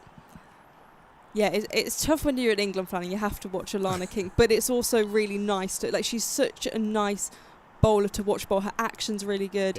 Yeah. And she's just, she's fantastic. And also really chill about how good she is as a player, which I find remarkable. There'll be no run from that. Such competition, isn't there, for Australia in those places when you look in one of the games and well, they've left her out there, and but Wellington's playing, and you're like, oh, okay. Yeah, I mean, even with the Ashes squad, the fact that Vol could come in and do so well and then become undroppable, there's so much competition with places, but that's so good, and I want that to happen with the England side. I want there to be 3 people after one place in the team. Because even Australia's bench, they were leaving out Georgia Wareham. It's like, how can you leave her out? But they've got Alana King to bowl leg spin. They're grand. The depth there is incredible. Yeah, there was injuries, wasn't there, throughout that Ashes, and no matter who they brought in, it was like, oh wow, they're pretty good as well, actually. Yeah, they don't really have an injury crisis there in Australia. Just got a whole list of players that could come in and be absolutely fine. McGregor continuing to Bates, who flicks that off the pads, similar to where she got a boundary a few balls before. Yeah, you had Alyssa Healy go down, and then Beth Mooney grabs the gloves, and it's ridiculous. Yeah, Beth Mooney, I don't think she'd ever kept in a test match, and then was like, oh, yeah, it's fine. Just unbelievable. So good. 62 for 1 after 15. Susie Bates on 31, Holly Armitage on 38. 3.3 and over required. Durham quietly going about their chase without any fuss after the early loss of Emma Marlowe, who was at LBW to Kopak. I mean, they're now above where Essex were at this stage. So at the 15 over mark, Essex were 51 for 2. So had lost another wicket. Phoebe Turner had that impact. And they were, 11 runs behind. So it's looking good for Durham, and they're doing the right things. It's pretty low risk, isn't it, at the moment? Exactly. They're just going about their work, getting used to the conditions, especially Susie Bates and Holly Armitage. Although Holly will have played a few games here. Bates climbs into that one. But again, Flo Miller will do the fielding out on the boundary. Holly will have played a few games up here through the Diamonds organisation. But yeah, she's just been away for a long 6 months and just easing back into UK life again. Here's another tracksuit, crack on. And as the leader of this group as well, which that'll be a strange thing. She mentioned she had FOMO in her interview, that she's the leader of this team, but hasn't almost been a part of the forming of the unit. So she's coming in, but I know that she'll have the respect of all the girls and the work that she's done. And we talked about the Northern Diamonds connection, that probably half at least of the squad have that connection with her as leader anyway. But at the moment it seems a pretty seamless transition to the north. She comes down the wicket and drives that, and Smale does well getting down and stopping the ball and wrestling Susie Bates' bat on the floor as well. I found it really interesting on the Zimbabwe tour that it was Emma Marlowe that was captaining the side in absence of Holly Armitage. I thought that was really wise in terms of building for the future and wanting to develop leaders. So I was really impressed with that decision, rather than going with a player who perhaps has a lot more experience and that sort of thing. Yeah, and it was such a young squad that went out as well. Like we've mentioned, that it's not a big squad. There's 15 there, but when you had 5 of those that were already overseas playing cricket, with some great opportunities for some of the youngsters to get to Zimbabwe and feel that they're part of this system as well.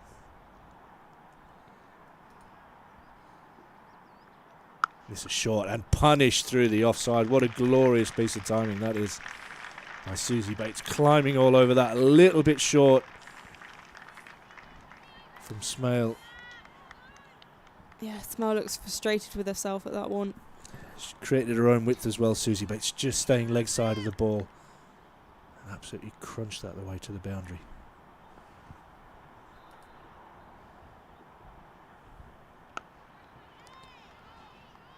And then happy to defend the last ball, the over 6 off that one.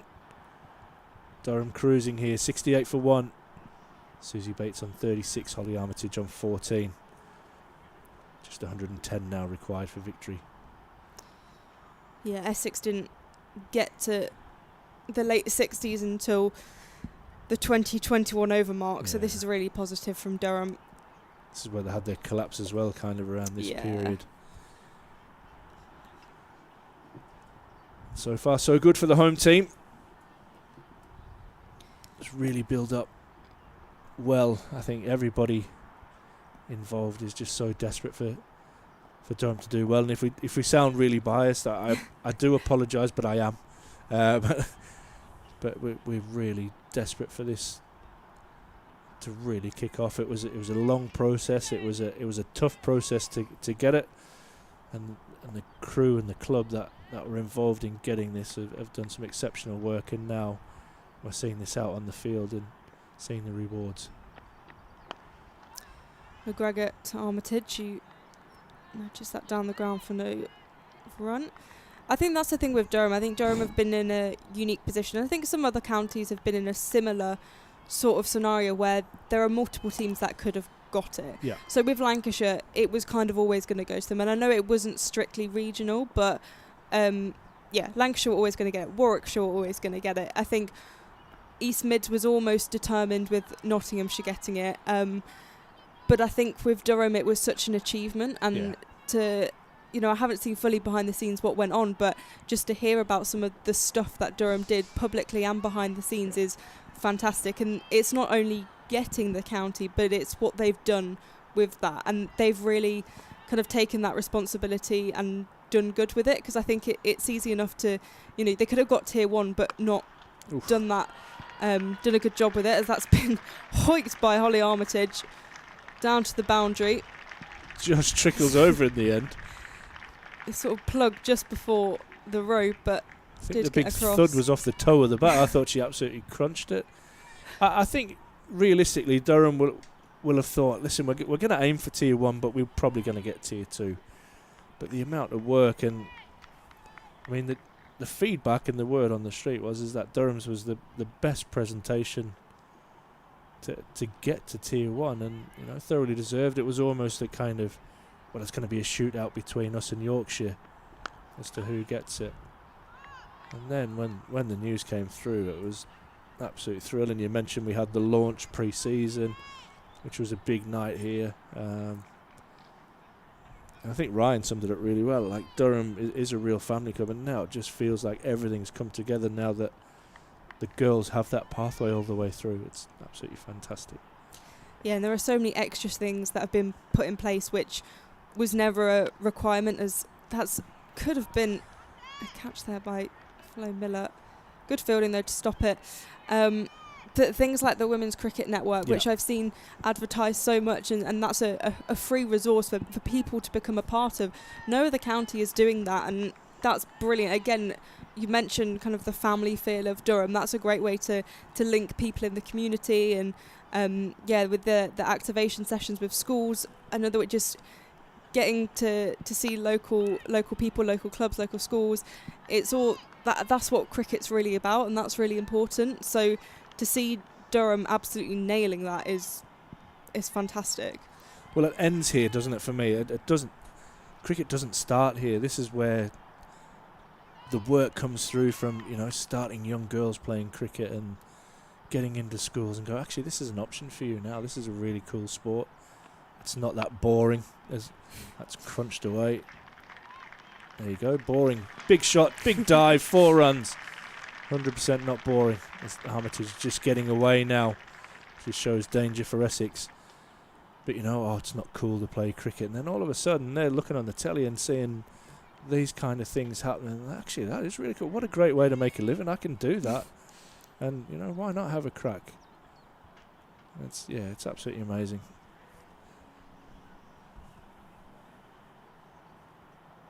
Yorkshire will join into that next year, which will make it even tougher. We've got Danny Hazel down discussing life with Vic. Might be talking about the pitch for Sunday's game. Vic showing off his beautiful pins as usual. But this has been an excellent pitch today. I think that's really come onto the bat nice and given full value off both front and back foot. Has that green tinge with that live grass, and a really hard pitch allows that ball to bounce and give some pace. And the outfield, as Ryan Campbell mentioned earlier, was absolutely rapid. On Sunday, Durham will host the Blaze, which will be a big game. The Blaze seem to be going nicely against Lancashire at Trent Bridge at the moment.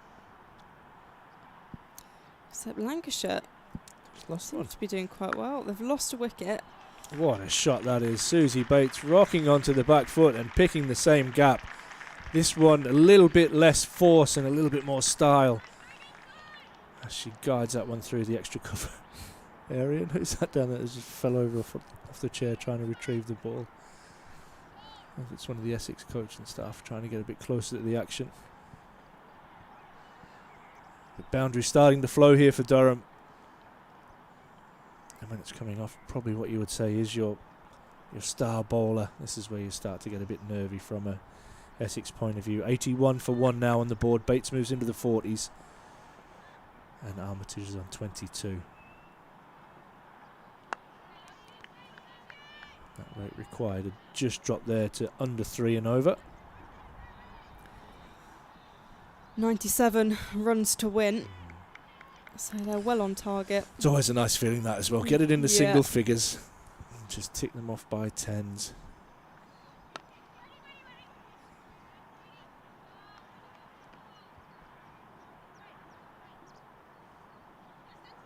What have they got? What have they got? That's something a little bit different. They might have to think a bit outside the box here, Essex. Because this is drifting away really quickly. Oh, Bates looking to launch that one. But couldn't quite get hold of that. A little bit full. Smale finishes her over. She has none for 12 from 3. Durham at 81 for 1 off 18. This partnership is going well, 76. The required run rate is right, just on 3 and over. Yeah, it's fantastic from Durham. At this stage, Essex were 56 for 4. So a very different picture there in the first innings. And Holly Armitage and Susie Bates are going along nicely. And it looks like Grace Scrivens going to bring herself onto bolt, which she doesn't do very often. So I think this is her way of trying to take control of the game herself and trying to find a breakthrough. William Thompson, the scorer from Durham's come back, says just a 1 for a no ball in this competition. Thank you, mate. Got an email from Stephen Dalton who says, what's the latest on the hotel at the Lumley End? Well, I think with the announcement of the potential new stadium in conjunction with Durham women football, that might all be combined into that. I think I'd probably have to get somebody from the club to answer that one a little bit better than me. But yeah, it would be a nice way to finish off the ground.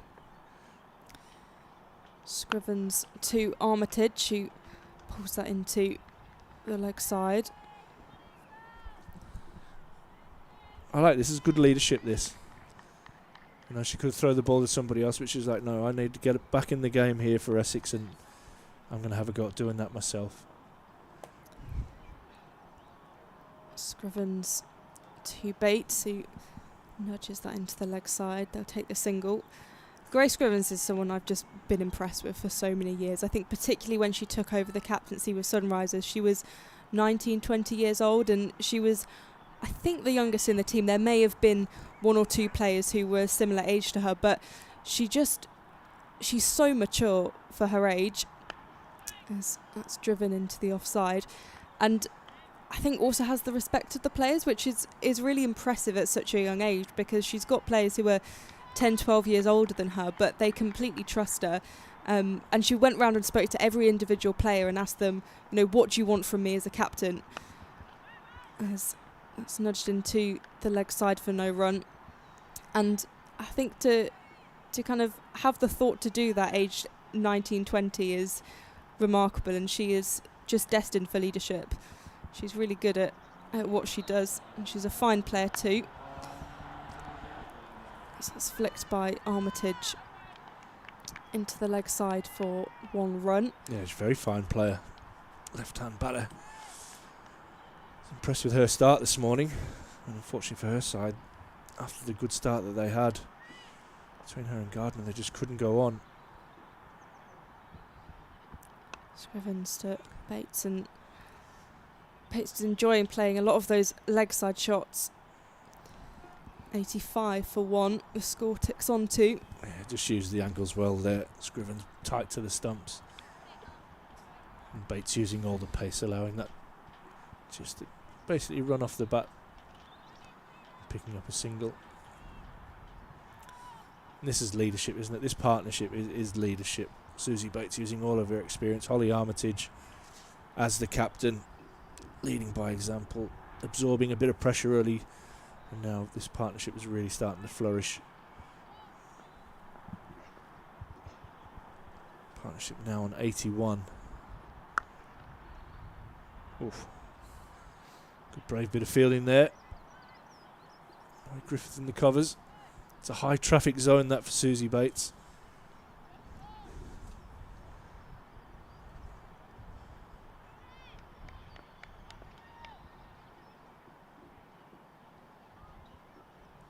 Yeah, good move from Smile, just straightening up her field there. She's been hit through that gap a couple of times.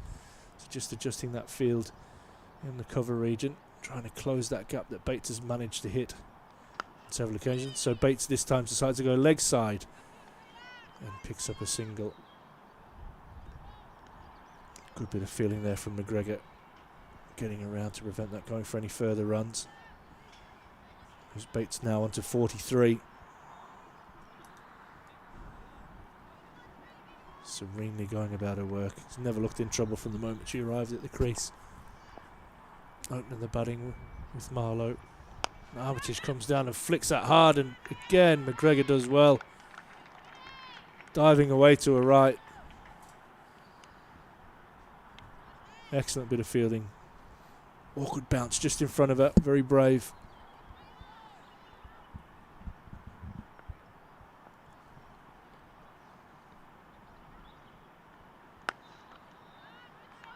That's absolutely driven straight back. Bump ball. Nice crowd catch.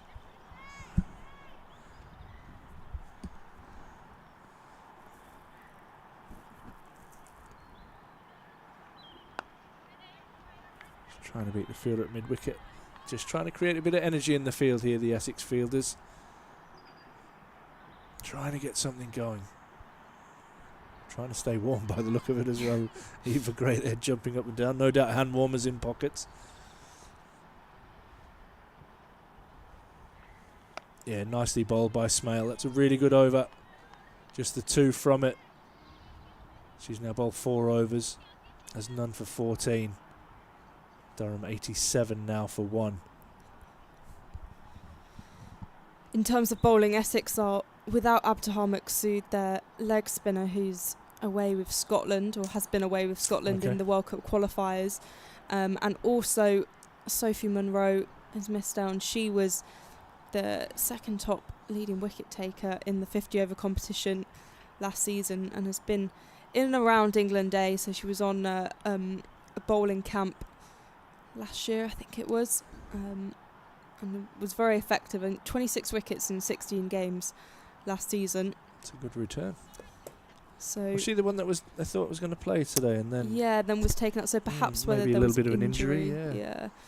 But they'll definitely have missed her. I mean, she's still only 23, but she has a bit more experience than some of the other players in the side, and of course Abtahar as well has plenty of experience, having debuted for Scotland under-17s age 12. Wow. So she's been around that setup for a very long time, and played for the senior side since 2018. So at the age of 6.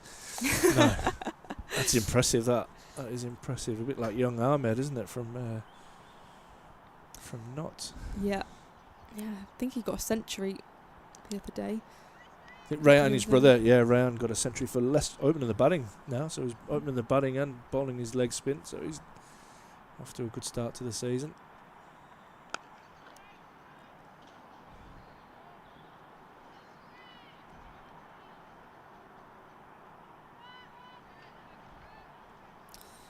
.87 for 1, 91 runs to win. Smacked. I think they maybe thought it had gone all the way to the boundary, but they snuck another run in there. A little bit of a misfield out there in the deep. Running there. That's a couple of times Durham have capitalised on that, and that'll really please the coaches. Scrivens into her second over. To Armitage, who once again utilises the leg side. Will take one run. It's bowling quite quick and straight here with her off-spin Scrivens. Just using the pace. Both of these batters have used the pace of her really well. I'm just going to have to stand up because my legs... This is what happens when you get old, mate.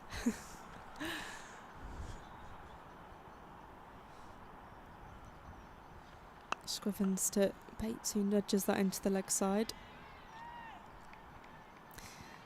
Yeah, well, on Sunday I'm running a marathon, so I'm used to what sore legs feel I'm like. definitely not running a marathon I've on Sunday. experienced that for the last 16 weeks or so. Scrivens I'll to be Bates right here, again. actually. And there's a slight misfield, and that's racing away to the boundary.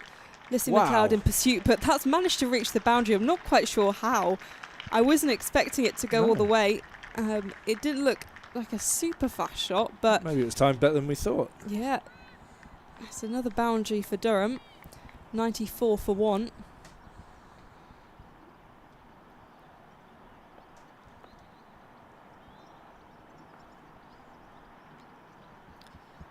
Scrivens to Bates on the leg side again, except there's a fielder out there this time. There's maybe Joe Gardner out there.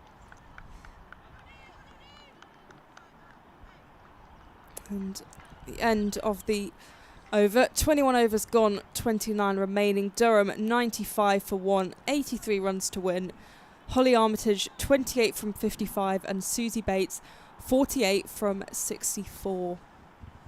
Yeah, 91 run partnership between these two. After the early setback of losing Emma Marlowe, LBW. And these two have just gone about their work. Chanceless so far.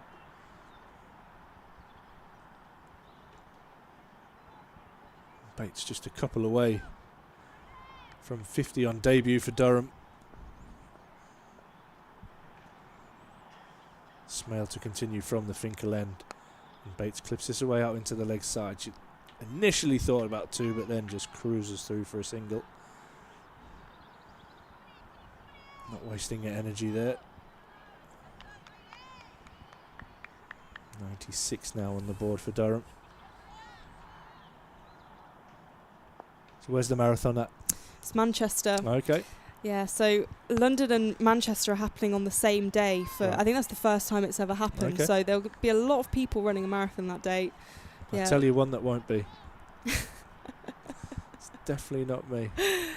Well, yeah, myself and my dad are running it. It was a bit awesome. of a podcast mission, raising money for the Cricketers Trust, who Oh, nice. part of the PCA, who help players during and after their career.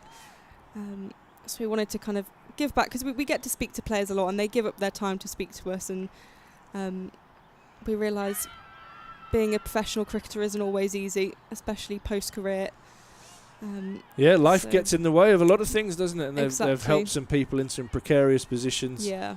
An amazing charity, and that's a great gesture from you and your dad. I wish you the So best of luck. Thank you. Hopefully I'll be back in Durham at some point and will have survived. And that's 4 from Armitage. Absolutely crunches that one away. I have no doubt you'll do very well. That brings up the 100 for Durham.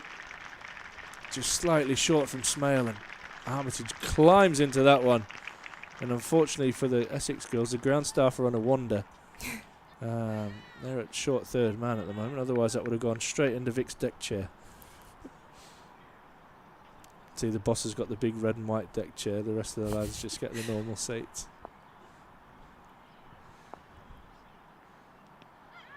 Again, Armitage trying to use the angle of Smale from around the wicket. This one just thumps into the pad and ends the over. Partnership of 95 between these two. Susie Bates just one run away from being the first Durham women's player to bring up a half century. Some kids having a run around at the top of the LNER stand. Wasn't sure if that was a player or some Yeah. children. Might be me with my knees.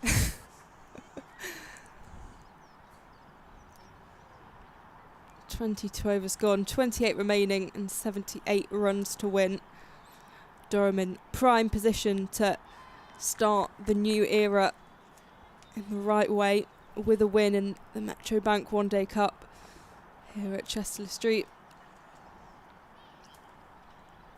Captain Scrivens bowling to Susie Bates, who sends that down to the boundary. It's a confident shot, well timed, and another boundary for Durham, another boundary for Susie Bates, who brings up the 50. It's 53 runs for Susie Bates, including 9 fours. A fantastic innings to start her time in a Durhamshire as the star overseas player. A really fine innings and worked well with Holly Armitage to guide Durham here. 104 for 1. Yeah, fantastic knock from Susie Bates. Always nice to settle into a new change room with some runs. Just remind a few of these youngsters who you are and what you've done in the game. But she's outstanding and has played beautifully today. 99 partnership now between these two. So ticking off some milestones from Durham record books. And that will be the 100 partnership. Round of applause all around the ground with a smattering of spectators as Yeah, they were ahead of the game 100 there, weren't comes they? up. They were. They knew what was coming. Bates 53 runs, Armitage 32 from 124 balls. Who needs a pre-season with the group? We'll just come in, we'll just score all the runs, don't worry about it.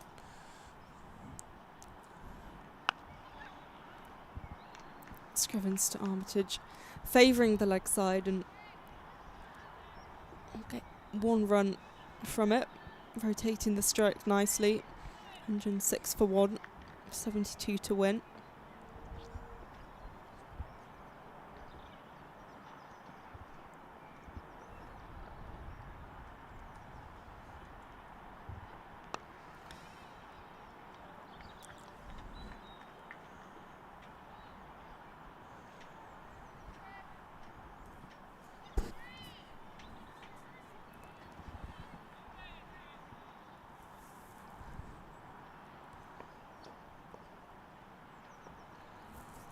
Scrivens finishing her 3rd over. As Armitage will add another run to her tally. The end of the over, 23 overs gone, 108 for 1 with 70 runs to win. Durham in prime position with Essex. A lot of work to do if they want to pull off a win, which is looking quite unlikely. Yeah, going to try a change of bowling, aren't they? I think Yeah, Smell's been effective. Gone for 19 off 5. Has she looked threatening? Probably not. So they're going to try something different here from the Finkel end. Yes, you've got Kate Kopak. Bring back Number the opening 11 bowler. there.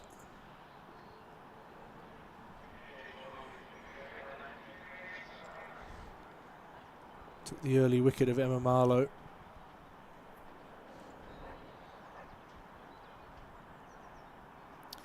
Kopak just speaking to Captain Grace Scrivens, organising the field, just warming up again after a break between spells. Ready to bowl her 7th over. And bowling from a Finkel end. Holly Armitage just taking her time. Essex desperate for a breakthrough. 6 in the circle. And just has a rethink about a run up. Maybe got her mark wrong.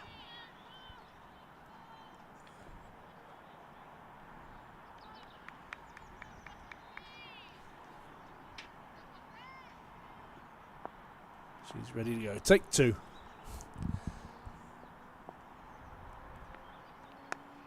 Nice length to start from Kopak. It's clipped away by Armitage. Runs the first one hard. And then they decide that that's all that they need. Skipper moves on to 35. Susie Bates on 54. This partnership continues to grow. And Durham are laying a good template for what they want to do moving forward in this competition. Taking wickets in clumps, fielding well, having good moments in the field, and then big partnerships. Oh, Bates decides to have a big slap at that one. It's a good bit of fielding. I will say a team to watch who I think were tipped by everyone quite early on but have proved it. Surrey are now 216 for 6 after 30 overs against Somerset. I mean, I would say Somerset are one of the weaker teams in the competition, but nevertheless, that's an outstanding total. Shortened game there, isn't it, as well? Exactly. Who's climbed in there? Schofield. Yeah, Alice Davidson, Richards. Yeah. I mean, they've got a wealth of England players as well. Wyatt Hodge, Capsey, Dunkley. It's not like Surrey to be strong, is it? This one's Never. tucked away nicely by Armitage. That's it. That's all you'll get from me on that one.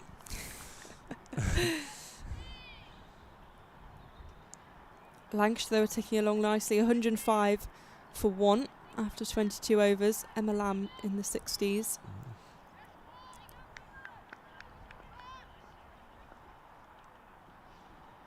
What do you think happened at Somerset women? Because they were one of the forces, weren't they? They got, and that's, speaking of force, Bates comes down the wicket and pulls that away for 4.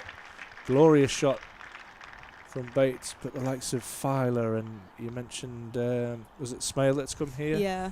You know, it's some big players that have left that setup to explore opportunities elsewhere. What do you think's happening there? Somerset and Western Storm and that region have always been really interesting because during the Kia Super League days they were really strong. Yeah. I think they won it twice. Yep. Going into the regional era, they've always been a bit weaker. They've produced some really good talent like Filer and Smale, but it's never quite worked for them. And they've lost some key players, and obviously Filer and Smale. They brought in Charlie Dean, which you hope would have helped. And they've got some strong regional players like Sophie Luff and Fran Wilson who have plenty of experience. But other than that, you'd say their side is young and inexperienced. I really like that they've got a lot of homegrown talent, and I think that's really strong, particularly for developing a fan base and the identity within the county. But it feels like it's a project that will take a few years, and they're not quite there yet. It's just an interesting one that you... And I don't know the financial situation or anything like that that's involved, but letting somebody like Filer in particular, who you would think that is somebody that you can build your county around. I mean, she might not play so much, but just even having her name attached to there, because I know it's been quite a big thing for Durham. That was like, oh wow, Lauren Filer's coming from down from there up to here. How good's that? Yeah, I think they've struggled to sign players. Like obviously, Charlie Dean's kind of the exception with that. They've got Heather Knight and Danny Gibson. Gibson's injured at the moment, and Heather Knight, you never know how much the England players are going to play. Yeah. By the sounds of it, they're playing a bit more than previous years. But it is a little bit weird with Somerset. They should, I think, in the early days have been more successful. I understand now, if you look at their squad, there is a lot of inexperience, but I don't quite understand why they haven't been able to attract players. And whether, some teams are, as you say, financial reasons. But, I mean, also I think the thing with Durham is they managed to tell players, this is what it's going to be like. And I think there were so many things in place with a team like Durham, or with Essex, as Sophia Smale has spoken about. She really trusted what they were going to do and I guess how they wanted to play. That's important, isn't it? I mean, it's the first step in this whole evolution of women's cricket now. And making the right decision for you, and whether that's for you, for your family, for your future, really, is a big thing to consider. And you're probably going and you're speaking to people that that are in these setups, and I know how passionate Marcus and Danny are about getting Durham off the ground, and it's only a good thing. And when I heard they were speaking to the likes of Filer and talked earlier about getting Katie Levik over the line quite early, which then seemed to have a knock-on effect of, well, if she's gone, that looks like a good setup. Well, I'm more than interested. So no, it's fascinating how it's all developing between the different counties that have obviously been successful in their Tier 1 applications. As Grucock is now bowling. It's a bit of leg spin, First that, wasn't serve it? Yeah. She's been away with England A in Australia, as I mentioned earlier, playing all the matches in Sydney. But a nice player, really well organised. Left-hander, which I'm drawn to.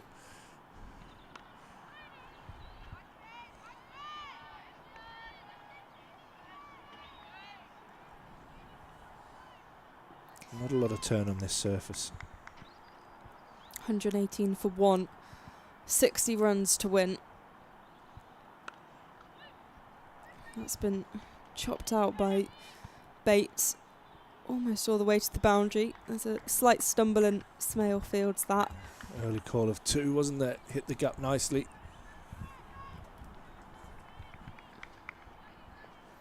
120 for 1.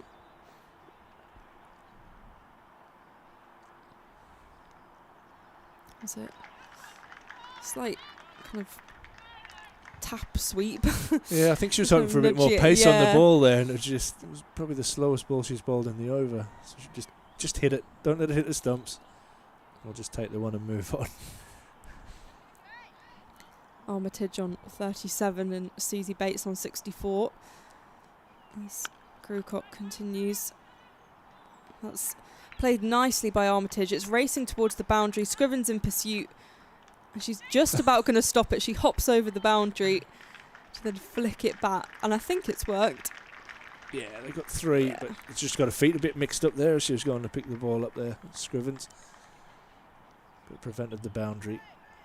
Good running. Been a few 3s from the Durham girls. Yeah, it's a really nice size pitch for running. They have the opportunities to get the 2s and 3s. Sometimes in women's cricket they bring the boundaries in a little bit too much, and I think that's really a strength of the women's game, the running between the wickets.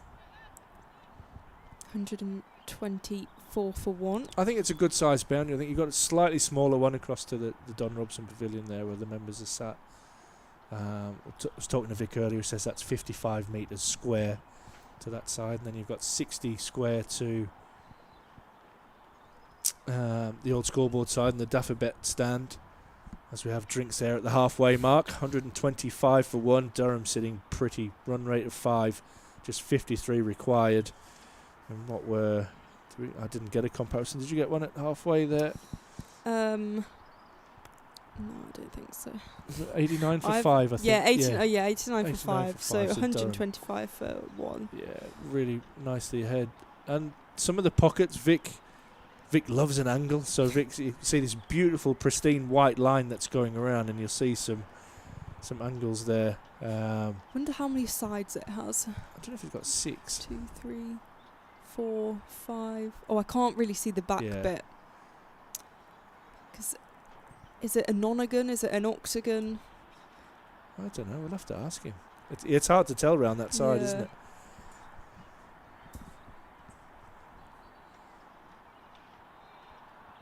I can definitely see 8. Yeah.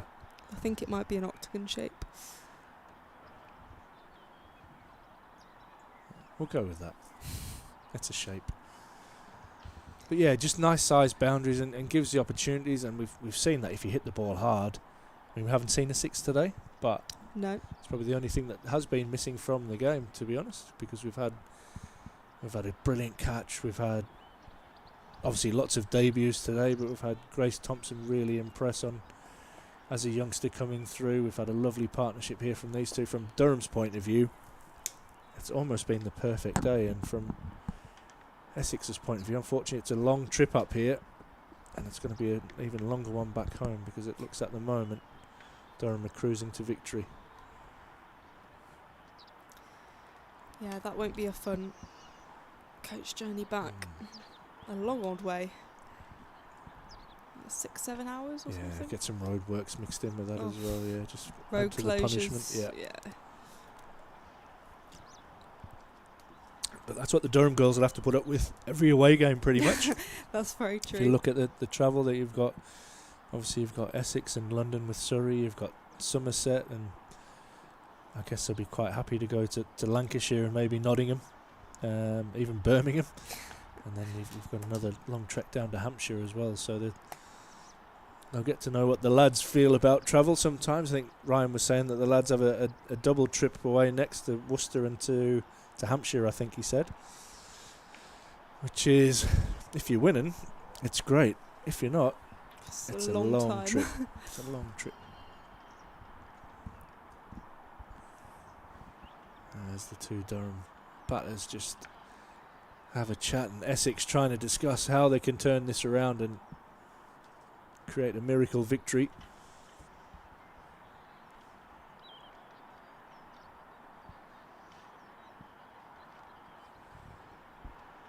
$125 for one at the halfway mark, 53 runs to win, and Susie Bates and Holly Armitage are cruising along. Bates 65 from 77, Armitage 40 from 66 as the players head back to their fielding positions. Kate Kopak will be bowling again for Essex. She's done well, as we said, picked up the wicket to fall. The early breakthrough of Marlowe. LBW. And since then it's been one-way traffic from Bates and Armitage. 125 for one. Armitage on 40. Bates on 65. Durham require 53 at just over 2 and over.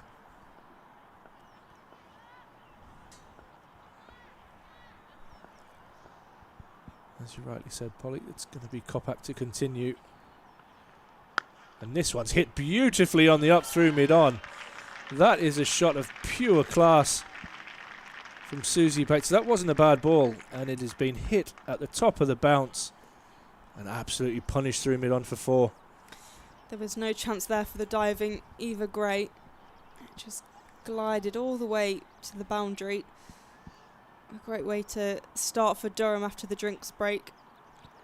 Sometimes you can find that the bowling team find this kind of new lease of life after the drinks break, and they have an early breakthrough, but that'll kick that into touch, right? Exactly.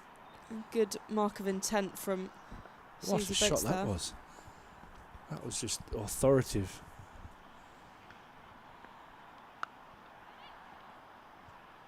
A bit of a mix-up here. There's a chance for a run out at the bowler's end.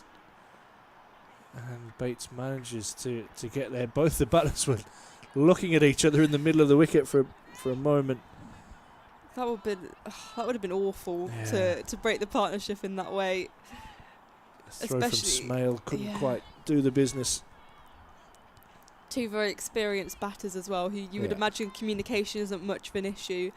They'll have a bit of a laugh about it, move on, won't they? Yeah, it's all right. Still here. Bates on 70, Armitage on 40.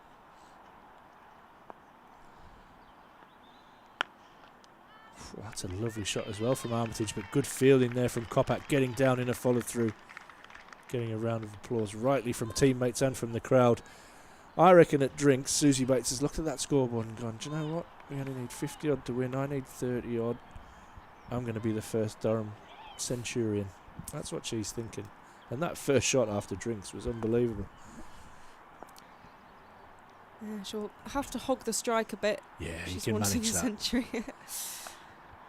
Just the first one that stayed a little bit low. Maybe using cross seam there, Kopak. Taking a bit of pace off potentially. But yeah, I reckon she's eyeing that up. Yeah, her experience, she can do that. No drama. And if I was Holly, I'd be trying to ruin it for her. Not by running her out like that, by the way. Armitage drives nicely, but can't beat the field on the offside.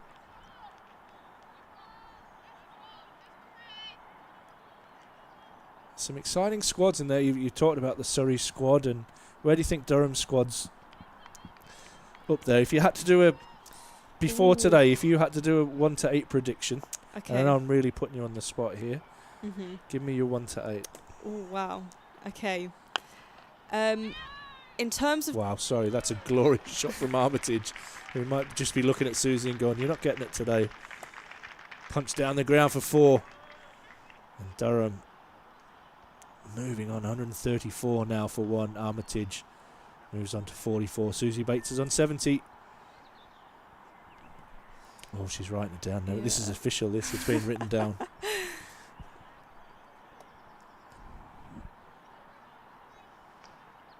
Might just be worth having really a change there. difficult. Yeah, I don't ask easy questions. Yeah. Okay. So I'm going Surrey top. What? Yeah, I know. I say that with regret. Lancashire second. Is that bias? No, never.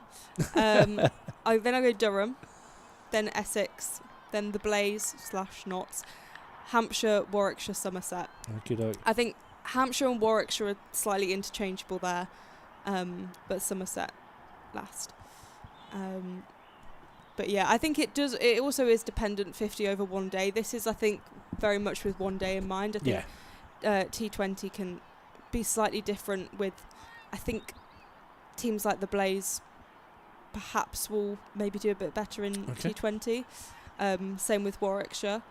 But yeah, I think today will be quite indicative of either how accurate that is or just generally how well teams do. Yeah.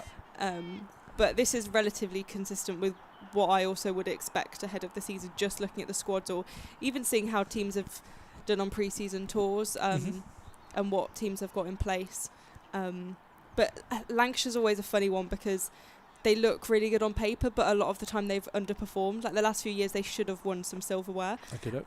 They've had so much financial backing as well, and it just hasn't quite worked out. So you kind of never know with them, but I'm trying to be optimistic. No, it looks good. What I will say about Surrey, though, is they obviously have a lot of England players. So when England duties clash with county stuff, that could be interesting.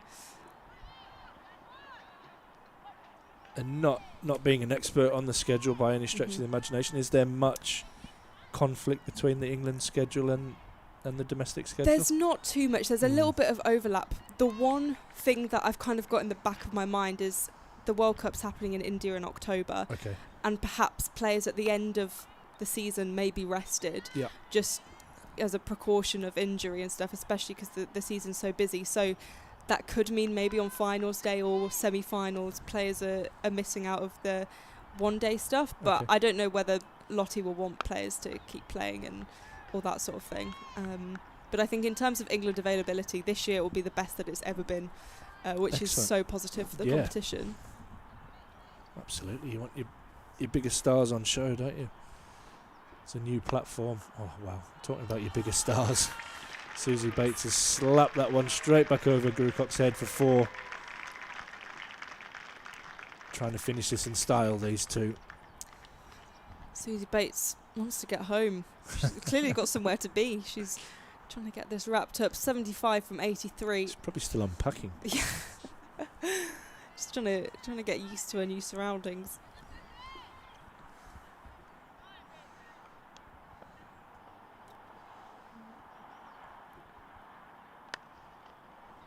Grucock to Bates, who finds the gap, but fielded there by Kate Koppak.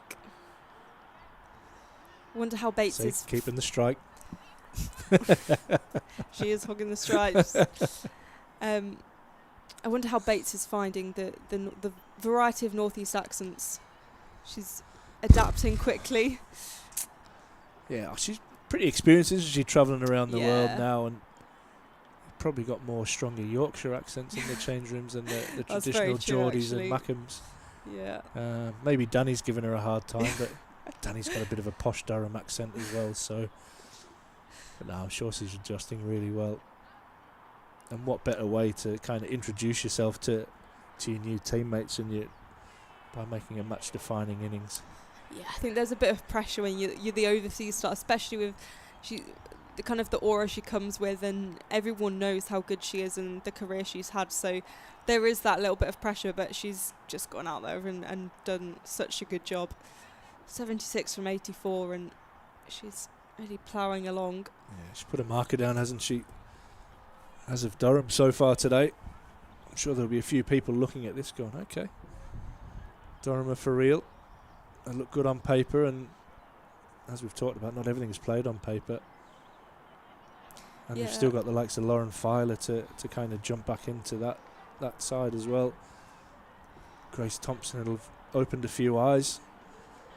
You know, she's new on the scene, and yeah, really exciting stuff. I think it's really reassuring actually, because Durham have one of the smaller squads compared Yeah. to some of the other teams, and they've also got injuries on top of that, but they're doing really well, and the way they've played today has been fantastic. And as you mentioned, with Grace Thompson coming in, it's so reassuring that those players are there, even if they haven't really been seen in the senior setup before. They can just get on with it and do really well and be impactful. Yeah, you've got the likes of kind of Trudy Johnson and people like that. You've got Sophia Turner, that's not playing today. Emily Windsor injured.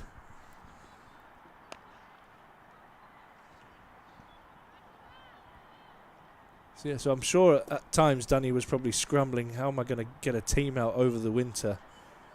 And I will ask her how many times she's changed her best 11 over the winter, and then obviously you turn up.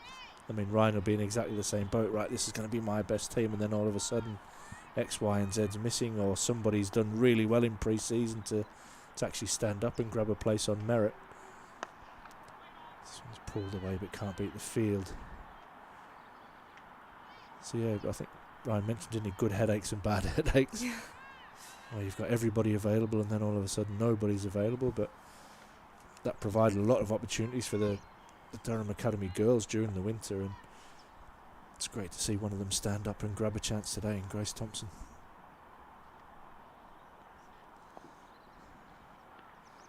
Oh wow, oh what an effort that is. That is absolutely murdered away on the leg side. An incredible piece of fielding and attempted catch. Unfortunately not quite picked up there. Holly's hit that so well. It's a brilliant effort that from Grucock. Diving away horizontal to the ground. And sometimes you just wish that things like that would stick. From a Durham point of view, absolutely thrilled that it hasn't, but what an effort that was. Bates again punching. Single off the next ball coming. Keep the strike. Yeah, 35 runs to win, and she's on 77. Yeah. She'll have her eye on that. Just say, I just wanted to do what was best for the team at the time. 100%. You look at those. Can I?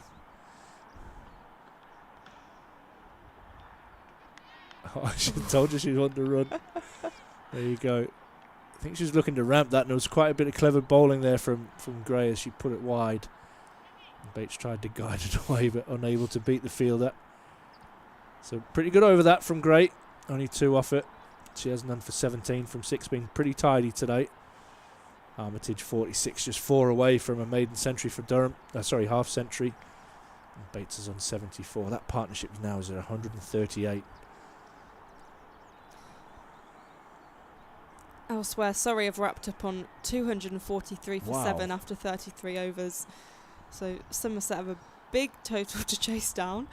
Douglas Lancashire, Lewis on that as well, probably. exactly. 129 for 1. Lancashire are chasing 235. That's at Trent Bridge. And then Warwickshire are 82 for 1 after 20 overs, chasing 208. It's a steady start as well, isn't it? Yeah, they're going along nicely. It's Grucock to bowl again.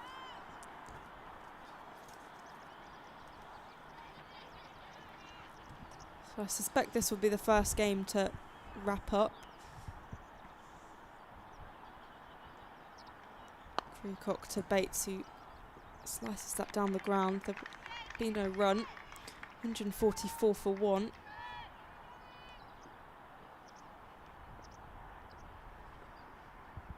Plenty of fixtures on Sunday though, with Durham hosting the Blaze here.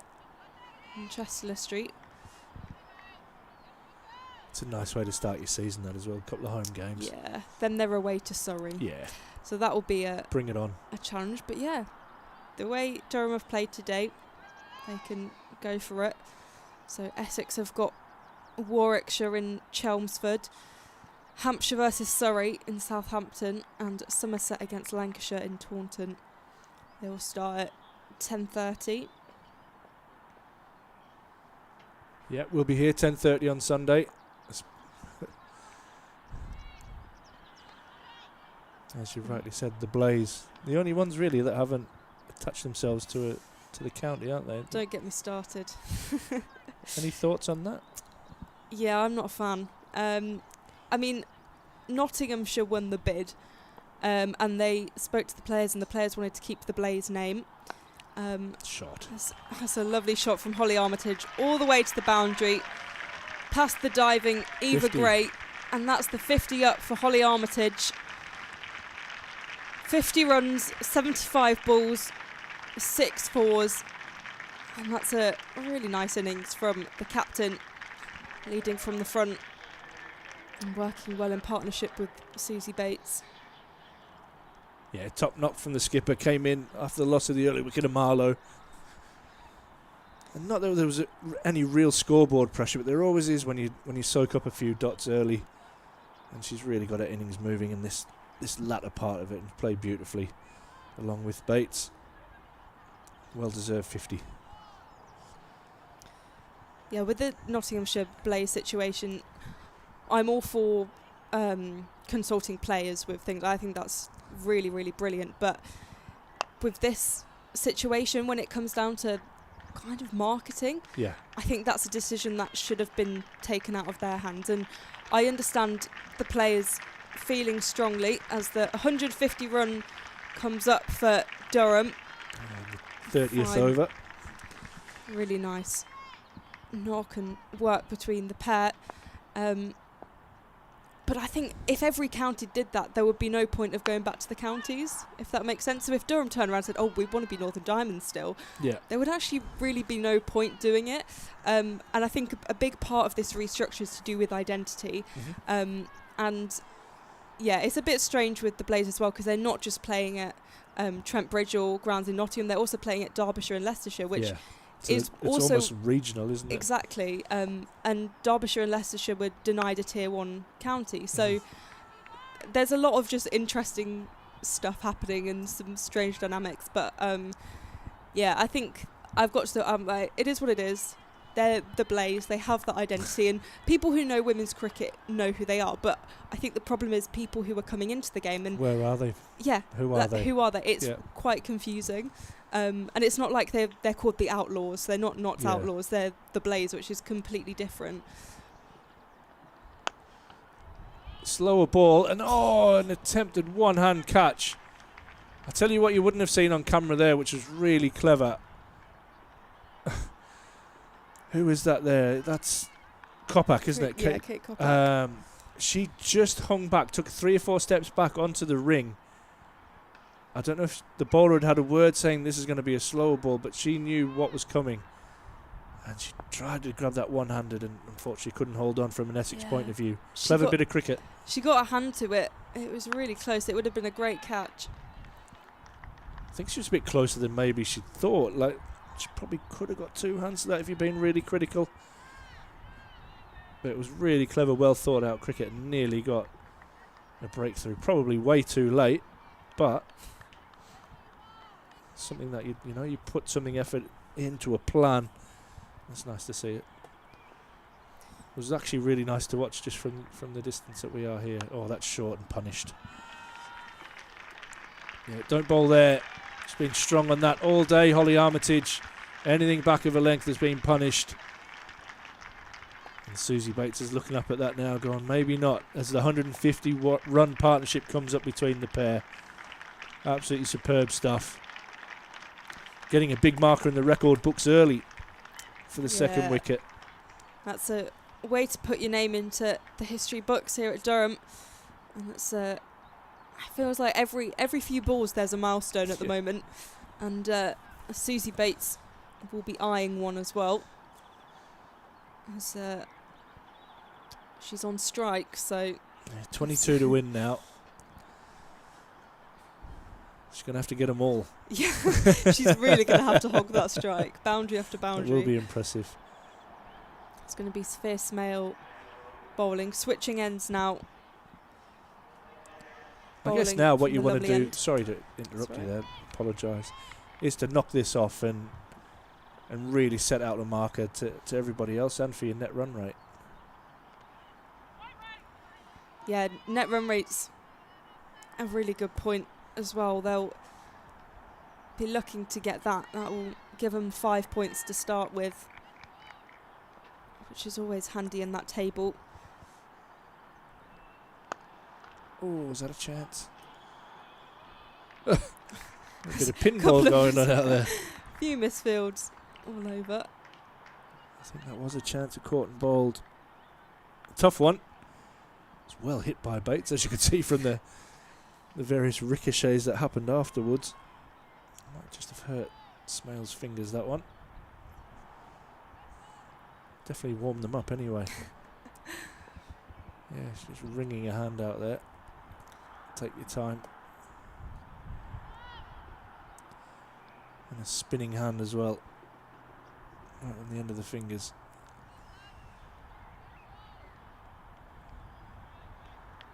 .21 needed to win.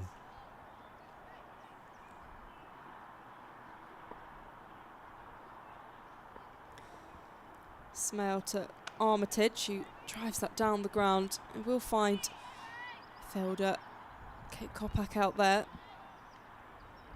But it does put Susie Bates on strike. 20 runs to win, 20 runs to a century. This would be some strike manipulation.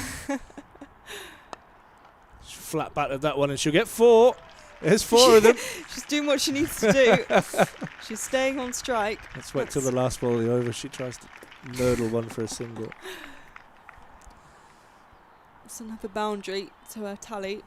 That was belted, wasn't it? And it feels like since that chat at drinks, they've just thought, right, we look like we're going to win this comfortably. Let's put the foot down. Let everybody know that Durham's up and about, and like we said, that net run rate may well be crucial at the back end of the season in this tournament.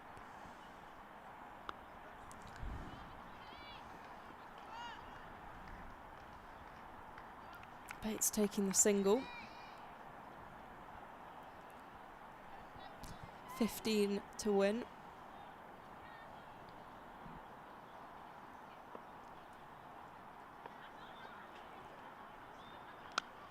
Shot. That's another good shot from Holly Armitage's locker and plethora of shots. And end of the over, 164 for 1. 14 runs to win, 19 overs remaining. Yeah, this is strong stuff from Durham, especially this experienced pair.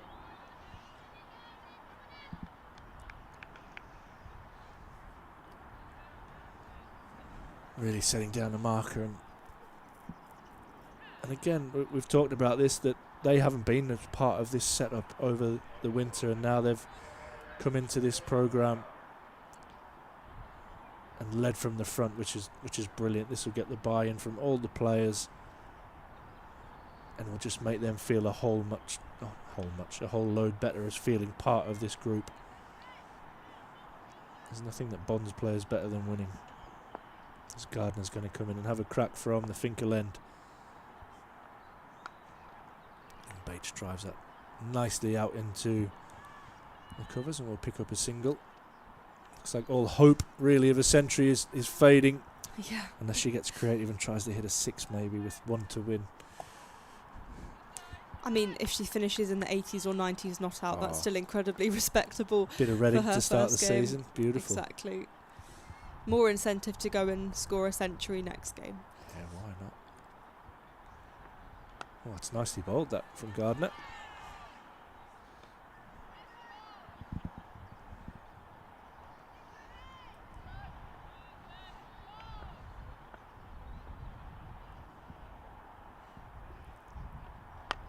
Oh, she hasn't got it. Has she got enough of it? It has just cleared mid-on. I think she'll get a couple. She will get a couple. She moves on to 87. "11 runs to win." She gets the reverse out this time and beats the fielder behind point. She might have to run them again. This is not the way it works. She's 37 years old. You shouldn't be running twos at this stage. She's been working very hard between the She wickets. It's just taking a couple of moments. This is experience. Just going to adjust my pads a little bit. Have a breath. It's been an outstanding innings from Susie Bates. Brilliantly supported by Armitage. Oh dear. A moon ball. Is that a no ball or a wide? It's a no ball because it's off the pitch. Don't see that very often. Happens to the best of us. I'll take your word for it. I don't think I've ever done that yet. Still time. Even though I'm retired. Done it plenty of times. Bates climbs into that short ball. The angle will get 4. She hasn't given up hope. 93. She's thinking single 6. It's the only way she could do it. She get the short. If she can get a 1, she's got the shorter boundary to the leg side the next over as well. This has been outstanding from Bates. Yeah, Just 4 to win.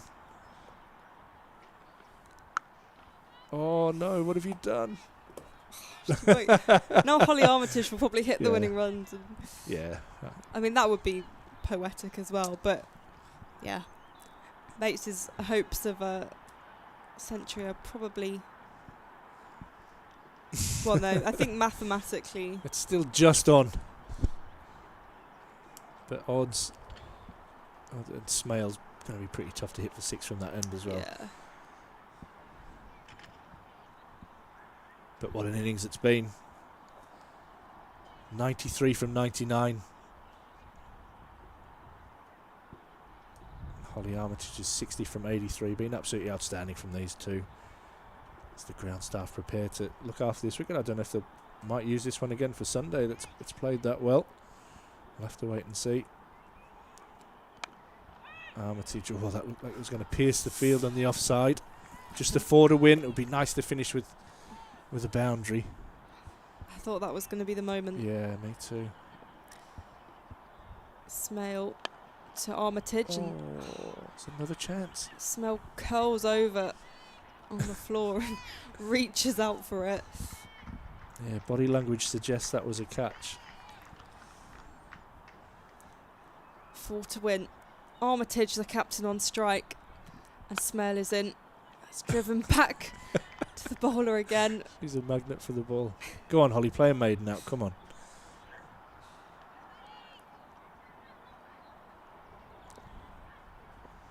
Smale, a 20-year-old spinner, to Armitage, wow. who takes hold of that. It's going to go all the way for 4, and Durham have won their first ever game in the professional era. A huge moment.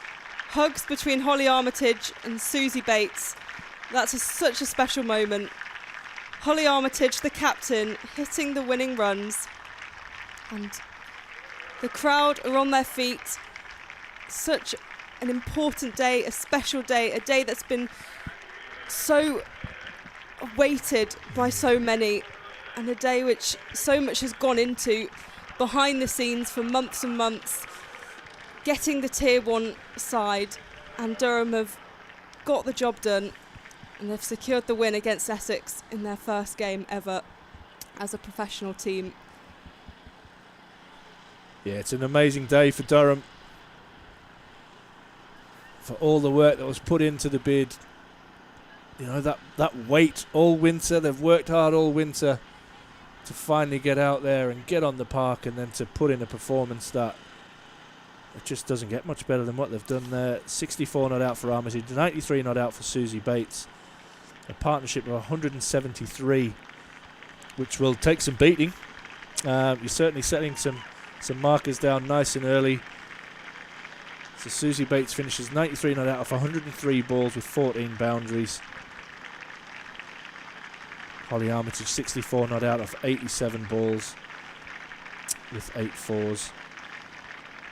And if we go back, really, the win was set up with some fantastic work with the ball between, you'd have to say, that spell, wasn't it? After about the 13-14 over mark, they just ripped the top order out of Essex, where they lost 4 wickets pretty cheaply. And it was the work of Phoebe Turner and Grace Thompson. Phoebe Turner returning figures of 4 for 33, Grace Thompson 2 for 34, and then the wizard Katie Levik 3 for 28, absolutely ripped the heart out of the lower order.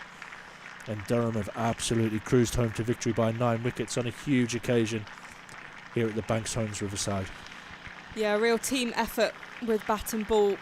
As we mentioned, Armitage 64 not out, and their overseas star Susie Bates 93 not out with the ball. A fantastic job to bowl Essex out for 177, a side that were kind of tipped as one of the stronger sides in the tournament, and Durham have been absolutely fantastic today. There was a lot of pressure and a lot of build-up to today, but they've handled it so well, and they've really set a precedent of the team they want to be and how they want to play for the rest of the season. And I'm sure when all the other games wraps up, other teams will be looking and thinking, have you seen what Durham have done? Because today was a fine example of what they can do. Yeah, it really was. Like I said, they've set a marker. They've had a big win. Their big players have stood up early. One of the young stars has stood up in Grace Thompson. Phoebe Turner's really come on. I know he's caught the eye of a few people upstairs that were watching. She's caught the eye. Bad habit. And just an outstanding day. The only thing that could have been better, I guess, is the weather could have been a bit kinder. And if that was the case, a few more people would have come in. But from us, that ends an excellent day. Polly, really appreciate your company today. It's been great to work with you today. Stevie and Ross, absolute legends. Thanks for all your pictures again today, guys. We'll be back on Sunday. Again, 10:30 start. We'll play that team from Nottingham, Derbyshire, Leicestershire called the Blaze. And hopefully Durham can make it 2 out of 2.